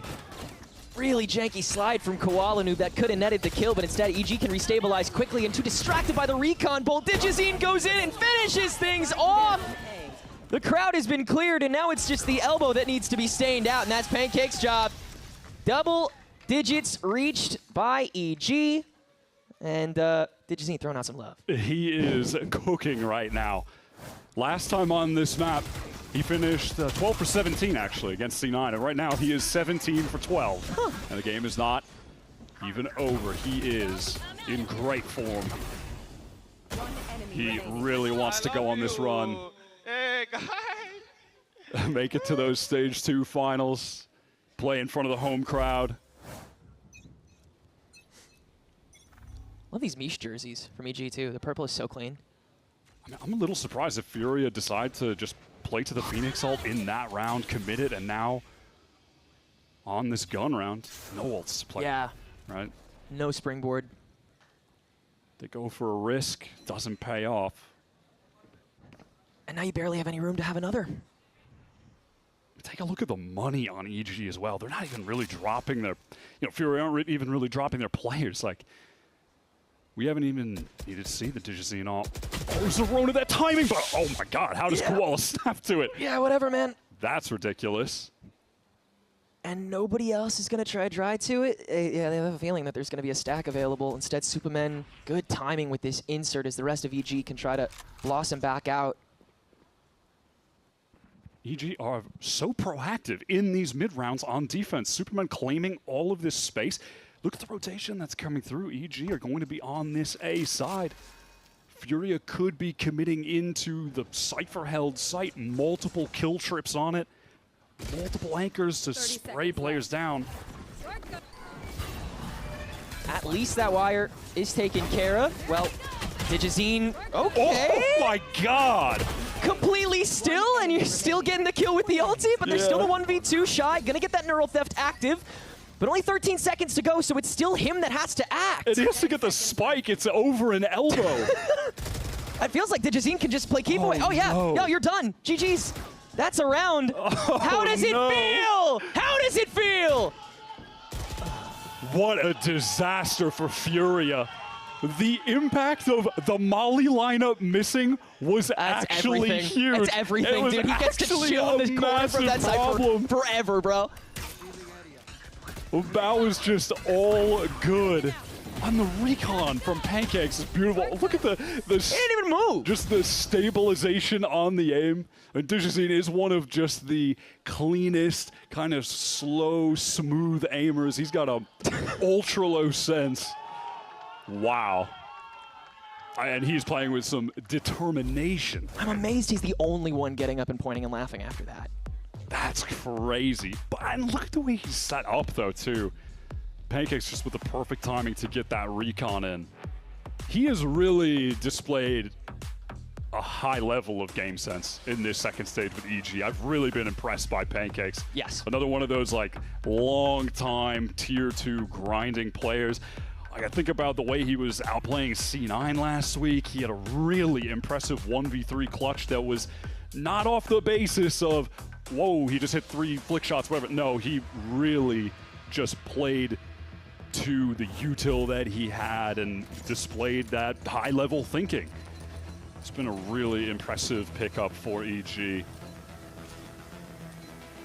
Yeah, another product of an academy system that EG is definitely proud of getting to have. They got to foster some great talent this year. Zerona was the other player that was called up in the midst of this season, and he too has truly evolved when it comes to his timing, his intuition. Now against C9 on this map, EG gave up a lot of rounds late into it. There was a real chance for a C9 push to OT. It didn't come to fruition. EG were able to get it across the finish line. That has been a pain point for them in 2026. Getting out to huge leads, but not being able to actually close the door on them. This would require a serious comeback from Furia. Yeah, still 5 rounds worth of air before it becomes choking territory. Bao holding close on the wire in market. Not on the 1-4. Flash in from Basic, instantly taken down. Sheriff, by the way, that's an escort for at least the market stack, but Basic has to give himself away, and Zerona is just gonna keep grabbing! Down B. Surely you have to give it to him now, right? The stars are aligned. Digizine still has his slide. You could just, he doesn't even have to fire a bullet. This could be so beautiful. 30 seconds left. Come on. No!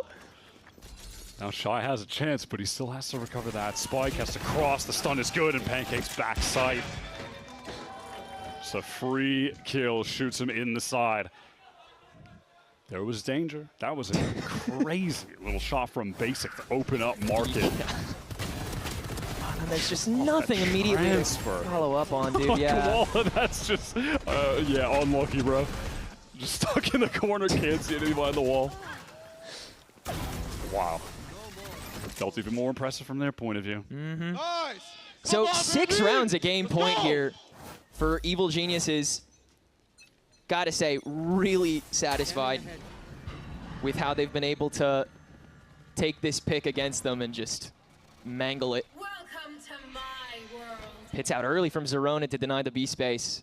And the screen also set up to provide that extra wall for that along with the mid obfuscation, but Furia, with it down, will creep up to top mid on the 3. Pancake's happy to just back up for a moment, re-clear with the drone.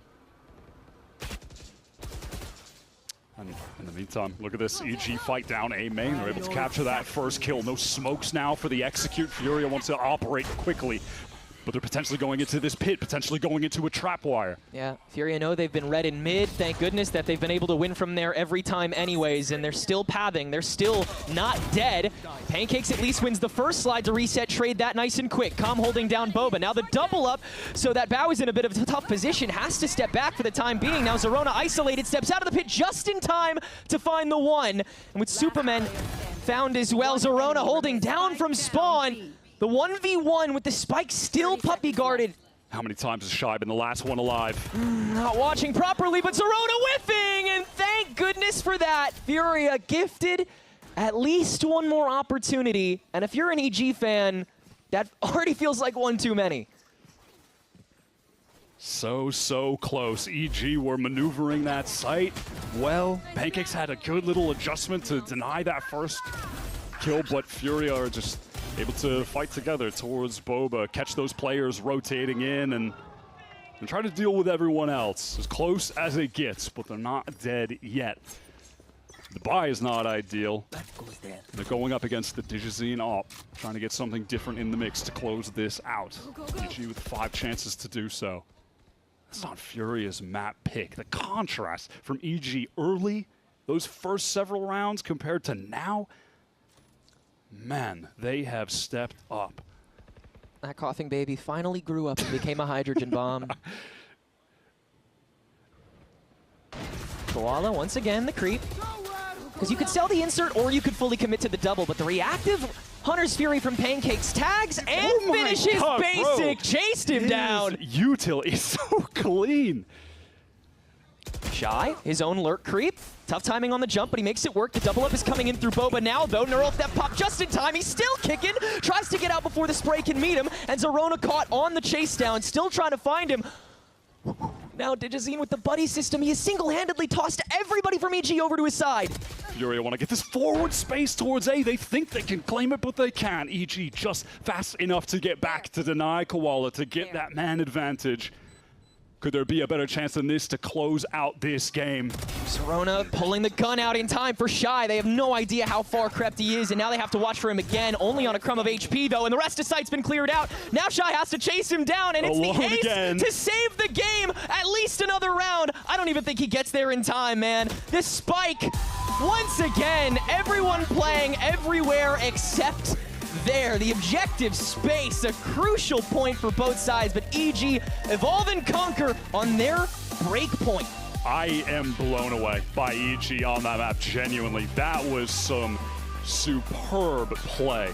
Digizine had a number of highlight reel moments, racks up 20 kills, but how many of them were set up by such lovely utility usage, whether it be the paranoias from Superman, pancakes with well-timed recon darts coming through. This is a comp with that Viper that doesn't have a lot of util to fight through smokes, go for aggro plays, in contrast to Basic playing the Phoenix for the Furia side, right? And yet they made the most of every piece at every given moment. That was such an impressive map. You know, Mimi kind of posed the question on the desk, where is the level of this EG team truly at? Because they have beaten the teams below them in the rankings and lost all the teams above them in the rankings. So far today, they look outstanding, stealing Furia's map pick. This team and this coach have been used to being underestimated all season for several seasons now. And they're fine with staying underestimated until they make it all the way into playoffs. We're headed to map 2 after a short break.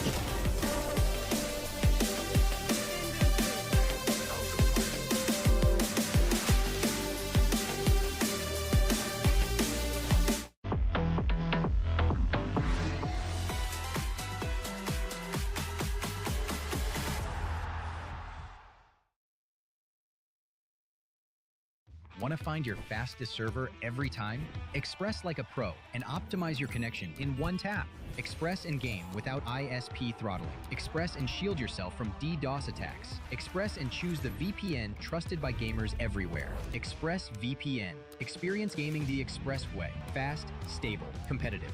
Outplay the world. It's time to Express. Unlock free cosmetics, including Lightning Kicks Buddy and more.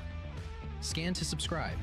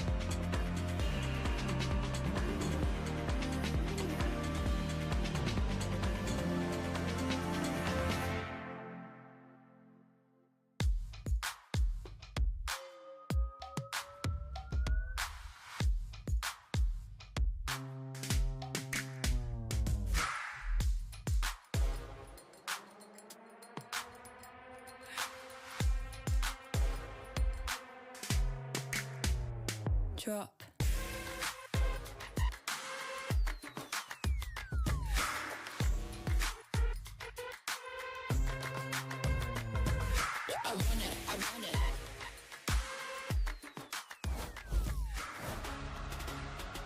Pra apenas o Artezinho agora, o Joyson tá indo direto, bora Artezinho, legal, conseguiu levar, legal Artezinho, só falta um jogador, o tempo a nosso favor, não vai dar pra ele!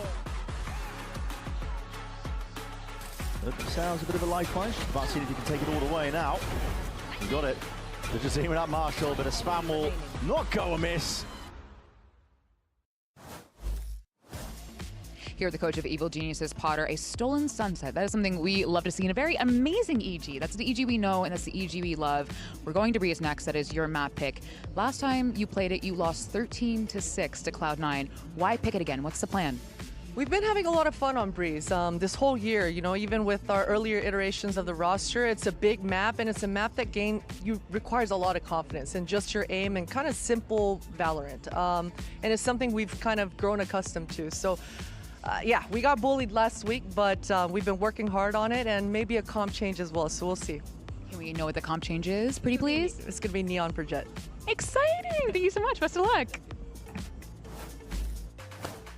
Welcome back, everyone. EG, they take Furia's map pick off of them using their Viper composition over on Sunset. I love that we talk about the stolen map here, but they're looking confident. How do we feel about the Viper in this look they're giving us? Yeah, I know a lot of people are questioning it, and I think, you know, it's still questionable, but I see the vision when they're going for this fast-paced place. I think that is when you are able to isolate those duels that they want to take, that you're able to capitalize from some of the things that THÄN is doing, and you're able to take the control of those fights early on. You see it a lot happening towards A main, and you know, I kind of see the vision, maybe not every time, but in the last rounds where EG was able to come back, that's where I saw them. Yeah, if you're looking at it as just like the value of the lurk wall that you're throwing out every round, I don't feel like that value was insane in this map, but what you're saying, this pace change was massive for EG. They were down 6-3, they called this round in round number 10, where they're fast diving into this site. Calm gets very quickly overwhelmed, and they're team fighting as they charge back site. You see how quickly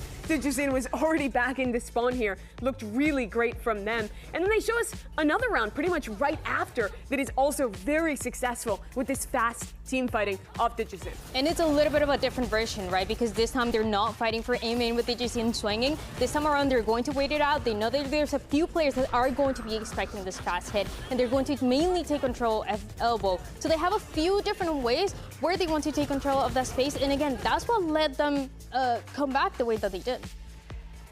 Looking at that pace change from Evil Geniuses, it was so welcome, because I was getting a little bit worried after the first part of that first half, I'm not gonna lie. But there was a name that you guys kept talking about when you're talking about that pace change, THÄN. We talk about him so much for a reason, and he really put the team on his back looking at Sunset. When you see the momentum that he was able to create, I feel like single-handedly got him that win. And if you're translating what Potter said in the coach interview, why we like a big map, why we like a map where we can play confidently, half of it's got to be THÄN. He's been so consistent for them on this Sunset, so consistent opping. She was teasing him switching over to the Neon on map 2, and he looked great on the Neon here on map 1 as well.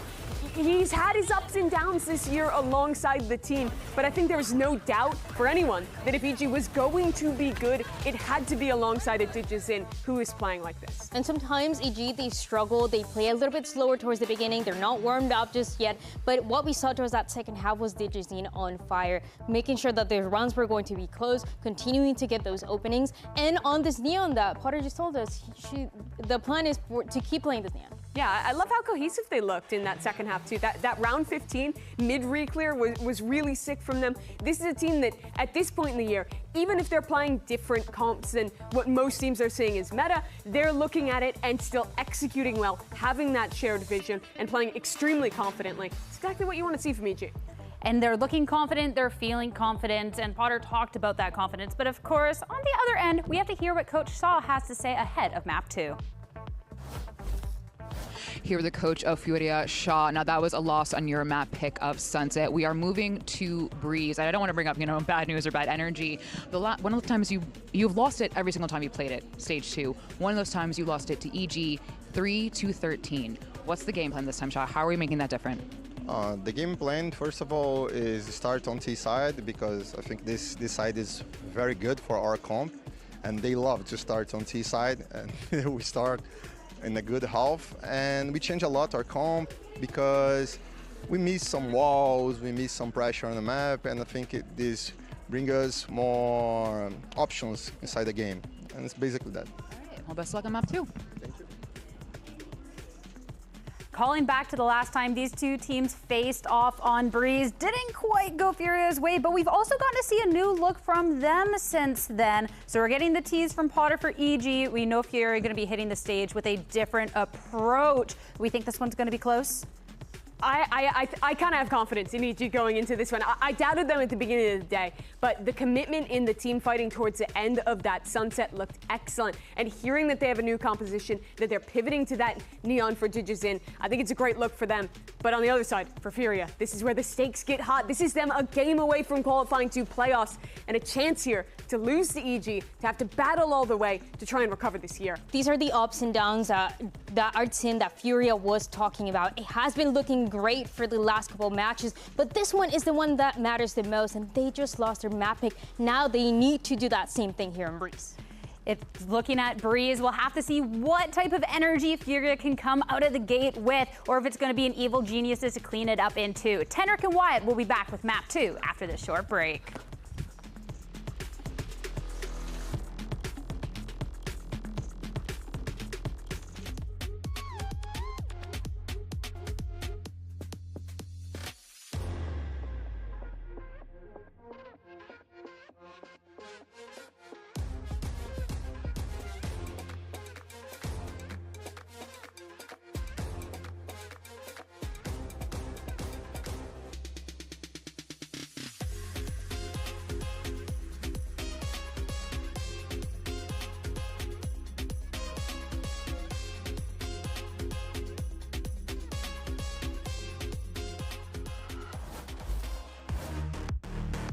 Welcome back to the second of our upper semis here in the play-ins. EG and Furia both fighting for that high that they've been longing to chase all season. Furia, one they've already met. EG, one they are so desperate to feel again. That EG performance on map 1, I felt it was stunning. I think the team play they displayed was absolutely top-notch. It enabled DigiZin to just go off. He had a great showing. And Potter understands that this neon pick for him is what's natural and what's best, including on Breeze, so that is the one shift they're making, but crucially, still no swamp involved in that. Bao still feels comfortable on the Omen as opposed to the Harbor. That is peculiar not to see that Harbor being picked at this point. Even G2 the other day, they went back to the Harbor, picked it on this map. It is the direction that everyone is headed in. CG comp, you definitely lose, especially starting on that defense side, the value of the wall retake, the code for the retake.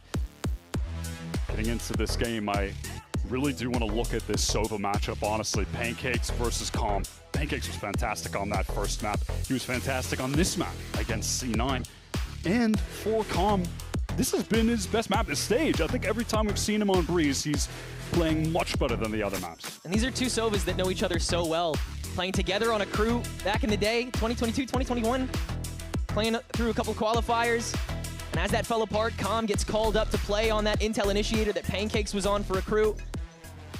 He gets to play with ASPAS, he gets a world championship. Meanwhile, Pancakes is grinding on OR esports and fluffy aimers.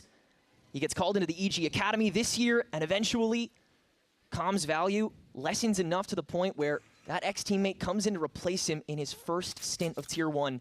And he's quadrupled the kills that Calm got in map 1.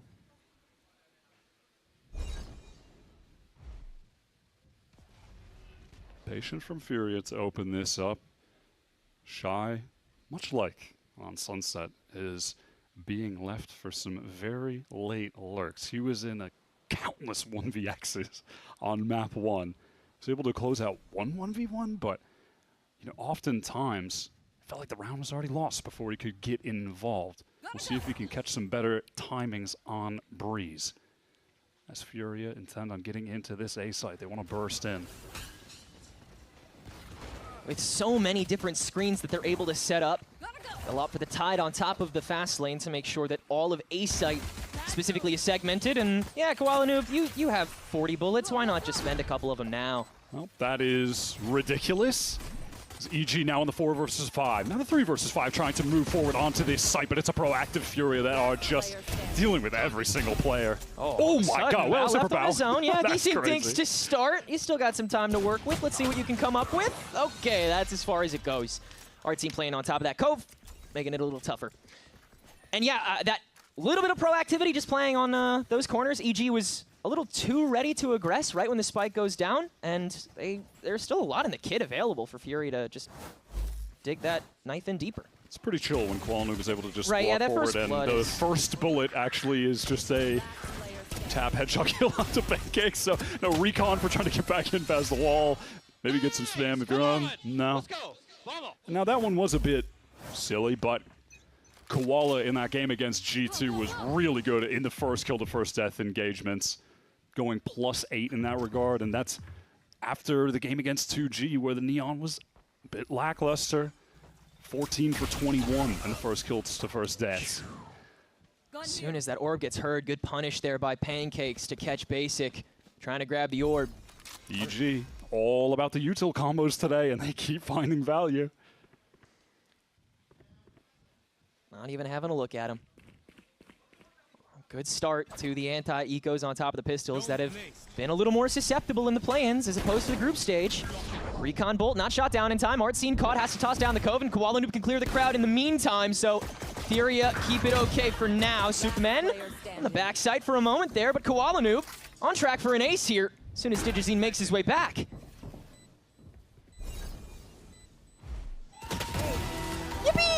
And there it is. Little nice anti-eco ace. So the last one came a little bit too late for the frag movie, but I mean, you can chop it up, a little edit. Feels good for Koala, though, to just keep putting up numbers on this Neon. I mean, I mentioned just like the first kill, first death stack going into this, but the game against G2 was a revelation in all regards for his Neon. Super impressive. It was a return to form. You see it in his attitude, too. Like, the way he played the game, his mood from round to round, it's just he's where he wants to be in the game right now. And like you said, yeah, those first engagements, the ratio of how well he's done in that has increased by 50% between group stage and play-ins. It's just so much better at starting things. EG want to go for a little pop-out from Neston. Catches Koala. Traded back pretty quick, though. Neither team wants to fully commit to this team fight.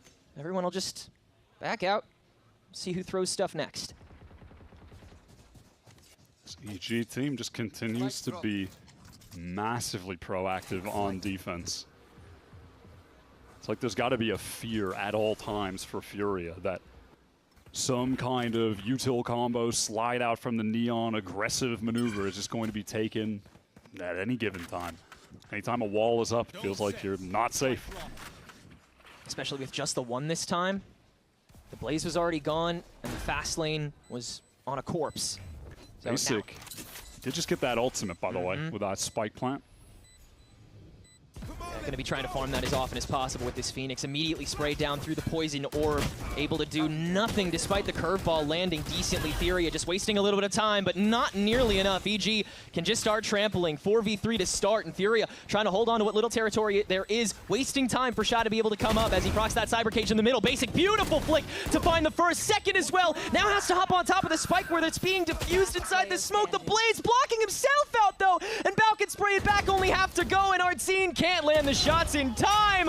He was down to 3 HP. He was about to die on it. That is ridiculous. Shy not able to get the value by wrapping around through doors. Somehow Superman got the kill onto Calm while he was getting pinged up by the recon. How on earth does he win that engagement? It shouldn't have gone his way. This is crazy. He's getting pinged up. Crazy. How does he get the kill? It's ridiculous. Oh, and then Basic, he like shrouds himself off with that Blaze. That's rough.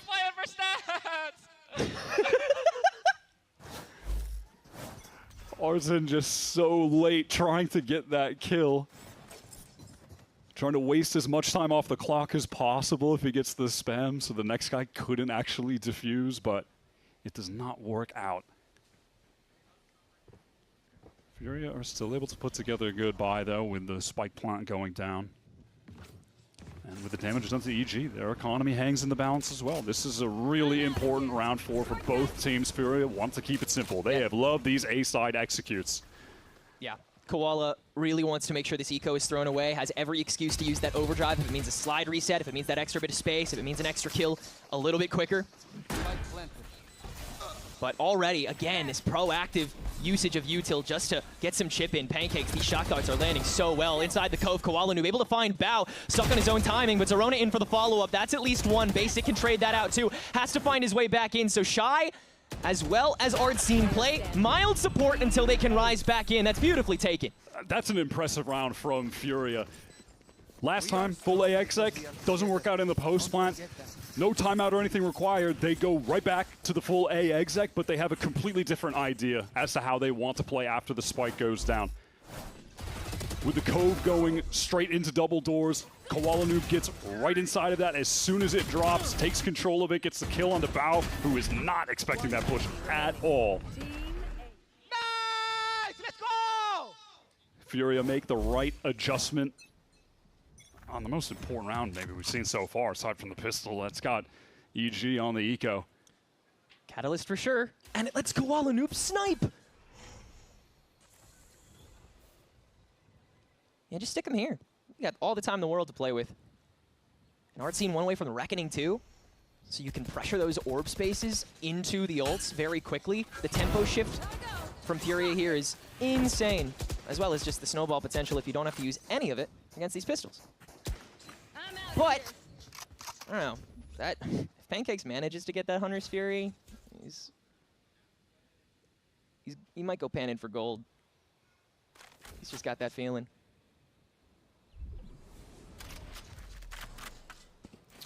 Little weapon exchange so Koala can get the space on this speed hit. Shy on the flank watch, all good. Fury should be able to clean this up with ease. This Koala Noob Digizine head-to-head is really sick as Bao is able to get that random shot, but it is traded. Things are still fine. Furia stabilizing out, but 30 seconds left. Digizine and Koala just have so many parallels, both of them being so op-heavy. Both of them kind of the same like personality archetype in the game, honestly, like doing whatever it takes to just keep competing.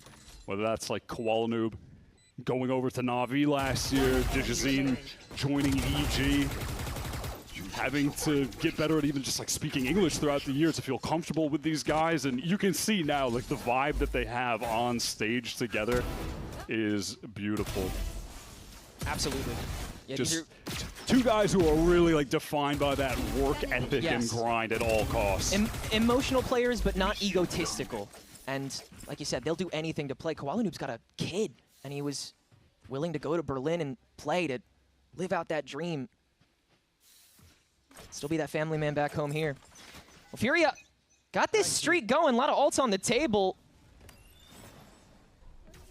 EG not immediately pressing here to start. And not a great buddy system established. It feels like they're looking for some sort of bingo call first.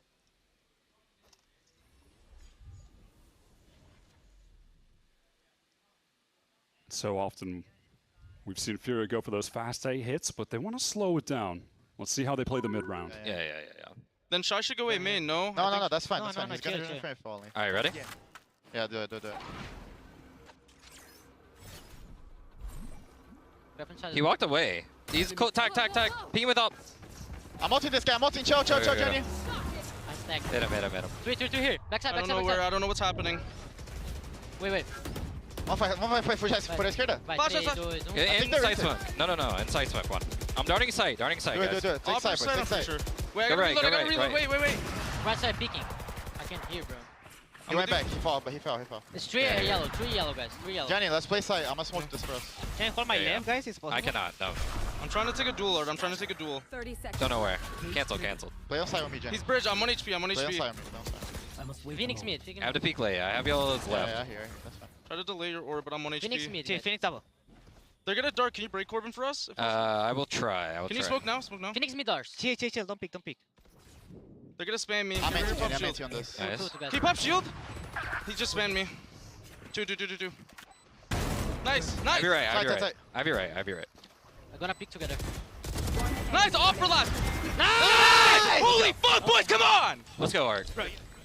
I love the way that Shy was able to control that mid-round. He's calling for the rest of the team to slow down, allow him to work. The maneuver through the wall to outplay Zerona was really sick from him.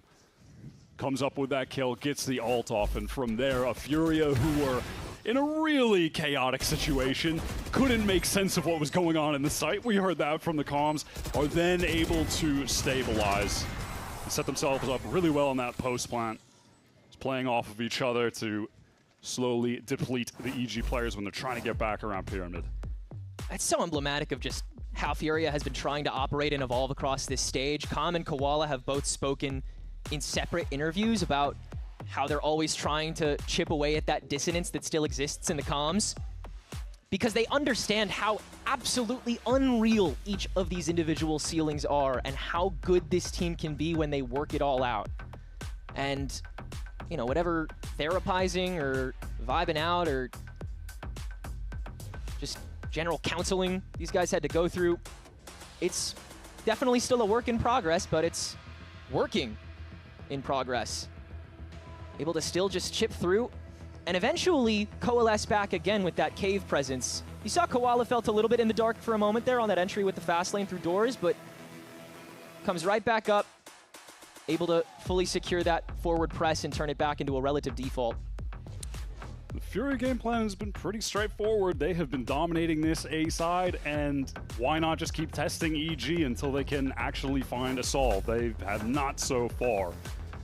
Furia are looking very impressive on the map, in which they were on a 4-match loss streak just a couple weeks ago until defeating G2 most recently, and now carrying over that really nice display to win that series against EG on EG's own pick.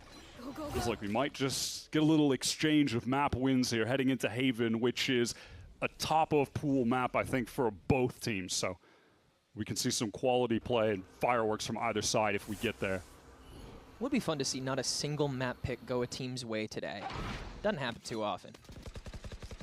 It's just been a little bit of how do you do's thrown back and forth here. Shy playing with these trap wires on top of the pit that was set up by Superman, and Furia just generally tossing some stuff up to dissuade EG members from peeking out and looking for a freebie.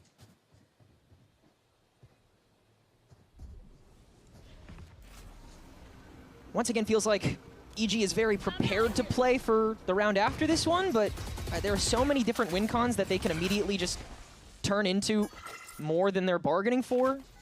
Feels like this patience can pay off. 35 seconds to go, and Furia has yet to break true ground. Standing ahead.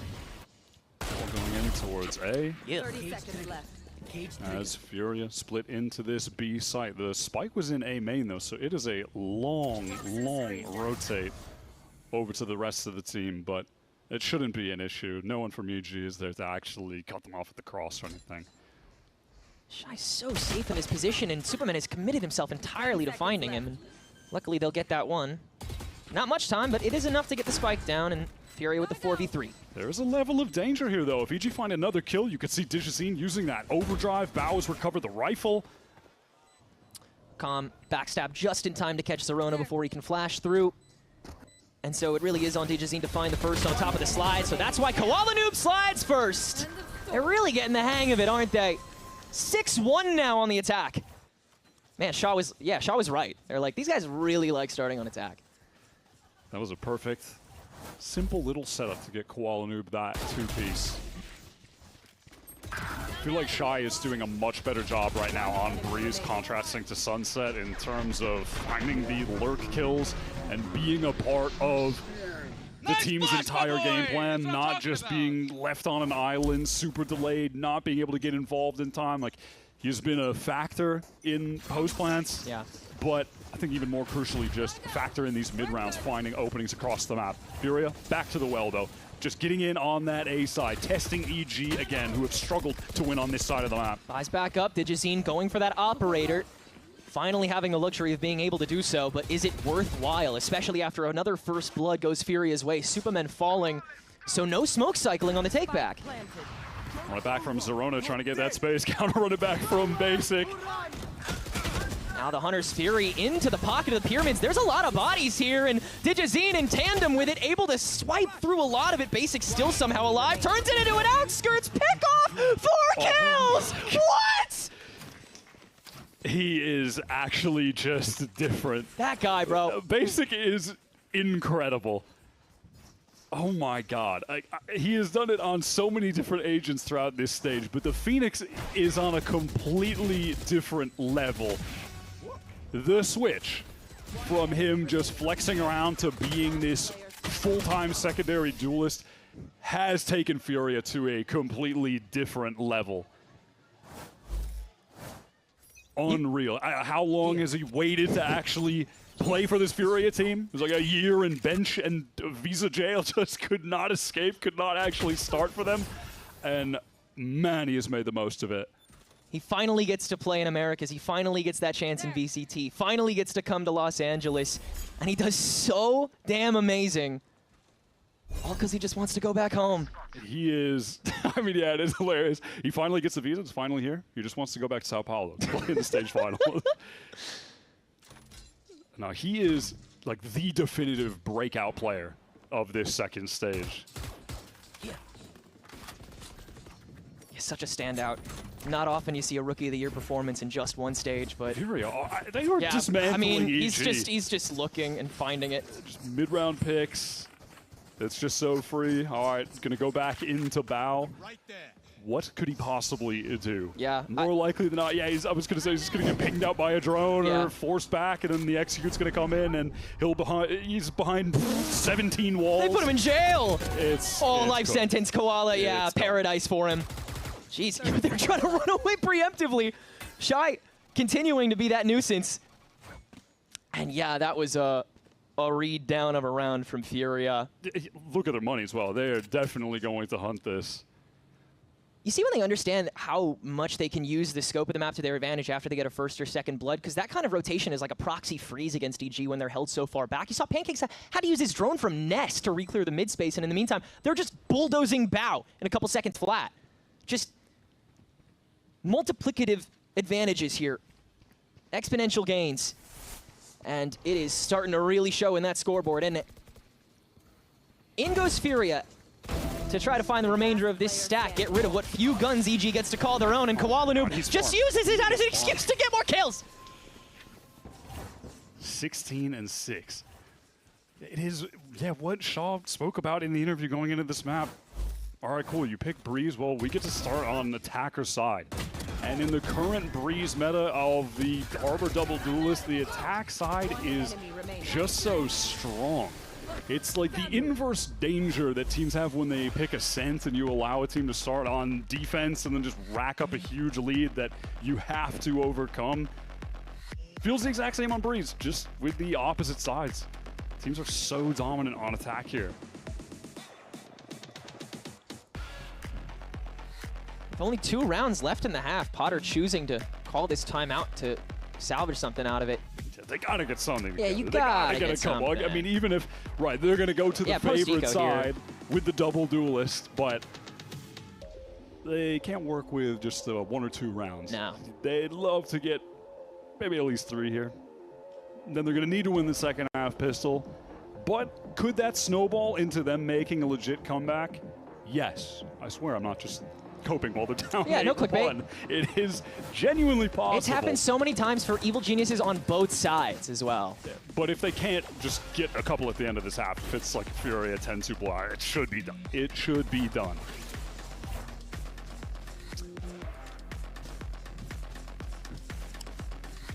Calm has one of the most chill stat lines of all time right now, by the way. Just a 4-1-4 9 rounds into the game. Sitting back. Been very chill about it. You see the weight that's off his shoulders playing without having an IGL, especially with this newer squad. You know he was really questioning himself a lot more in those previous matches. Now, not having to do so nearly as often. Artsine far more confident in being able to command this group, especially now back on the smokes. And with a reckoning in hand, it feels like you have endless ways to take this back, even if EG managed to find some eco momentum here. Well, Furia have done a nice job finding the entirely vacant site for what should be another easy round win.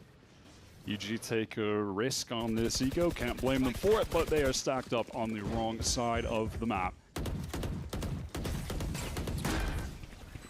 How much of this do they play for the boom and or exits, and how much of this do they actually I mean, they just gotta go for it. I feel like, yeah, there's too much money. Damage is just not going to be a factor ever for the end of this half. And it's tap pad time. Yeah. It's a bountiful harvest for Furia.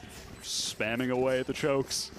Yeah, this is as dominant as it gets. And Furia should realistically just be able to snowball this all the way through. EG get their full buy, great. They have to go up against the overdrive, the run it back, the reckoning from ARTZIN. They have stashed up these ults to just close out the half in absolute 100% blowout fashion. Yeah, inflation has yet to hit for them. It's just everything they've done has been going so far. They haven't had to use the extras. 2 rounds, 2. Digizine. There's some value with the operator against the other guy that is probably excited to get to use it when we swap sides. But with so many ults in the tank, you got a lot of ways to salvage this back, and one of them would be to run it back. Both curveballs used for basic as he scales through the site, turns it into ARTZIN, nailing both of the members holding that. He should not be doing that on his own. But with the help of that recon tossed out in the tide, they get the reset and the plant. Superman, though, finding the lurk. Yep, Shy, always that loose end, goes down. Evil Geniuses trying to post up for this retake. Have to wait for Superman to get there and assist. Pancakes was in a little bit of danger when that Molly forced him out, and Calm does pick him off on that rotate towards Arches. Question of when you can activate around this cove, Zerona. Nothing left in the tank. You have to contact, and ARTZIN on the wrap back. It's just too little too late in every sense. The Calm KD is out of control. Still with the 1 death. The 6-1, that's crazy. Great shot from Digizine, but they are still overwhelmed by the ultimates. This adjustment, the crosshair placement from ARTZIN, so just smooth. Knows exactly where that AW peak is going to be coming from. Even down the neon, you just see ARTZIN Furia scaling into that site so well. When that run it back is the space creator. Still 2 ults, by the way. Still with the Reckoning. Did not have to use it even in the 4v5. ARTZIN didn't feel enough pressure to let that go. Now they will off rip, just to take care of this nice and quick. Both duelists getting their own taste of it. Koala, yeah, with that shotgun. Sure, and yeah, ARTZIN again. He killed someone. How did Bao go down to the Molly? Replay ops? Can we get that one? Molly the other way. Another guy going down to a Molly. Yeah, Zerona does get ARTZIN down to 60. But stuff ticking down, and Zerona does have a flash left, but they're already out! Calm KD. The 817 is crazy, man. I mean, he's ascended. I was going to say it doesn't get more dominant for Furia. Well, it does. They could have 12-0'd them, but that was just stunning gameplay from them. They are just able to execute on these sites full force. EG never had an answer on A. End of the half, Furia, yeah, why not try B? And it works just as well. Yeah, they got room to play now. What are they supposed to do on this exec? They're trying to anchor close in the site. The Reckoning just booms every defender. Yeah, and then you get to throw the tide up after, because Fury have already taken that spot. I mean, ARTZIN feels invincible at the moment with everything in front of them. But they will have to flip it, at least for the twofer. We'll see if the pistol's all they need, or if EG will try to choke out the other direction after this short break. Whenever I use Zowie models, I would say I just feel my element. Demon 1 is good. Without Nyack, the biggest difference was the ghosting. It was a immediate change. If you see something and it's not actually there, you're gonna miss your shot. Black Equalizer and Vibrance, I can react quicker to it, I can shoot better at it. This guy is just spectacular. And that way I can always trust him, that I can just focus on competing. My performance will always be at the top level. Zowie. Coins in the tray, by the seat, by the window, fly out same day, new shoes, same hour, didn't wait for the sale, tiny gold on my wrist, just because I'm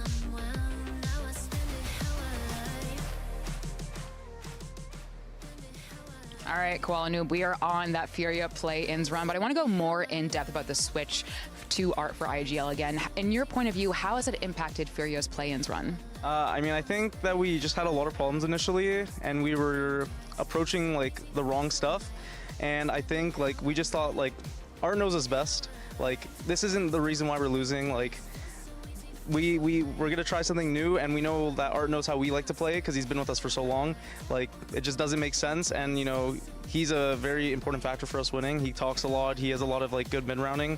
So it's nothing against Corbin, obviously, but we were with Art for so long that like once we started to lose and we were stressing, we kind of went like in wrong directions. It's as simple as that. Well, best of luck today, Koala. Thank you. And indeed, Furia has found so many different ways to restabilize in this map. No different. As dominant as they were against G2, maybe more. And for the other side, to try to get to map 3, it's time to lock in with ExpressVPN, the #1 VPN. Be sure to scan that QR code on your screen. A big difference maker, you have to feel, is the Harbor versus no Harbor. Artzin IGLing from that role has been in control on the attack side. The intention behind some of the roster moves that happened with this Furia team, a big roster gamble, was that they wanted Artzin to be able to switch over to be the smokes main, be the controller, playing with the pack, so it's easier to IGL than when he's on that Sentinel role that he was on previously. On that attack side, it worked out perfectly, and Harbor is so strong on defense too. Just feels like they're already in control, but they still gotta finish just to get to the third. Flash in from Basic, Phoenix for Phoenix, and Zerona's the one that's able to scale off it, but Koala found out after going for the inward peek, and that'll let EG take that over after Digizine gets the wrap. EG buy the time to make sure Digizine can get that free kill. And it always feels silly to say that the team with 1 round here really needs the pistol round, but they would love to close this out. They really need this pistol round. They do actually really need this pistol round, some have said.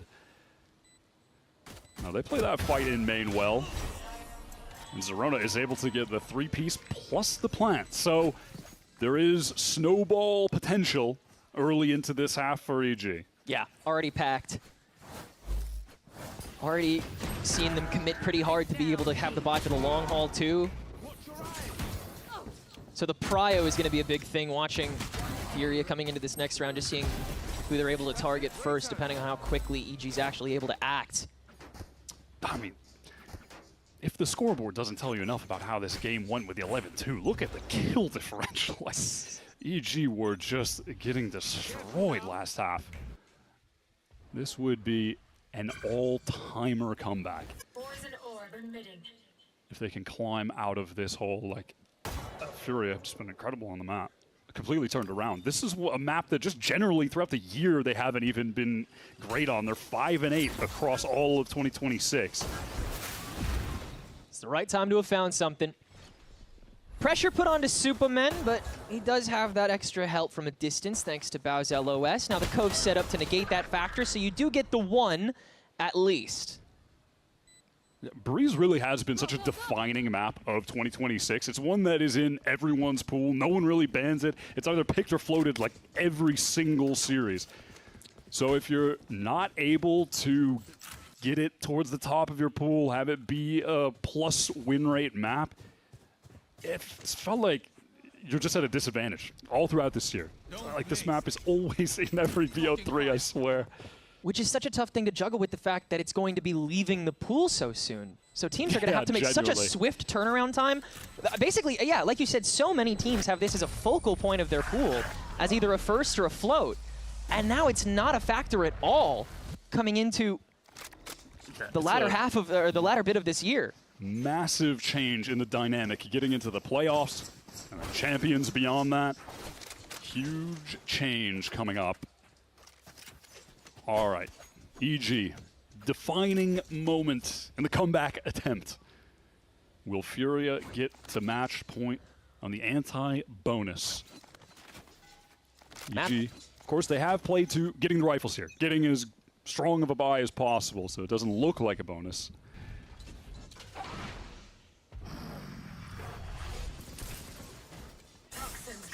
First map in the pocket. Down 8, eco potential. Trying to make that 2-0 another reality after winning that same way 2 weeks ago. What do you got? Superman with the insert, very quick, same as EG. They'll breach the tide to start, but Ardzine has a little bit of extra time to play with and nails that lurk. Zerona! What? Finding it! What? Sure thing. That is ridiculous. EG, though, look at the positioning. Yeah, it's so congested on site, but Bao finding that pick absolutely can be enough for them to close this out now, despite the lack of space on the map they have. It's like the only thing they needed to do with that screen reset, and it netted them all the positional advantage they needed. Pancakes will get finished off by this hot hands, right? Yeah. So now a 2v3, Basic, able to set up that Blaze 2. Who decides to breach it? Surely it's Digizine, right? Barrel spotted, slide teased, but at this point, yeah, I don't know if there's even enough time after that. Yeah, certainly come. Gonna hightail it. Man. Interesting start, eh? Yeah, look, EG display some good fundamentals there in that post plant. Just finding the timings to double swing out together, back pyramid, collect the kills in a situation where they don't have forward space, can't fight for forward space, especially without the harbor. It's super tough. You rely so heavily on that double wall and the high tide, pass back Orange to actually push up close to it. That is not an option for them. I still make it work. EG, bonus round 1. Another step towards making this comeback real. But a lot more work to be done for I Am a Believer. Ardzine quickly stops that first trampling. Zerona stopped by the Storm Surge. Ardzine is ISO'd, but Zerona can still conquer through and heal back up with the Blaze. EG gets the reset on the A site. Still just trying to feed these orbs over towards Zerona. Had the super early run it back because of all those pistol round kills. See if he can hunt down some more.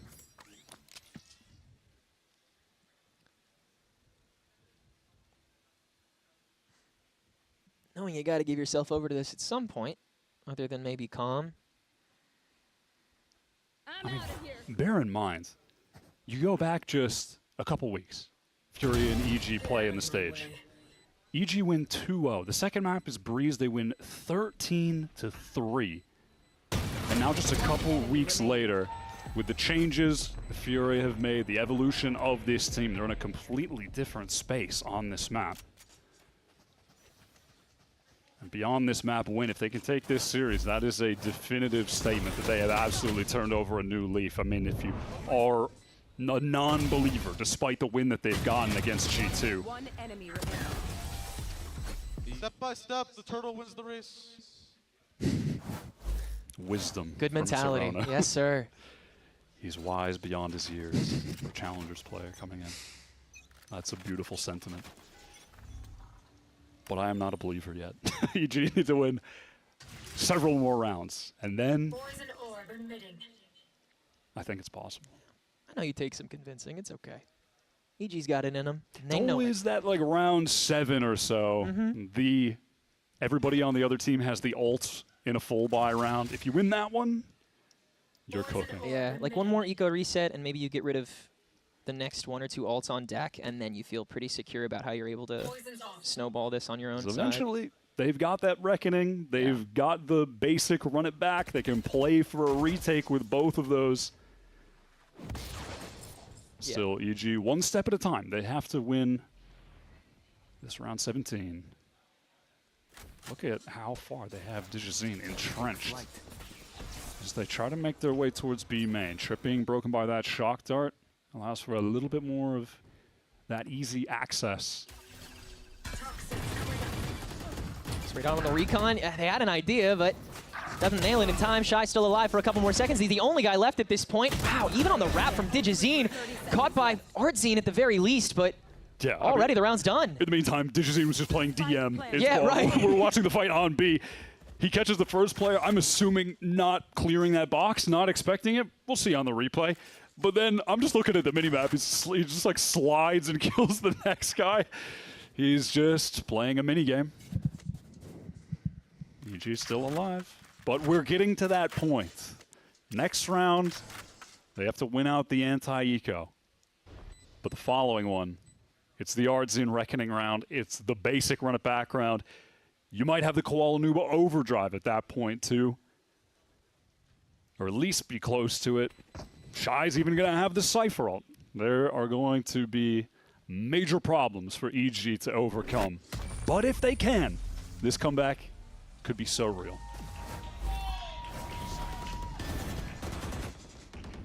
Oh, this is what I've been waiting for? Oh, Yeah, yep, let's just see it. catches basic, and then, yep, slide onto Calm. Good stuff.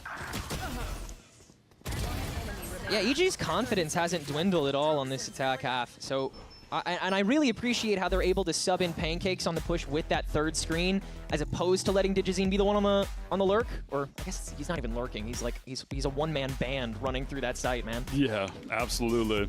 Shaw definitely wants to get involved here. All right, let's cook up some kind of crazy little anti-eco aggro play, trap play, something cool. Main focus, round after that. How do they get to match point when they have all of the ultimates? That is the focus for Furia. They do not want to squander this lead. Down a map, and a loss in this series sends you to the lower bracket. Still have to fight your way out. And then even if you can, starting in that lower bracket of playoffs is brutal. Yeah. The teams in the lower bracket of play-ins, they can't make one mistake, no slip-ups in any series. The advantage of winning this match right now and starting in that upper bracket of playoffs is massive. Especially for two teams that don't necessarily have that points buffer. Fury is close to it, to the point where getting top 3 could technically get them in, but it's basically it's boom or possible bust off the for both points. these sides. And if they got that upper bracket spot, if Furia really have just kicked it into high gear, hit this new level, they might only be a couple wins away at that point from getting in even off points if they finish third. But you got to fight double as hard in that loser's bracket, which one of these teams will get sent to. Envy came inches away from being able to have that luxury, and now they have to go for the grind, even if they manage to get through the play-ins. Same goes for the loser here. So Furia really got to wrap this up, or else the narrative will start to sink in again.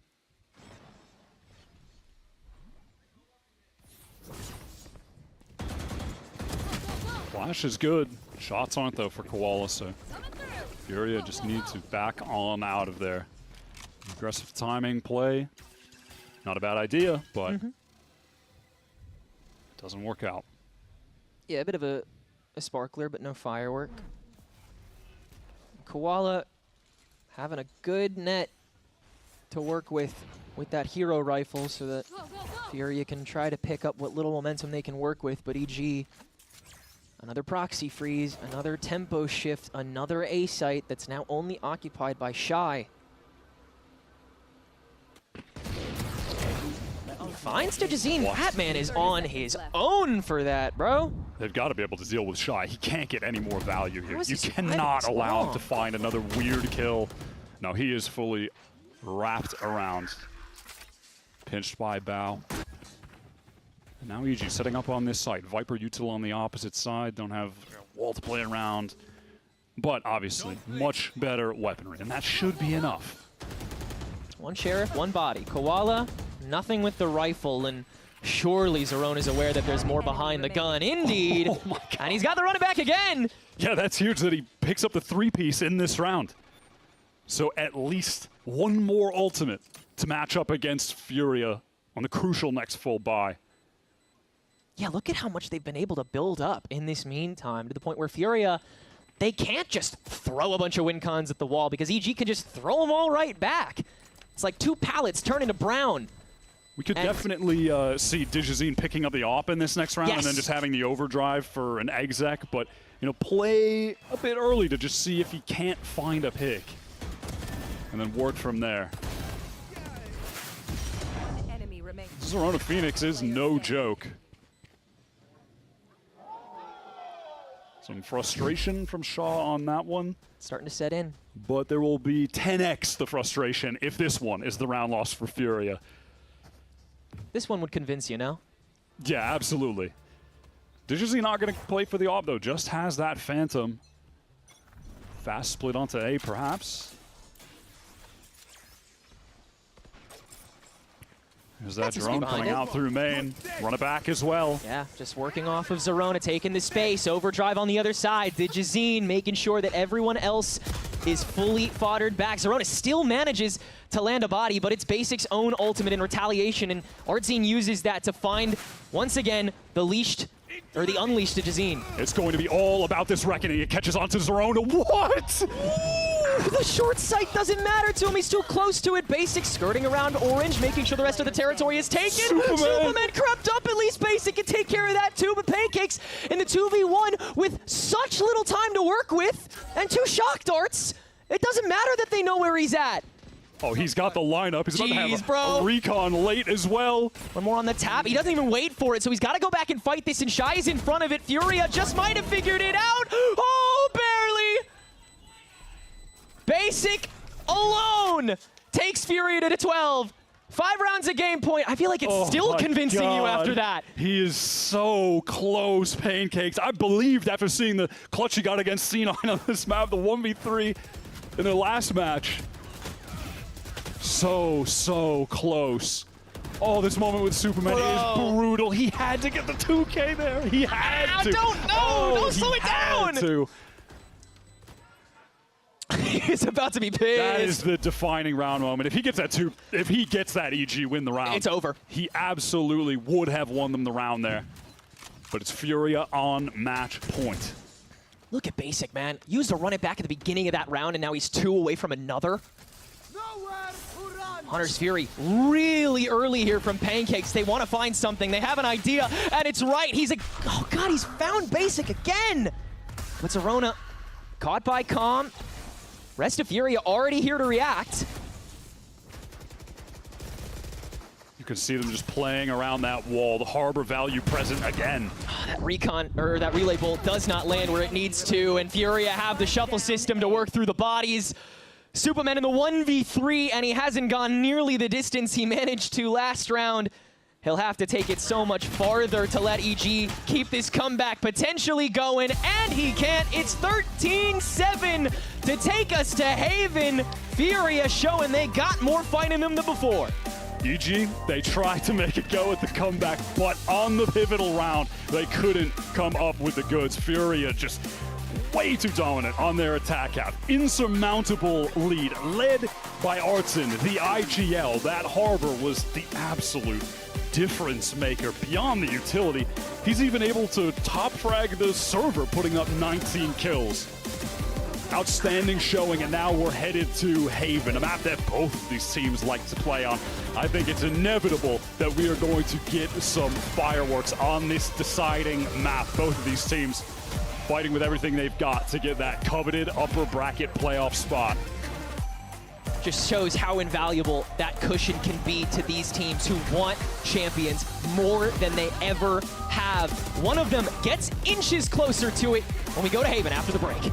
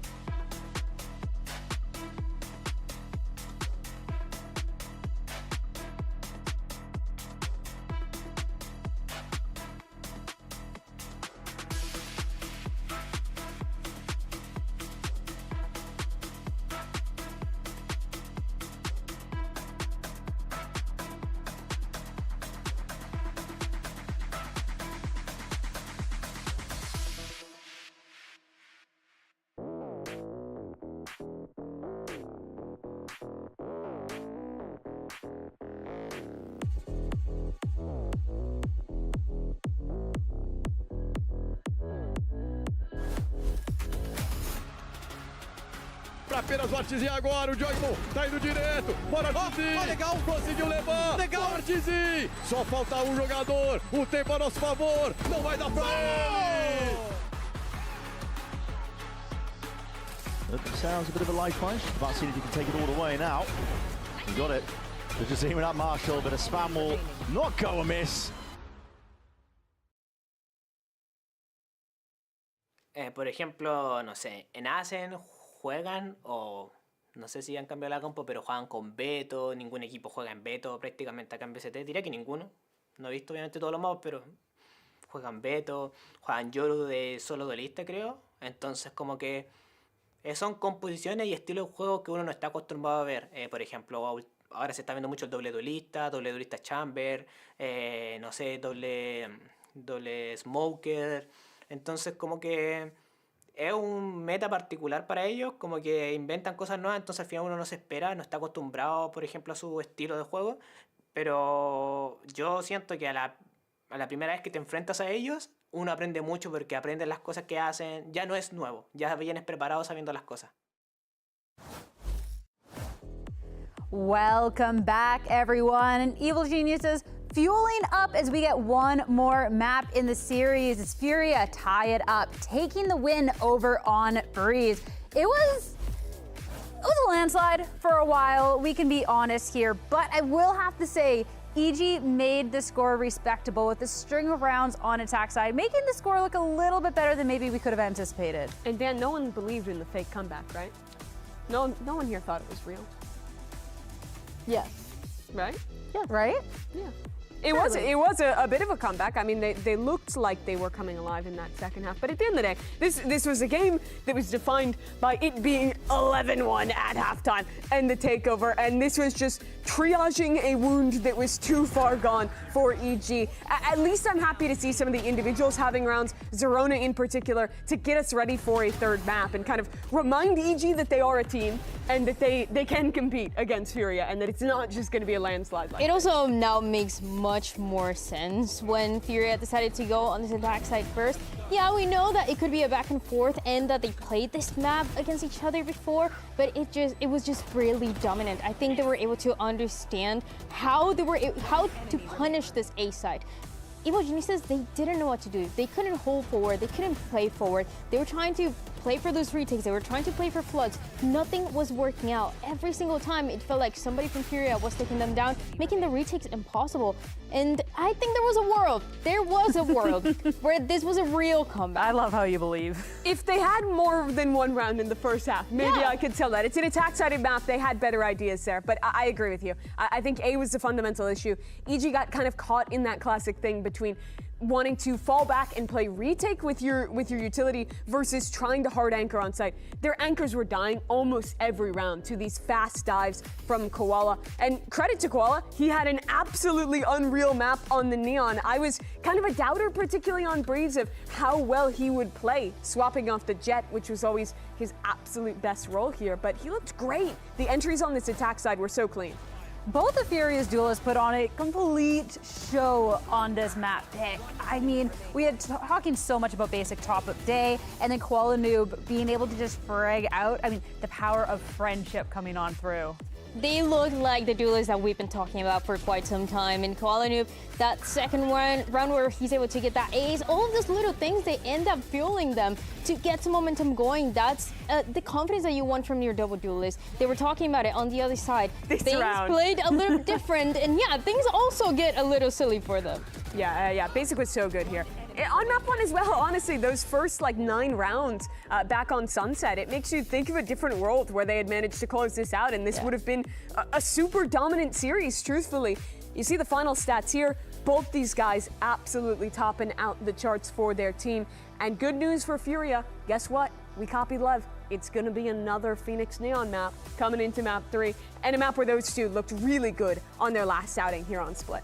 And if that's the momentum you're going to take forward into the last map of the series, it could be a good win, but I'm very curious with how he can switch things up on the opposing end. I feel like Haven has been kind of back and forth for both of these teams. We have gotten to see adaptations, we have gotten to see some growth, but we're looking at a game 3 now with a spot in playoffs on the line. This is one of the maps that Furia played recently, and we mentioned it earlier on, but the way that they won this map, and the reason why it was so close, I think it was that 13-11, was with 5 clutches, with an ace, with so many moments like that you don't want to be relying on for a situation like this one. You're so close from making it to playoffs. After everybody was doubting you, I think it's a Furia that needs to be playing forward, playing confident, and keep that momentum from the last map. Yeah, I think the synergy between the two duelists on the attack side, how well they were pathing on those dives on Breeze is something that gives me a lot of confidence for them going into this Haven.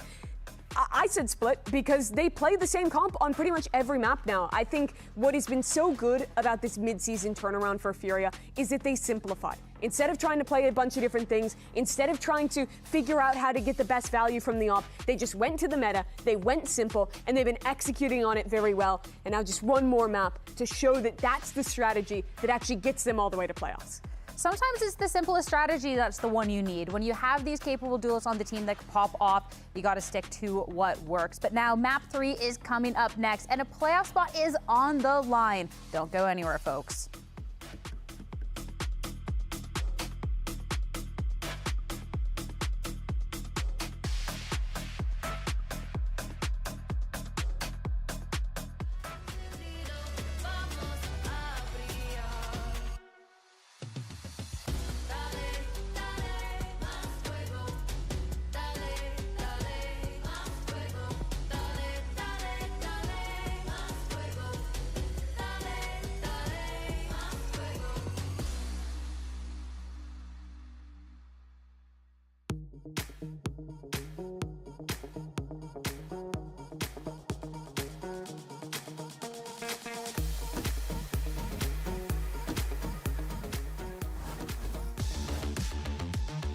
After twin 13-7s, it's time to determine our final upper bracket playoff contender. Furia and EG both on their get-back arc after late-stage pivots with their rosters. Wyatt, both these teams had their dominance already. Now we take it to a map where dominance is welcome on both sides at all times. A map that both teams really like to play.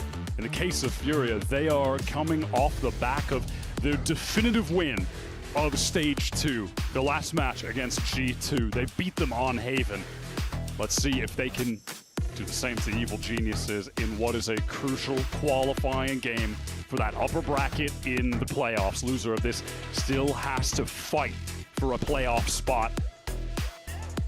So much riding on this map. Both of these teams have gone through a lot this year. Both of them have suffered 0-5 stages. Chip on both their shoulders, trying to redeem themselves from that. Furia trying to prove that this huge roster gamble that they made is actually going to pay off for them. And it might just do that. They are beginning to form a run. But is it too little too late? That really is the question.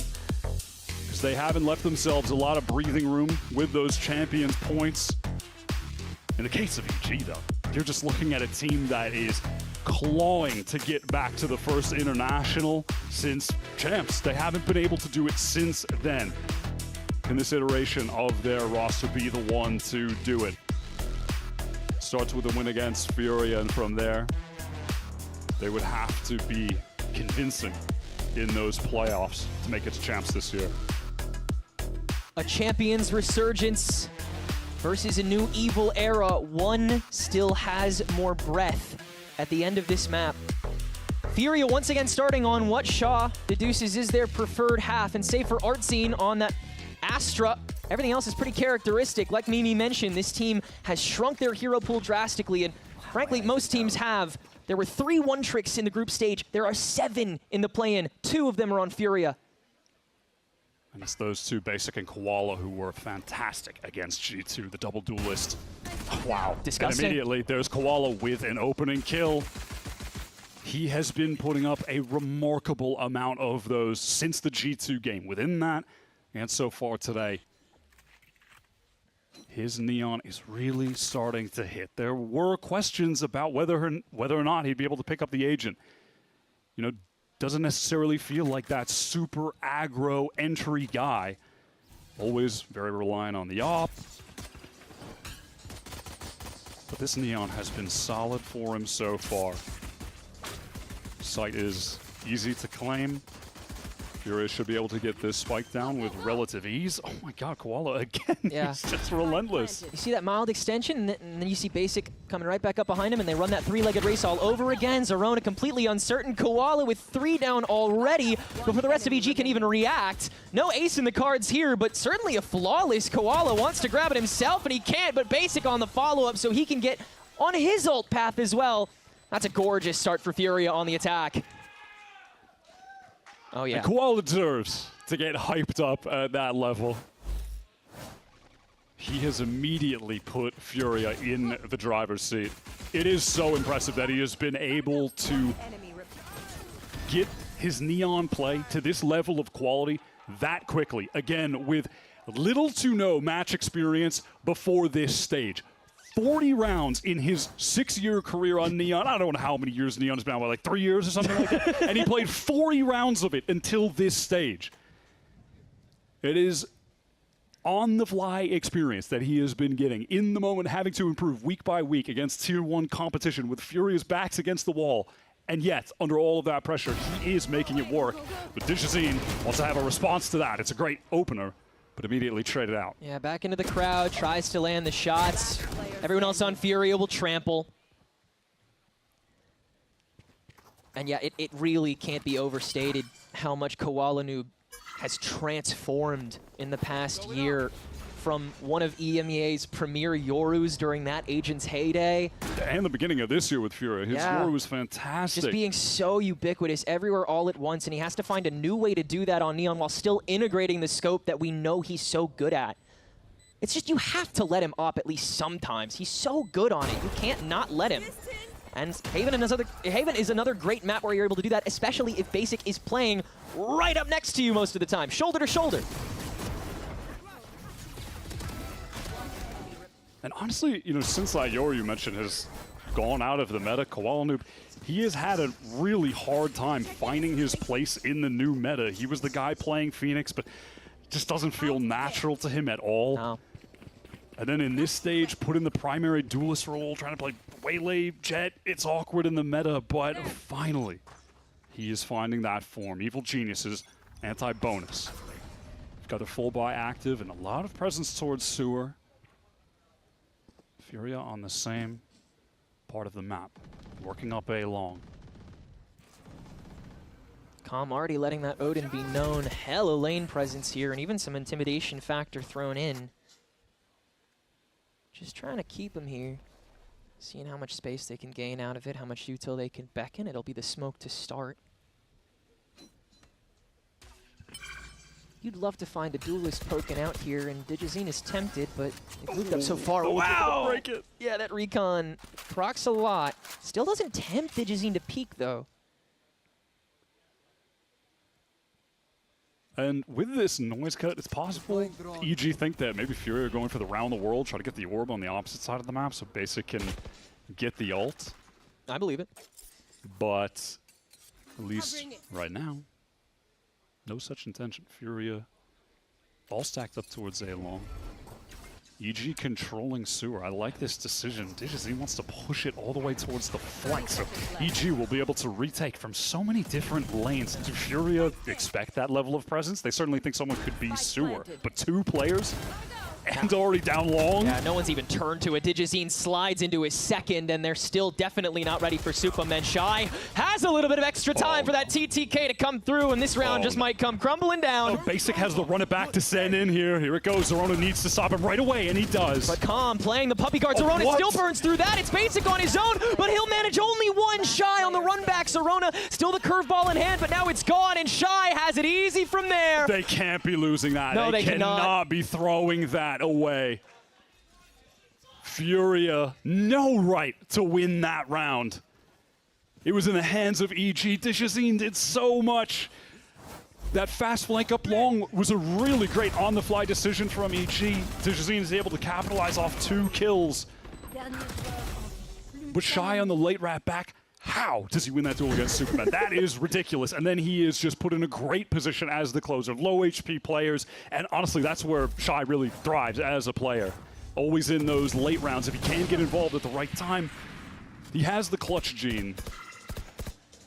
Standing ahead. Koala trying to double down out the gate here, but with that double Marshall down A lane, that'll get thwarted quick. And that's a first engagement going the other way on Koala. EG has taken that as an excuse to just bring the equator a little bit more forward. Take flight. And let THEO reset so that these snipers can take opposite lanes and they can play for the tempo control later on. Feel much more secure for the retake, even with the eco in a 4v5, especially when THEO has his overdrive ready. Trying to let Shy lurk again.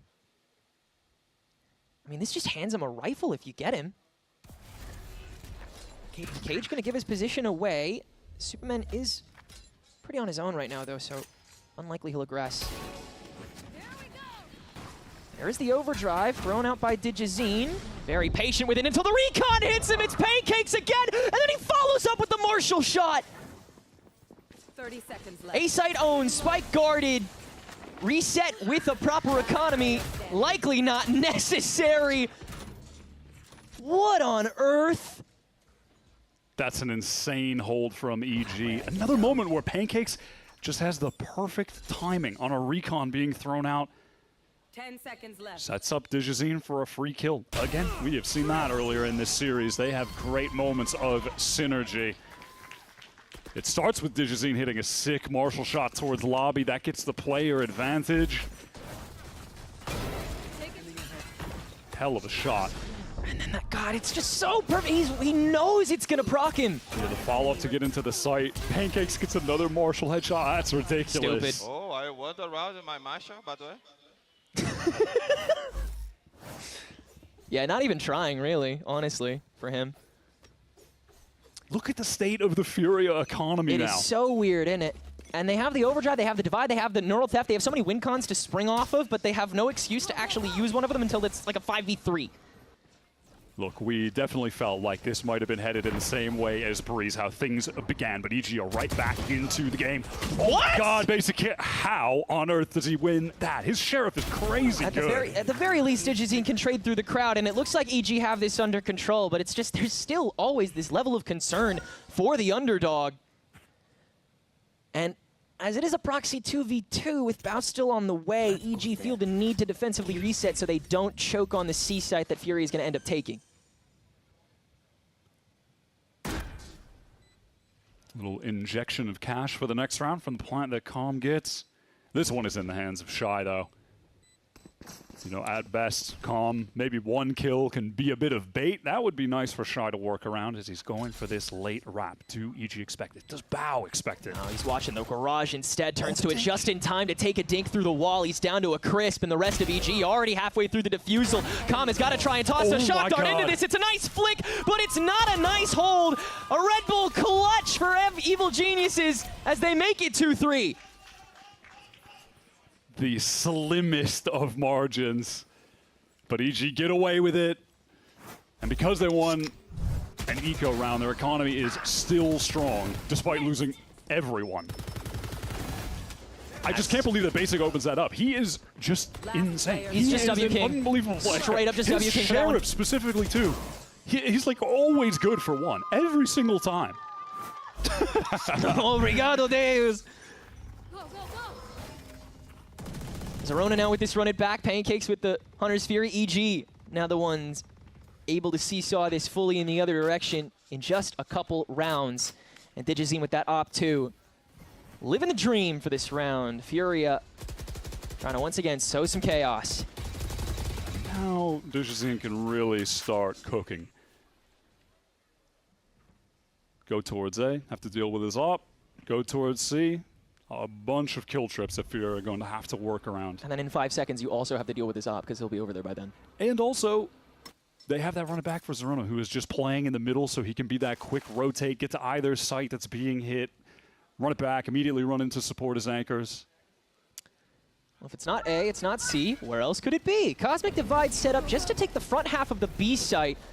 And EG, whatever bait they think this is, they're not going to take it. They'll let this plant fall through, and Furia burn a couple of bits of util. Now the run it back thrown in mid-plant, so Zerona gets the intel scouting to try to let the rest of EG in safely. It'll get Pancakes to start, holding down the door, smoke on top, and everybody from Fury has left this. It's the Hunter's Fury very early on top of this defusal attempt, and it gets the tag. He tries to turn it into a kill, but Calm misses that secondary, and so now you've got to go for the Astra util next, and the body block has to prevent a lot. Artzine able to spray through the first two, but the gravity well is not ready to reset. You've got to get inside this. Artzine all on his own for a moment there, but Calm with the follow-up can't spray. Almost misses out. Oh, man. He still wasn't even aiming on him. He hit his back with the bloom there, but Fury is going to make it work from the distance to hold on to that round. Artzine is just holding down mouse 1, just moving his mouse around back and forth, and he's just getting random kills, spraying through. The grav wells are activated. EG are trying to stack the guy on the spike, body block so he can get the defusal. Chaos. Yeah, that was... Which is where Furia likes to be. That's where they need to be for this. They need to interrupt. They need to set up some traps. They need to force a level of panicking out of Evil Geniuses, even if it's on that retake system. And they can play post plants like that when they choose to run the Astra. She has by no means been a frequent pick in this meta in Stage 2. But it is moments like that where she will shine. That post-plant utility is absolutely obnoxious. And they got the max value off the wall as well, the Cosmic Divide, just to get in and get that safe plant.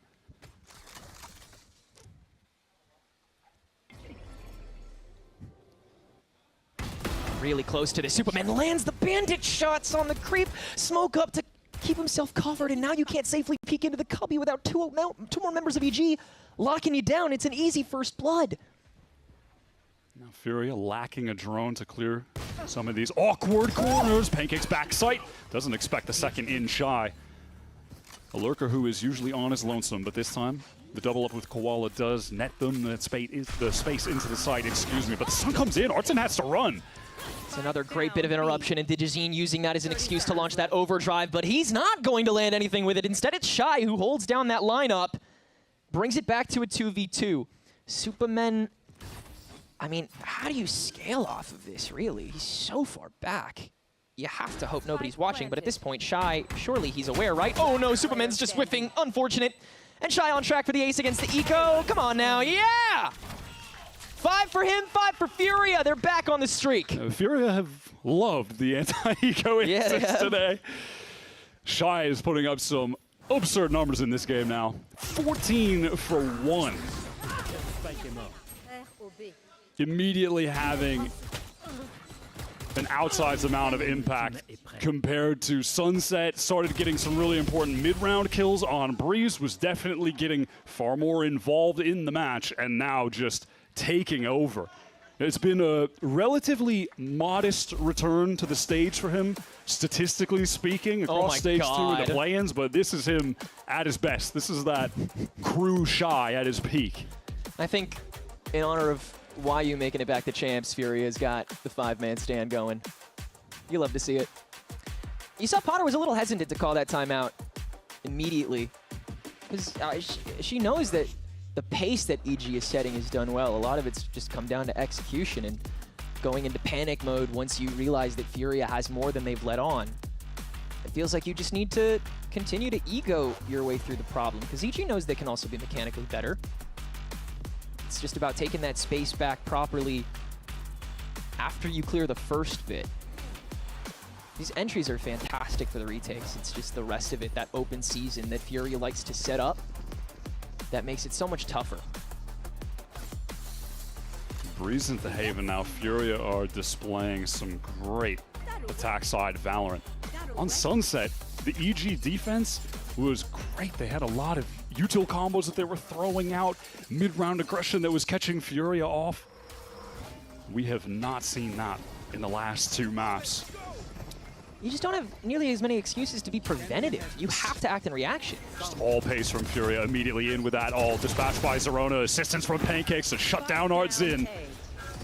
Zerona still trying to stick around on top of this, placate the rest of the team. Shy has to make the distance up main in the meantime to make this presence active.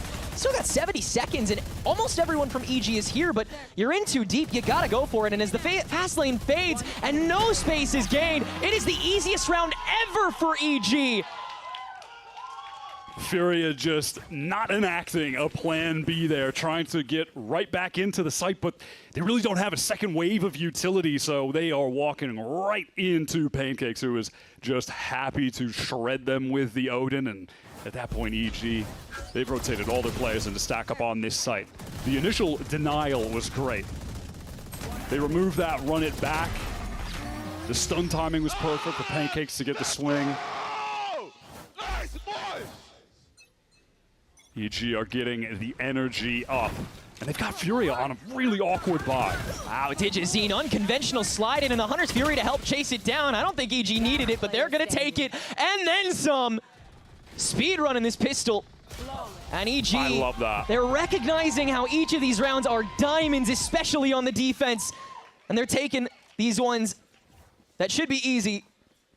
I love that they carry that, like, in-person, real-life energy into the play in the server in the next round. They dominate on the anchoring, and then immediately they just go for one of those early round Hunter's Fury set pieces. They stand up too early. They lost right now. Then giving it right back to them after the five-man Lysor during the timeout. Karma can be swift. Just the momentum continue for EG. They wanted to with another fairly aggro play over towards A. You can see 4 other players were stacked up there, but no one from Furia walking forward. No one is greeted by those 4 crosshairs that were ready to deal with anything coming their way.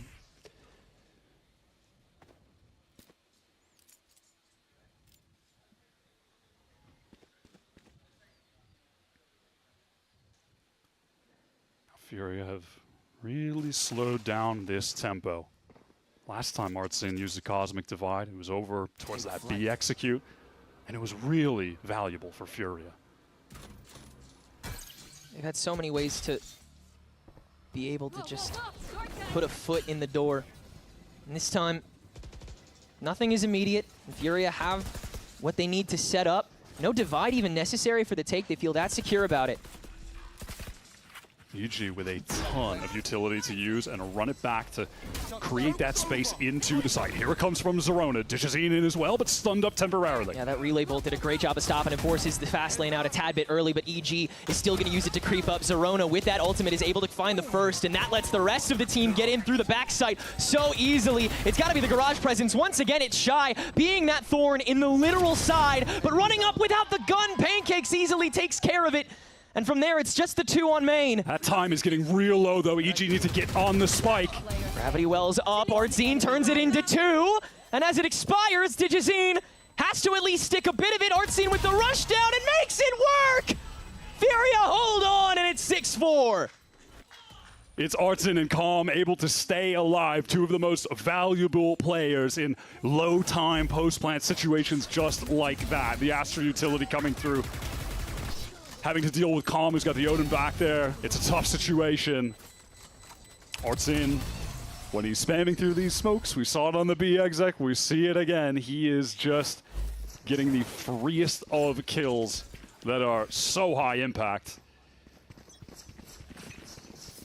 Crucial round for Furia to pick up. EG still with the cash reserves. Still enough to get the Odin online. Enough to get the Operator in the hands of THZN.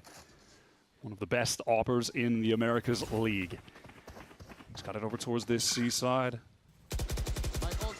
Might be an opportunity for him to get a round opener. Yeah, the double up on the Cypher util. An uncharacteristically weak A side after it's been conditioned so hard in the other direction. But Furia, at the very least, need to peruse. And perhaps try and farm that extra orb. With Calm having that Hunter's Fury, though, to activate off of any soul push, if EG give a single thing away, they know Furia have every excuse to just explode right then and there. They're going back into that operator. The drone has already been used. Oh, but this is right when DJZine feels like he needs to repost. Yeah.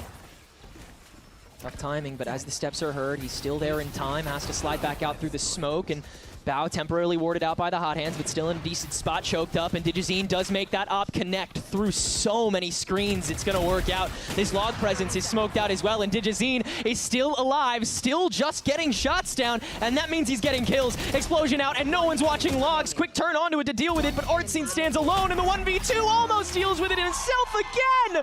But Pancakes holds on, and EG make it 5-6. EG with a great flood back into that site, helping Bao, who was just so confident that he would get the assistance from his teammates. Insane from DJZine, gets the timing, and that is so quick to rotate to get that fast trade onto Shy. That is the value of the operator in his hands. Let's go!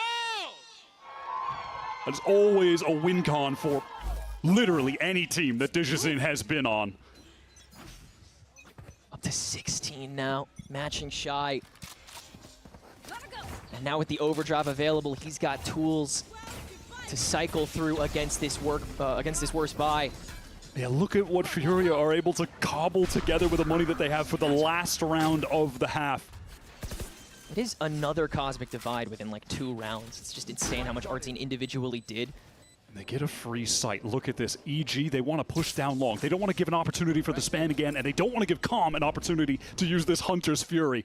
So they are going to push in his most likely position, try to take him out straight away. Calm, it's playing Protect the President now. Artsine hopping up to play the buddy system, but only for a limited time. Now it's the relay bolt from afar on Koala Noob's part to stall even longer so that ult can expire, and Calm can finish with the Bandit. Superman now stands alone on the lane reapproach, but it's still a war on 3 fronts. Pancakes shuffling in, spraying his way through, but Shy not properly dealt with, the discipline not there, and Pancakes, his bolt is out! Bao back on the way through though, through Link, and it leaves it down to the Cypher Ditto, but with such little time left, and the Cypher ult proccing, it's a certainty. Shy, 1 HP, but the round guaranteed, and Furia have the half at the very least. EG suffering when Furia are able to get those free sights. Calm still able to find value, just staying alive, finds that pick. EG, I like the idea. Okay, we'll let them get into this seaside. We have way better money, way better guns, and we are just going to play to try to kill those post-plant spam players. Calm with the Hunter's Fury. But he is able to just kind of weave around in Cubby, stay alive, 1-for-1 with the Bandit. And then by the time that EG work into the site, the time has gotten low. Shy is just always there in some kind of annoying flank position to get a couple kills. 19 for 5. EG was able to keep up, but can they overcome when it's their turn to attack after the break?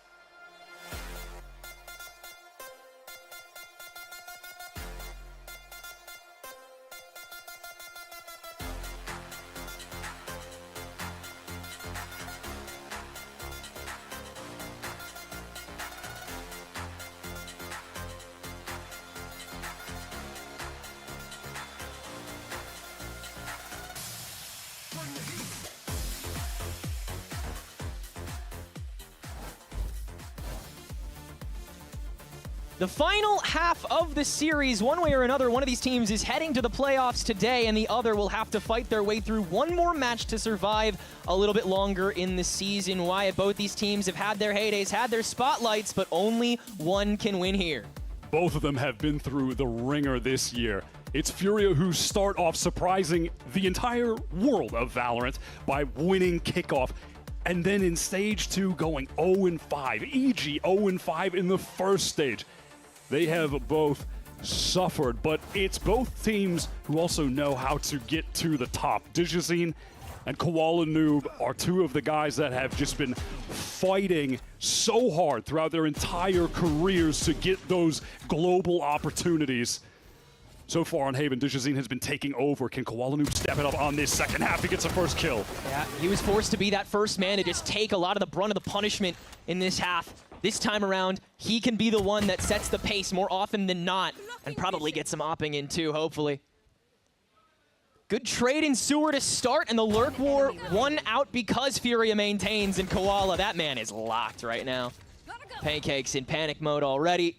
In the 1v4, Furia near an inevitability. Straight out of that halftime, Koala has dialed right back in. It was tough for him trying to entry into those sites. Really getting bogged by utility. Not letting it get to his head. And Artson closes it out. Pistol round win for Furia to maintain the lead, extend the lead.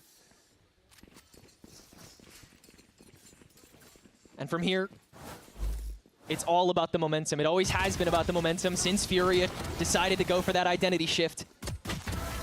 Making sure that you're able to stopgap now, not fall into the traps, not give away these guns.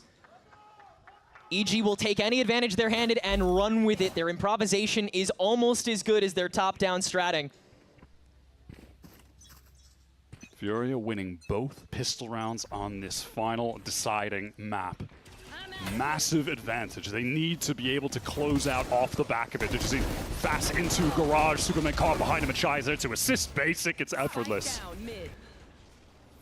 Certainly an admirable attempt, but just not one with legs. Such is the case with so many of these pistols. And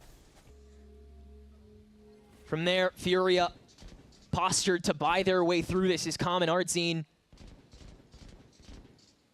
Able to hold up a good amount of stock so that they can make a good cry at the bonus, have that economic gain going forward in the half. Furia now 4 rounds away. Calm 4 rounds away from knocking the very team he was playing for at the beginning of this year that then released him to the lower bracket of play-ins and benefiting off that by qualifying for the upper bracket in the playoffs. Can't understate how important being in that upper bracket to start playoffs is going to be for any team that makes it there. Yeah, MIBR is so thankful that they're starting there when they know that they have to make such a climb to have a chance at champs as well. Is it Brazil's day through and through? Furia is 4 rounds away from making that happen. Calm, now with that Odin in hand after saving in the previous, already causing some pressure on the lobby that he knows EG's gonna neutral their way through. Who for EG is going to step up alongside Digizine? This was so often the story at the beginning of the year, pre-roster changes. Digizine just playing his heart out, putting up numbers, finding so much impact, and yet it couldn't be capitalized off of enough. It's felt so different with this team, but right now you're looking at the scoreboard and someone needs to be there alongside him. And it could be anyone. That's the beautiful thing about EG. But it could be no one, and that's the terrifying thing about EG. A little bit of an extra distraction dance given by Pancakes to make this pivot a little bit later, but Artzine's once again made a terrific call as to where EG wants to end with 35 seconds. There's no other choice, and the smoke and Link will confirm it. Look at this, 4 players from Furia ready to greet EG at the doors. They can flood back in and absolutely destroy them. Yeah, they don't even wait for them to entry because they know EG has to. It's just going to be a brawl set on their terms. Zerona can get the reset though, and that extra graffiti presence forces Calm to take a second to let Artzine make his way back and grab a gun. Unfortunately though, I don't think one's accessible to him. Yeah, he's going to be stuck with that judge unless he can really close the distance somehow. Yeah, you've got to play buddy with him if you want an attempt at this, but it's tempting to not go for it because you know Calm wants to hold on to that Odin. Indeed, he is going to do so, and Artzine is just going to give this a go. Can't get the early judge shot, so yeah, sure, why not? Bonus taken, EG make it 6. That's really Artzine's only option, just try to run in off some recalls. And Calm is more than content to just save this Odin. Doesn't have a lot left in the bank, so that is the right decision. If you're calling on a player to step up, that's what we're talking about, and Zerona does get very important two-piece in the midst of that A flood from Furia. It gives EG that 3-2 man advantage, and that is the reason they were able to close out that round.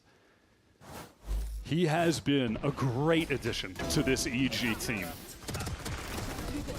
At times we've seen him show off some flashy aim, but for me more than anything, when I watch him play, I feel like he is mostly benefiting and mostly finding kills off of being a very high game sense duelist. He is often a guy that is able to set himself up with very easy kills frequently. He was always a player that was so desperate to have that positional superiority, so you know he's been labbing it ever since the meta shifted this hard to a point where he had to play an agent that doesn't necessarily get that ability to instantly gain it. UG fast into this B-side, Paranoia out from Superman and the teleport in while the rest of the team are kept at bay by Basics. Molly. Just a fake tap, he's gonna get the hell out of there. That's the fast lane and the Blaze gone though, so EG don't have any tools to re-entry. Fury is compressed, but they can just re-extend. Honestly, this is a W for EG. Look at how much util has been expended from Furia. Yeah. Now when the exec comes in, they're not dealing with that basic Molly. They're not dealing with that Koala Noob stun. They should be able to burst out of one of these choke points really easily. Wow, our team only has 1 star down? Where did all the other ones go? That's crazy. Wow, do they go for the full push out? It seemed like they were I feel like you have to. You have like no tools. You seen if anybody wrapped? Because B's been so open. Because now, yeah, you have to account for Digizine potentially creeping all the way through Link. And so it's almost like you can't push, but they're so pinched now.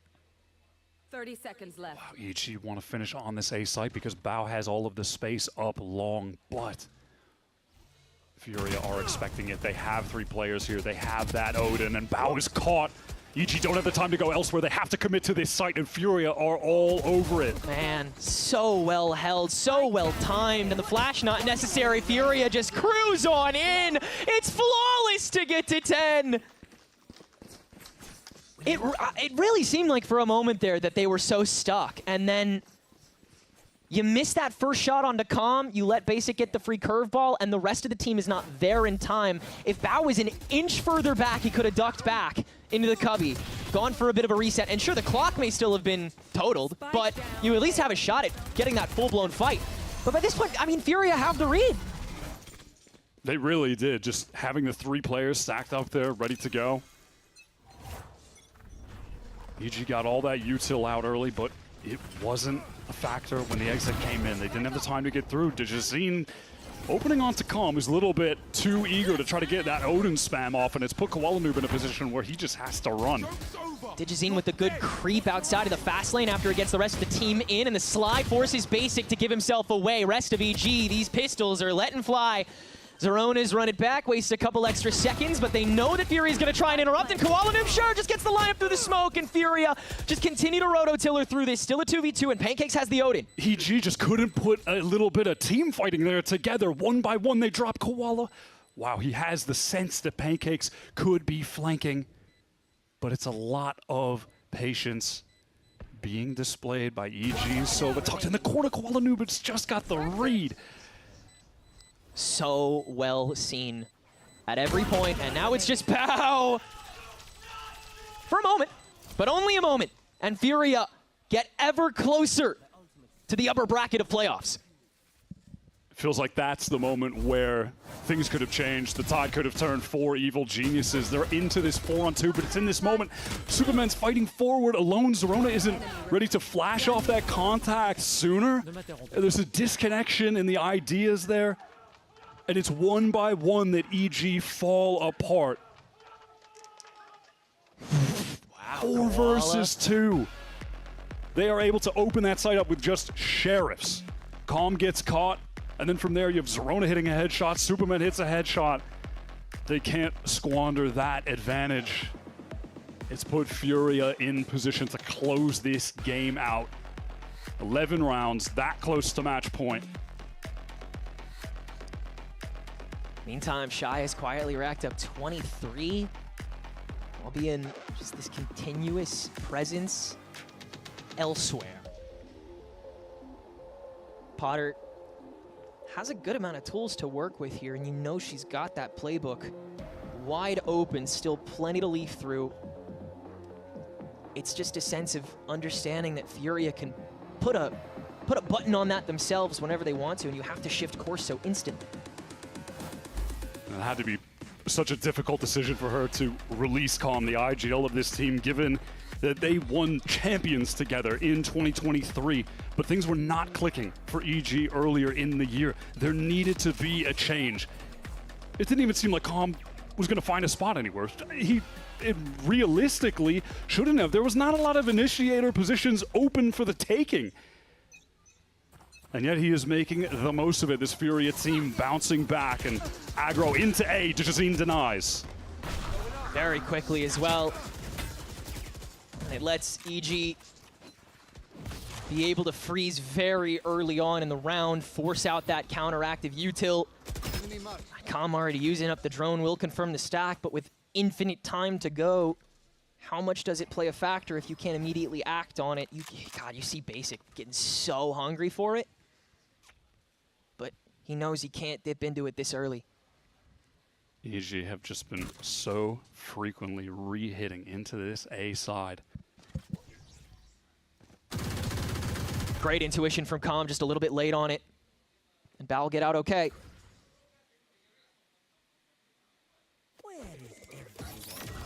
Now that neural theft called, so you have to go in here if you're Furia holding the defense, and that recon bolt is major!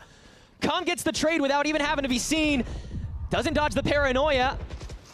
But Artsy now here just sprays right through the nebula he sets up. Cosmic Divide, but Zerona's already skated all the way to Graffiti. And that round's already a done deal. Shy has already turned tail. And it's an empty ultimate and a 7th round for Evil Geniuses. It definitely felt like they expected that push down long with the Phoenix, with the flash popping out of that smoke. A couple players blinded, but it was all good. They were ready to go to deny that aggro play that Furia were kind of forced into making. No. EG still in the game, getting up to 7 rounds. But they are at serious disadvantage with the ultimates heading into the next gun round. No real opportunity for Furia to use them here. But in the future, they can be the difference maker. You can spread him so much thinner throughout a round. Ration it out. Only 2 rounds you need. Yeah, that recon bolt was amazing. Just a shame you couldn't act on it properly, and Zerona was already so far in. Zerona is stepping up, though, for the team on this attack side. He has come to life. Him and THEO doing everything they can to will EG back. Make this comeback a reality. They tried on Breeze, but it was not enough. It needs to be enough on Haven. But they'll be sent down to the lower bracket. Fast towards B. Crossfire for Furia set up.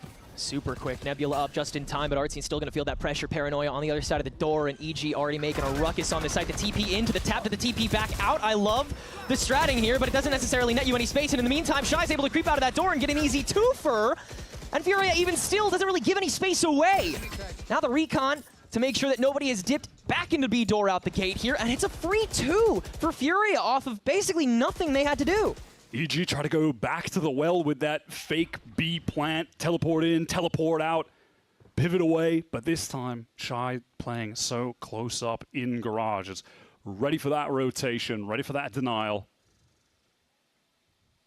Where is the opener for EG to get into this round? THEO desperate to find it, but way too many players looking towards that main entrance. Opportunity for the spike plant now, sure, but a 2 versus 5 for Superman and Bao. Longest standing member of this EG team. 30 seconds left. Would have to come up with a massive play in this 2 versus 5. Bao wants to find something early.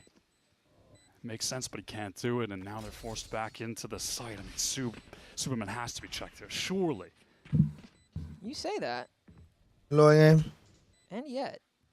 Oh, he's just gonna get it done Đặt himself. báo thức để dạy tắt kênh anh em ạ.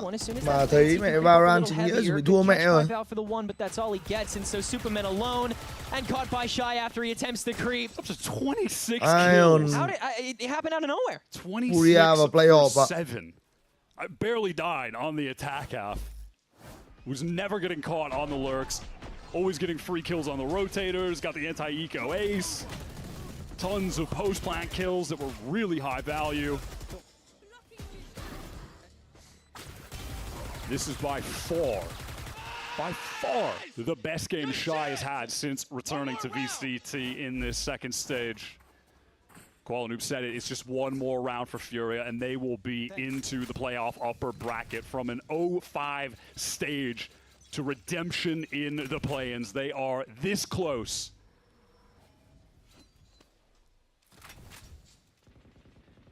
Just gotta nail one more down. EG trying to toy with every way. Đấy anh tao là bố tao thắng ấy anh em ơi. Every carrot on a stick they can think of before they actually have to commit. They know how bad these members of Furia want this. They know how they can try and play into that emotion. And Pancakes has sensed the blood in the water. The Hunter's Fury into the entry from Superman, but the barrel spotted by Shy. Artscene can't manage to swing up from Zerona, so EG maintains the presence, but Shy is still here, still killing behind the fast lane. Still got to be turned to, and the double duelist can manage it. But with the spike drop, they got to waste a little extra time to make sure that they can stabilize. They will. 2 members of Fury remaining. Run it back being used by Zerona. Mấy thằng trẻ của EG giờ mặt đang xanh như đít nhái rồi. Position known, doubled up with Calm. Can they close it out 2 versus 3? Would be a poetic end if Calm can get it accomplished here. Trông vẻ chơi vẫn lì hơn anh em ạ. Unable to shoot out the cam after it's set up. THEO already has the confirmation, but another insane recon dart from Calm causes some pressure. Digizine barely has enough space to back into this corner where they know he is at, but Furia have to give in after that. Too much time has been spent. EG have at least one more breath in the upper bracket. It's 8-12. Đừng ngất xỉu rồi chứ. Tôi đặt báo thức để dạy tắt kênh anh em ạ. Cái nào bật dạy đúng cái lúc mà trận đấu chuẩn bị kết thúc. Got 4 more opportunities to close out the game. You can just tell that Shy is in that flow state, the way that he's maneuvering around all of the utility.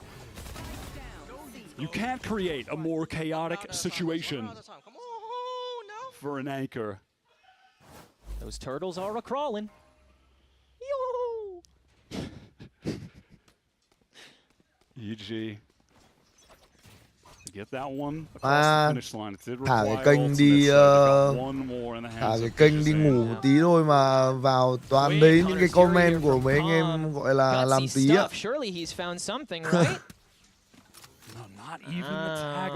Sáng ra mấy anh em làm tí ác mà. Because now you only have that overdrive to activate, and that's just to get a reset for some space for solely QualiNoob more often than not. And I mean, he has those rounds where it can be solely him that takes over, but they don't come out of thin air. Sáng ra tôi được 3 tí rồi. Don't forcing Koala back, and that is going to lose Fury intelligence towards that A side. Info trip is broken. Zerona wants to get into the site. Oh, the flash, but the spam is good. He is so weak, and Basic opens it up with the first. Superman down. No smokes now for EG on this attack effort. Got to speed it up somewhere, somehow, right now. And as the trapwire gets taken down, you see how many Artscene can get with this Judge on top of the cage. He has been found out technically, but not exactly. And Zerona, in the meanwhile, able to guard LUπαιNG. Wasting a little too much time here, but he finds the perfect moment to double back with the Judge and get the 2! Đưa ra làm bao chuột. MIBR đã rescan 10.000 đồng. Chào ngài.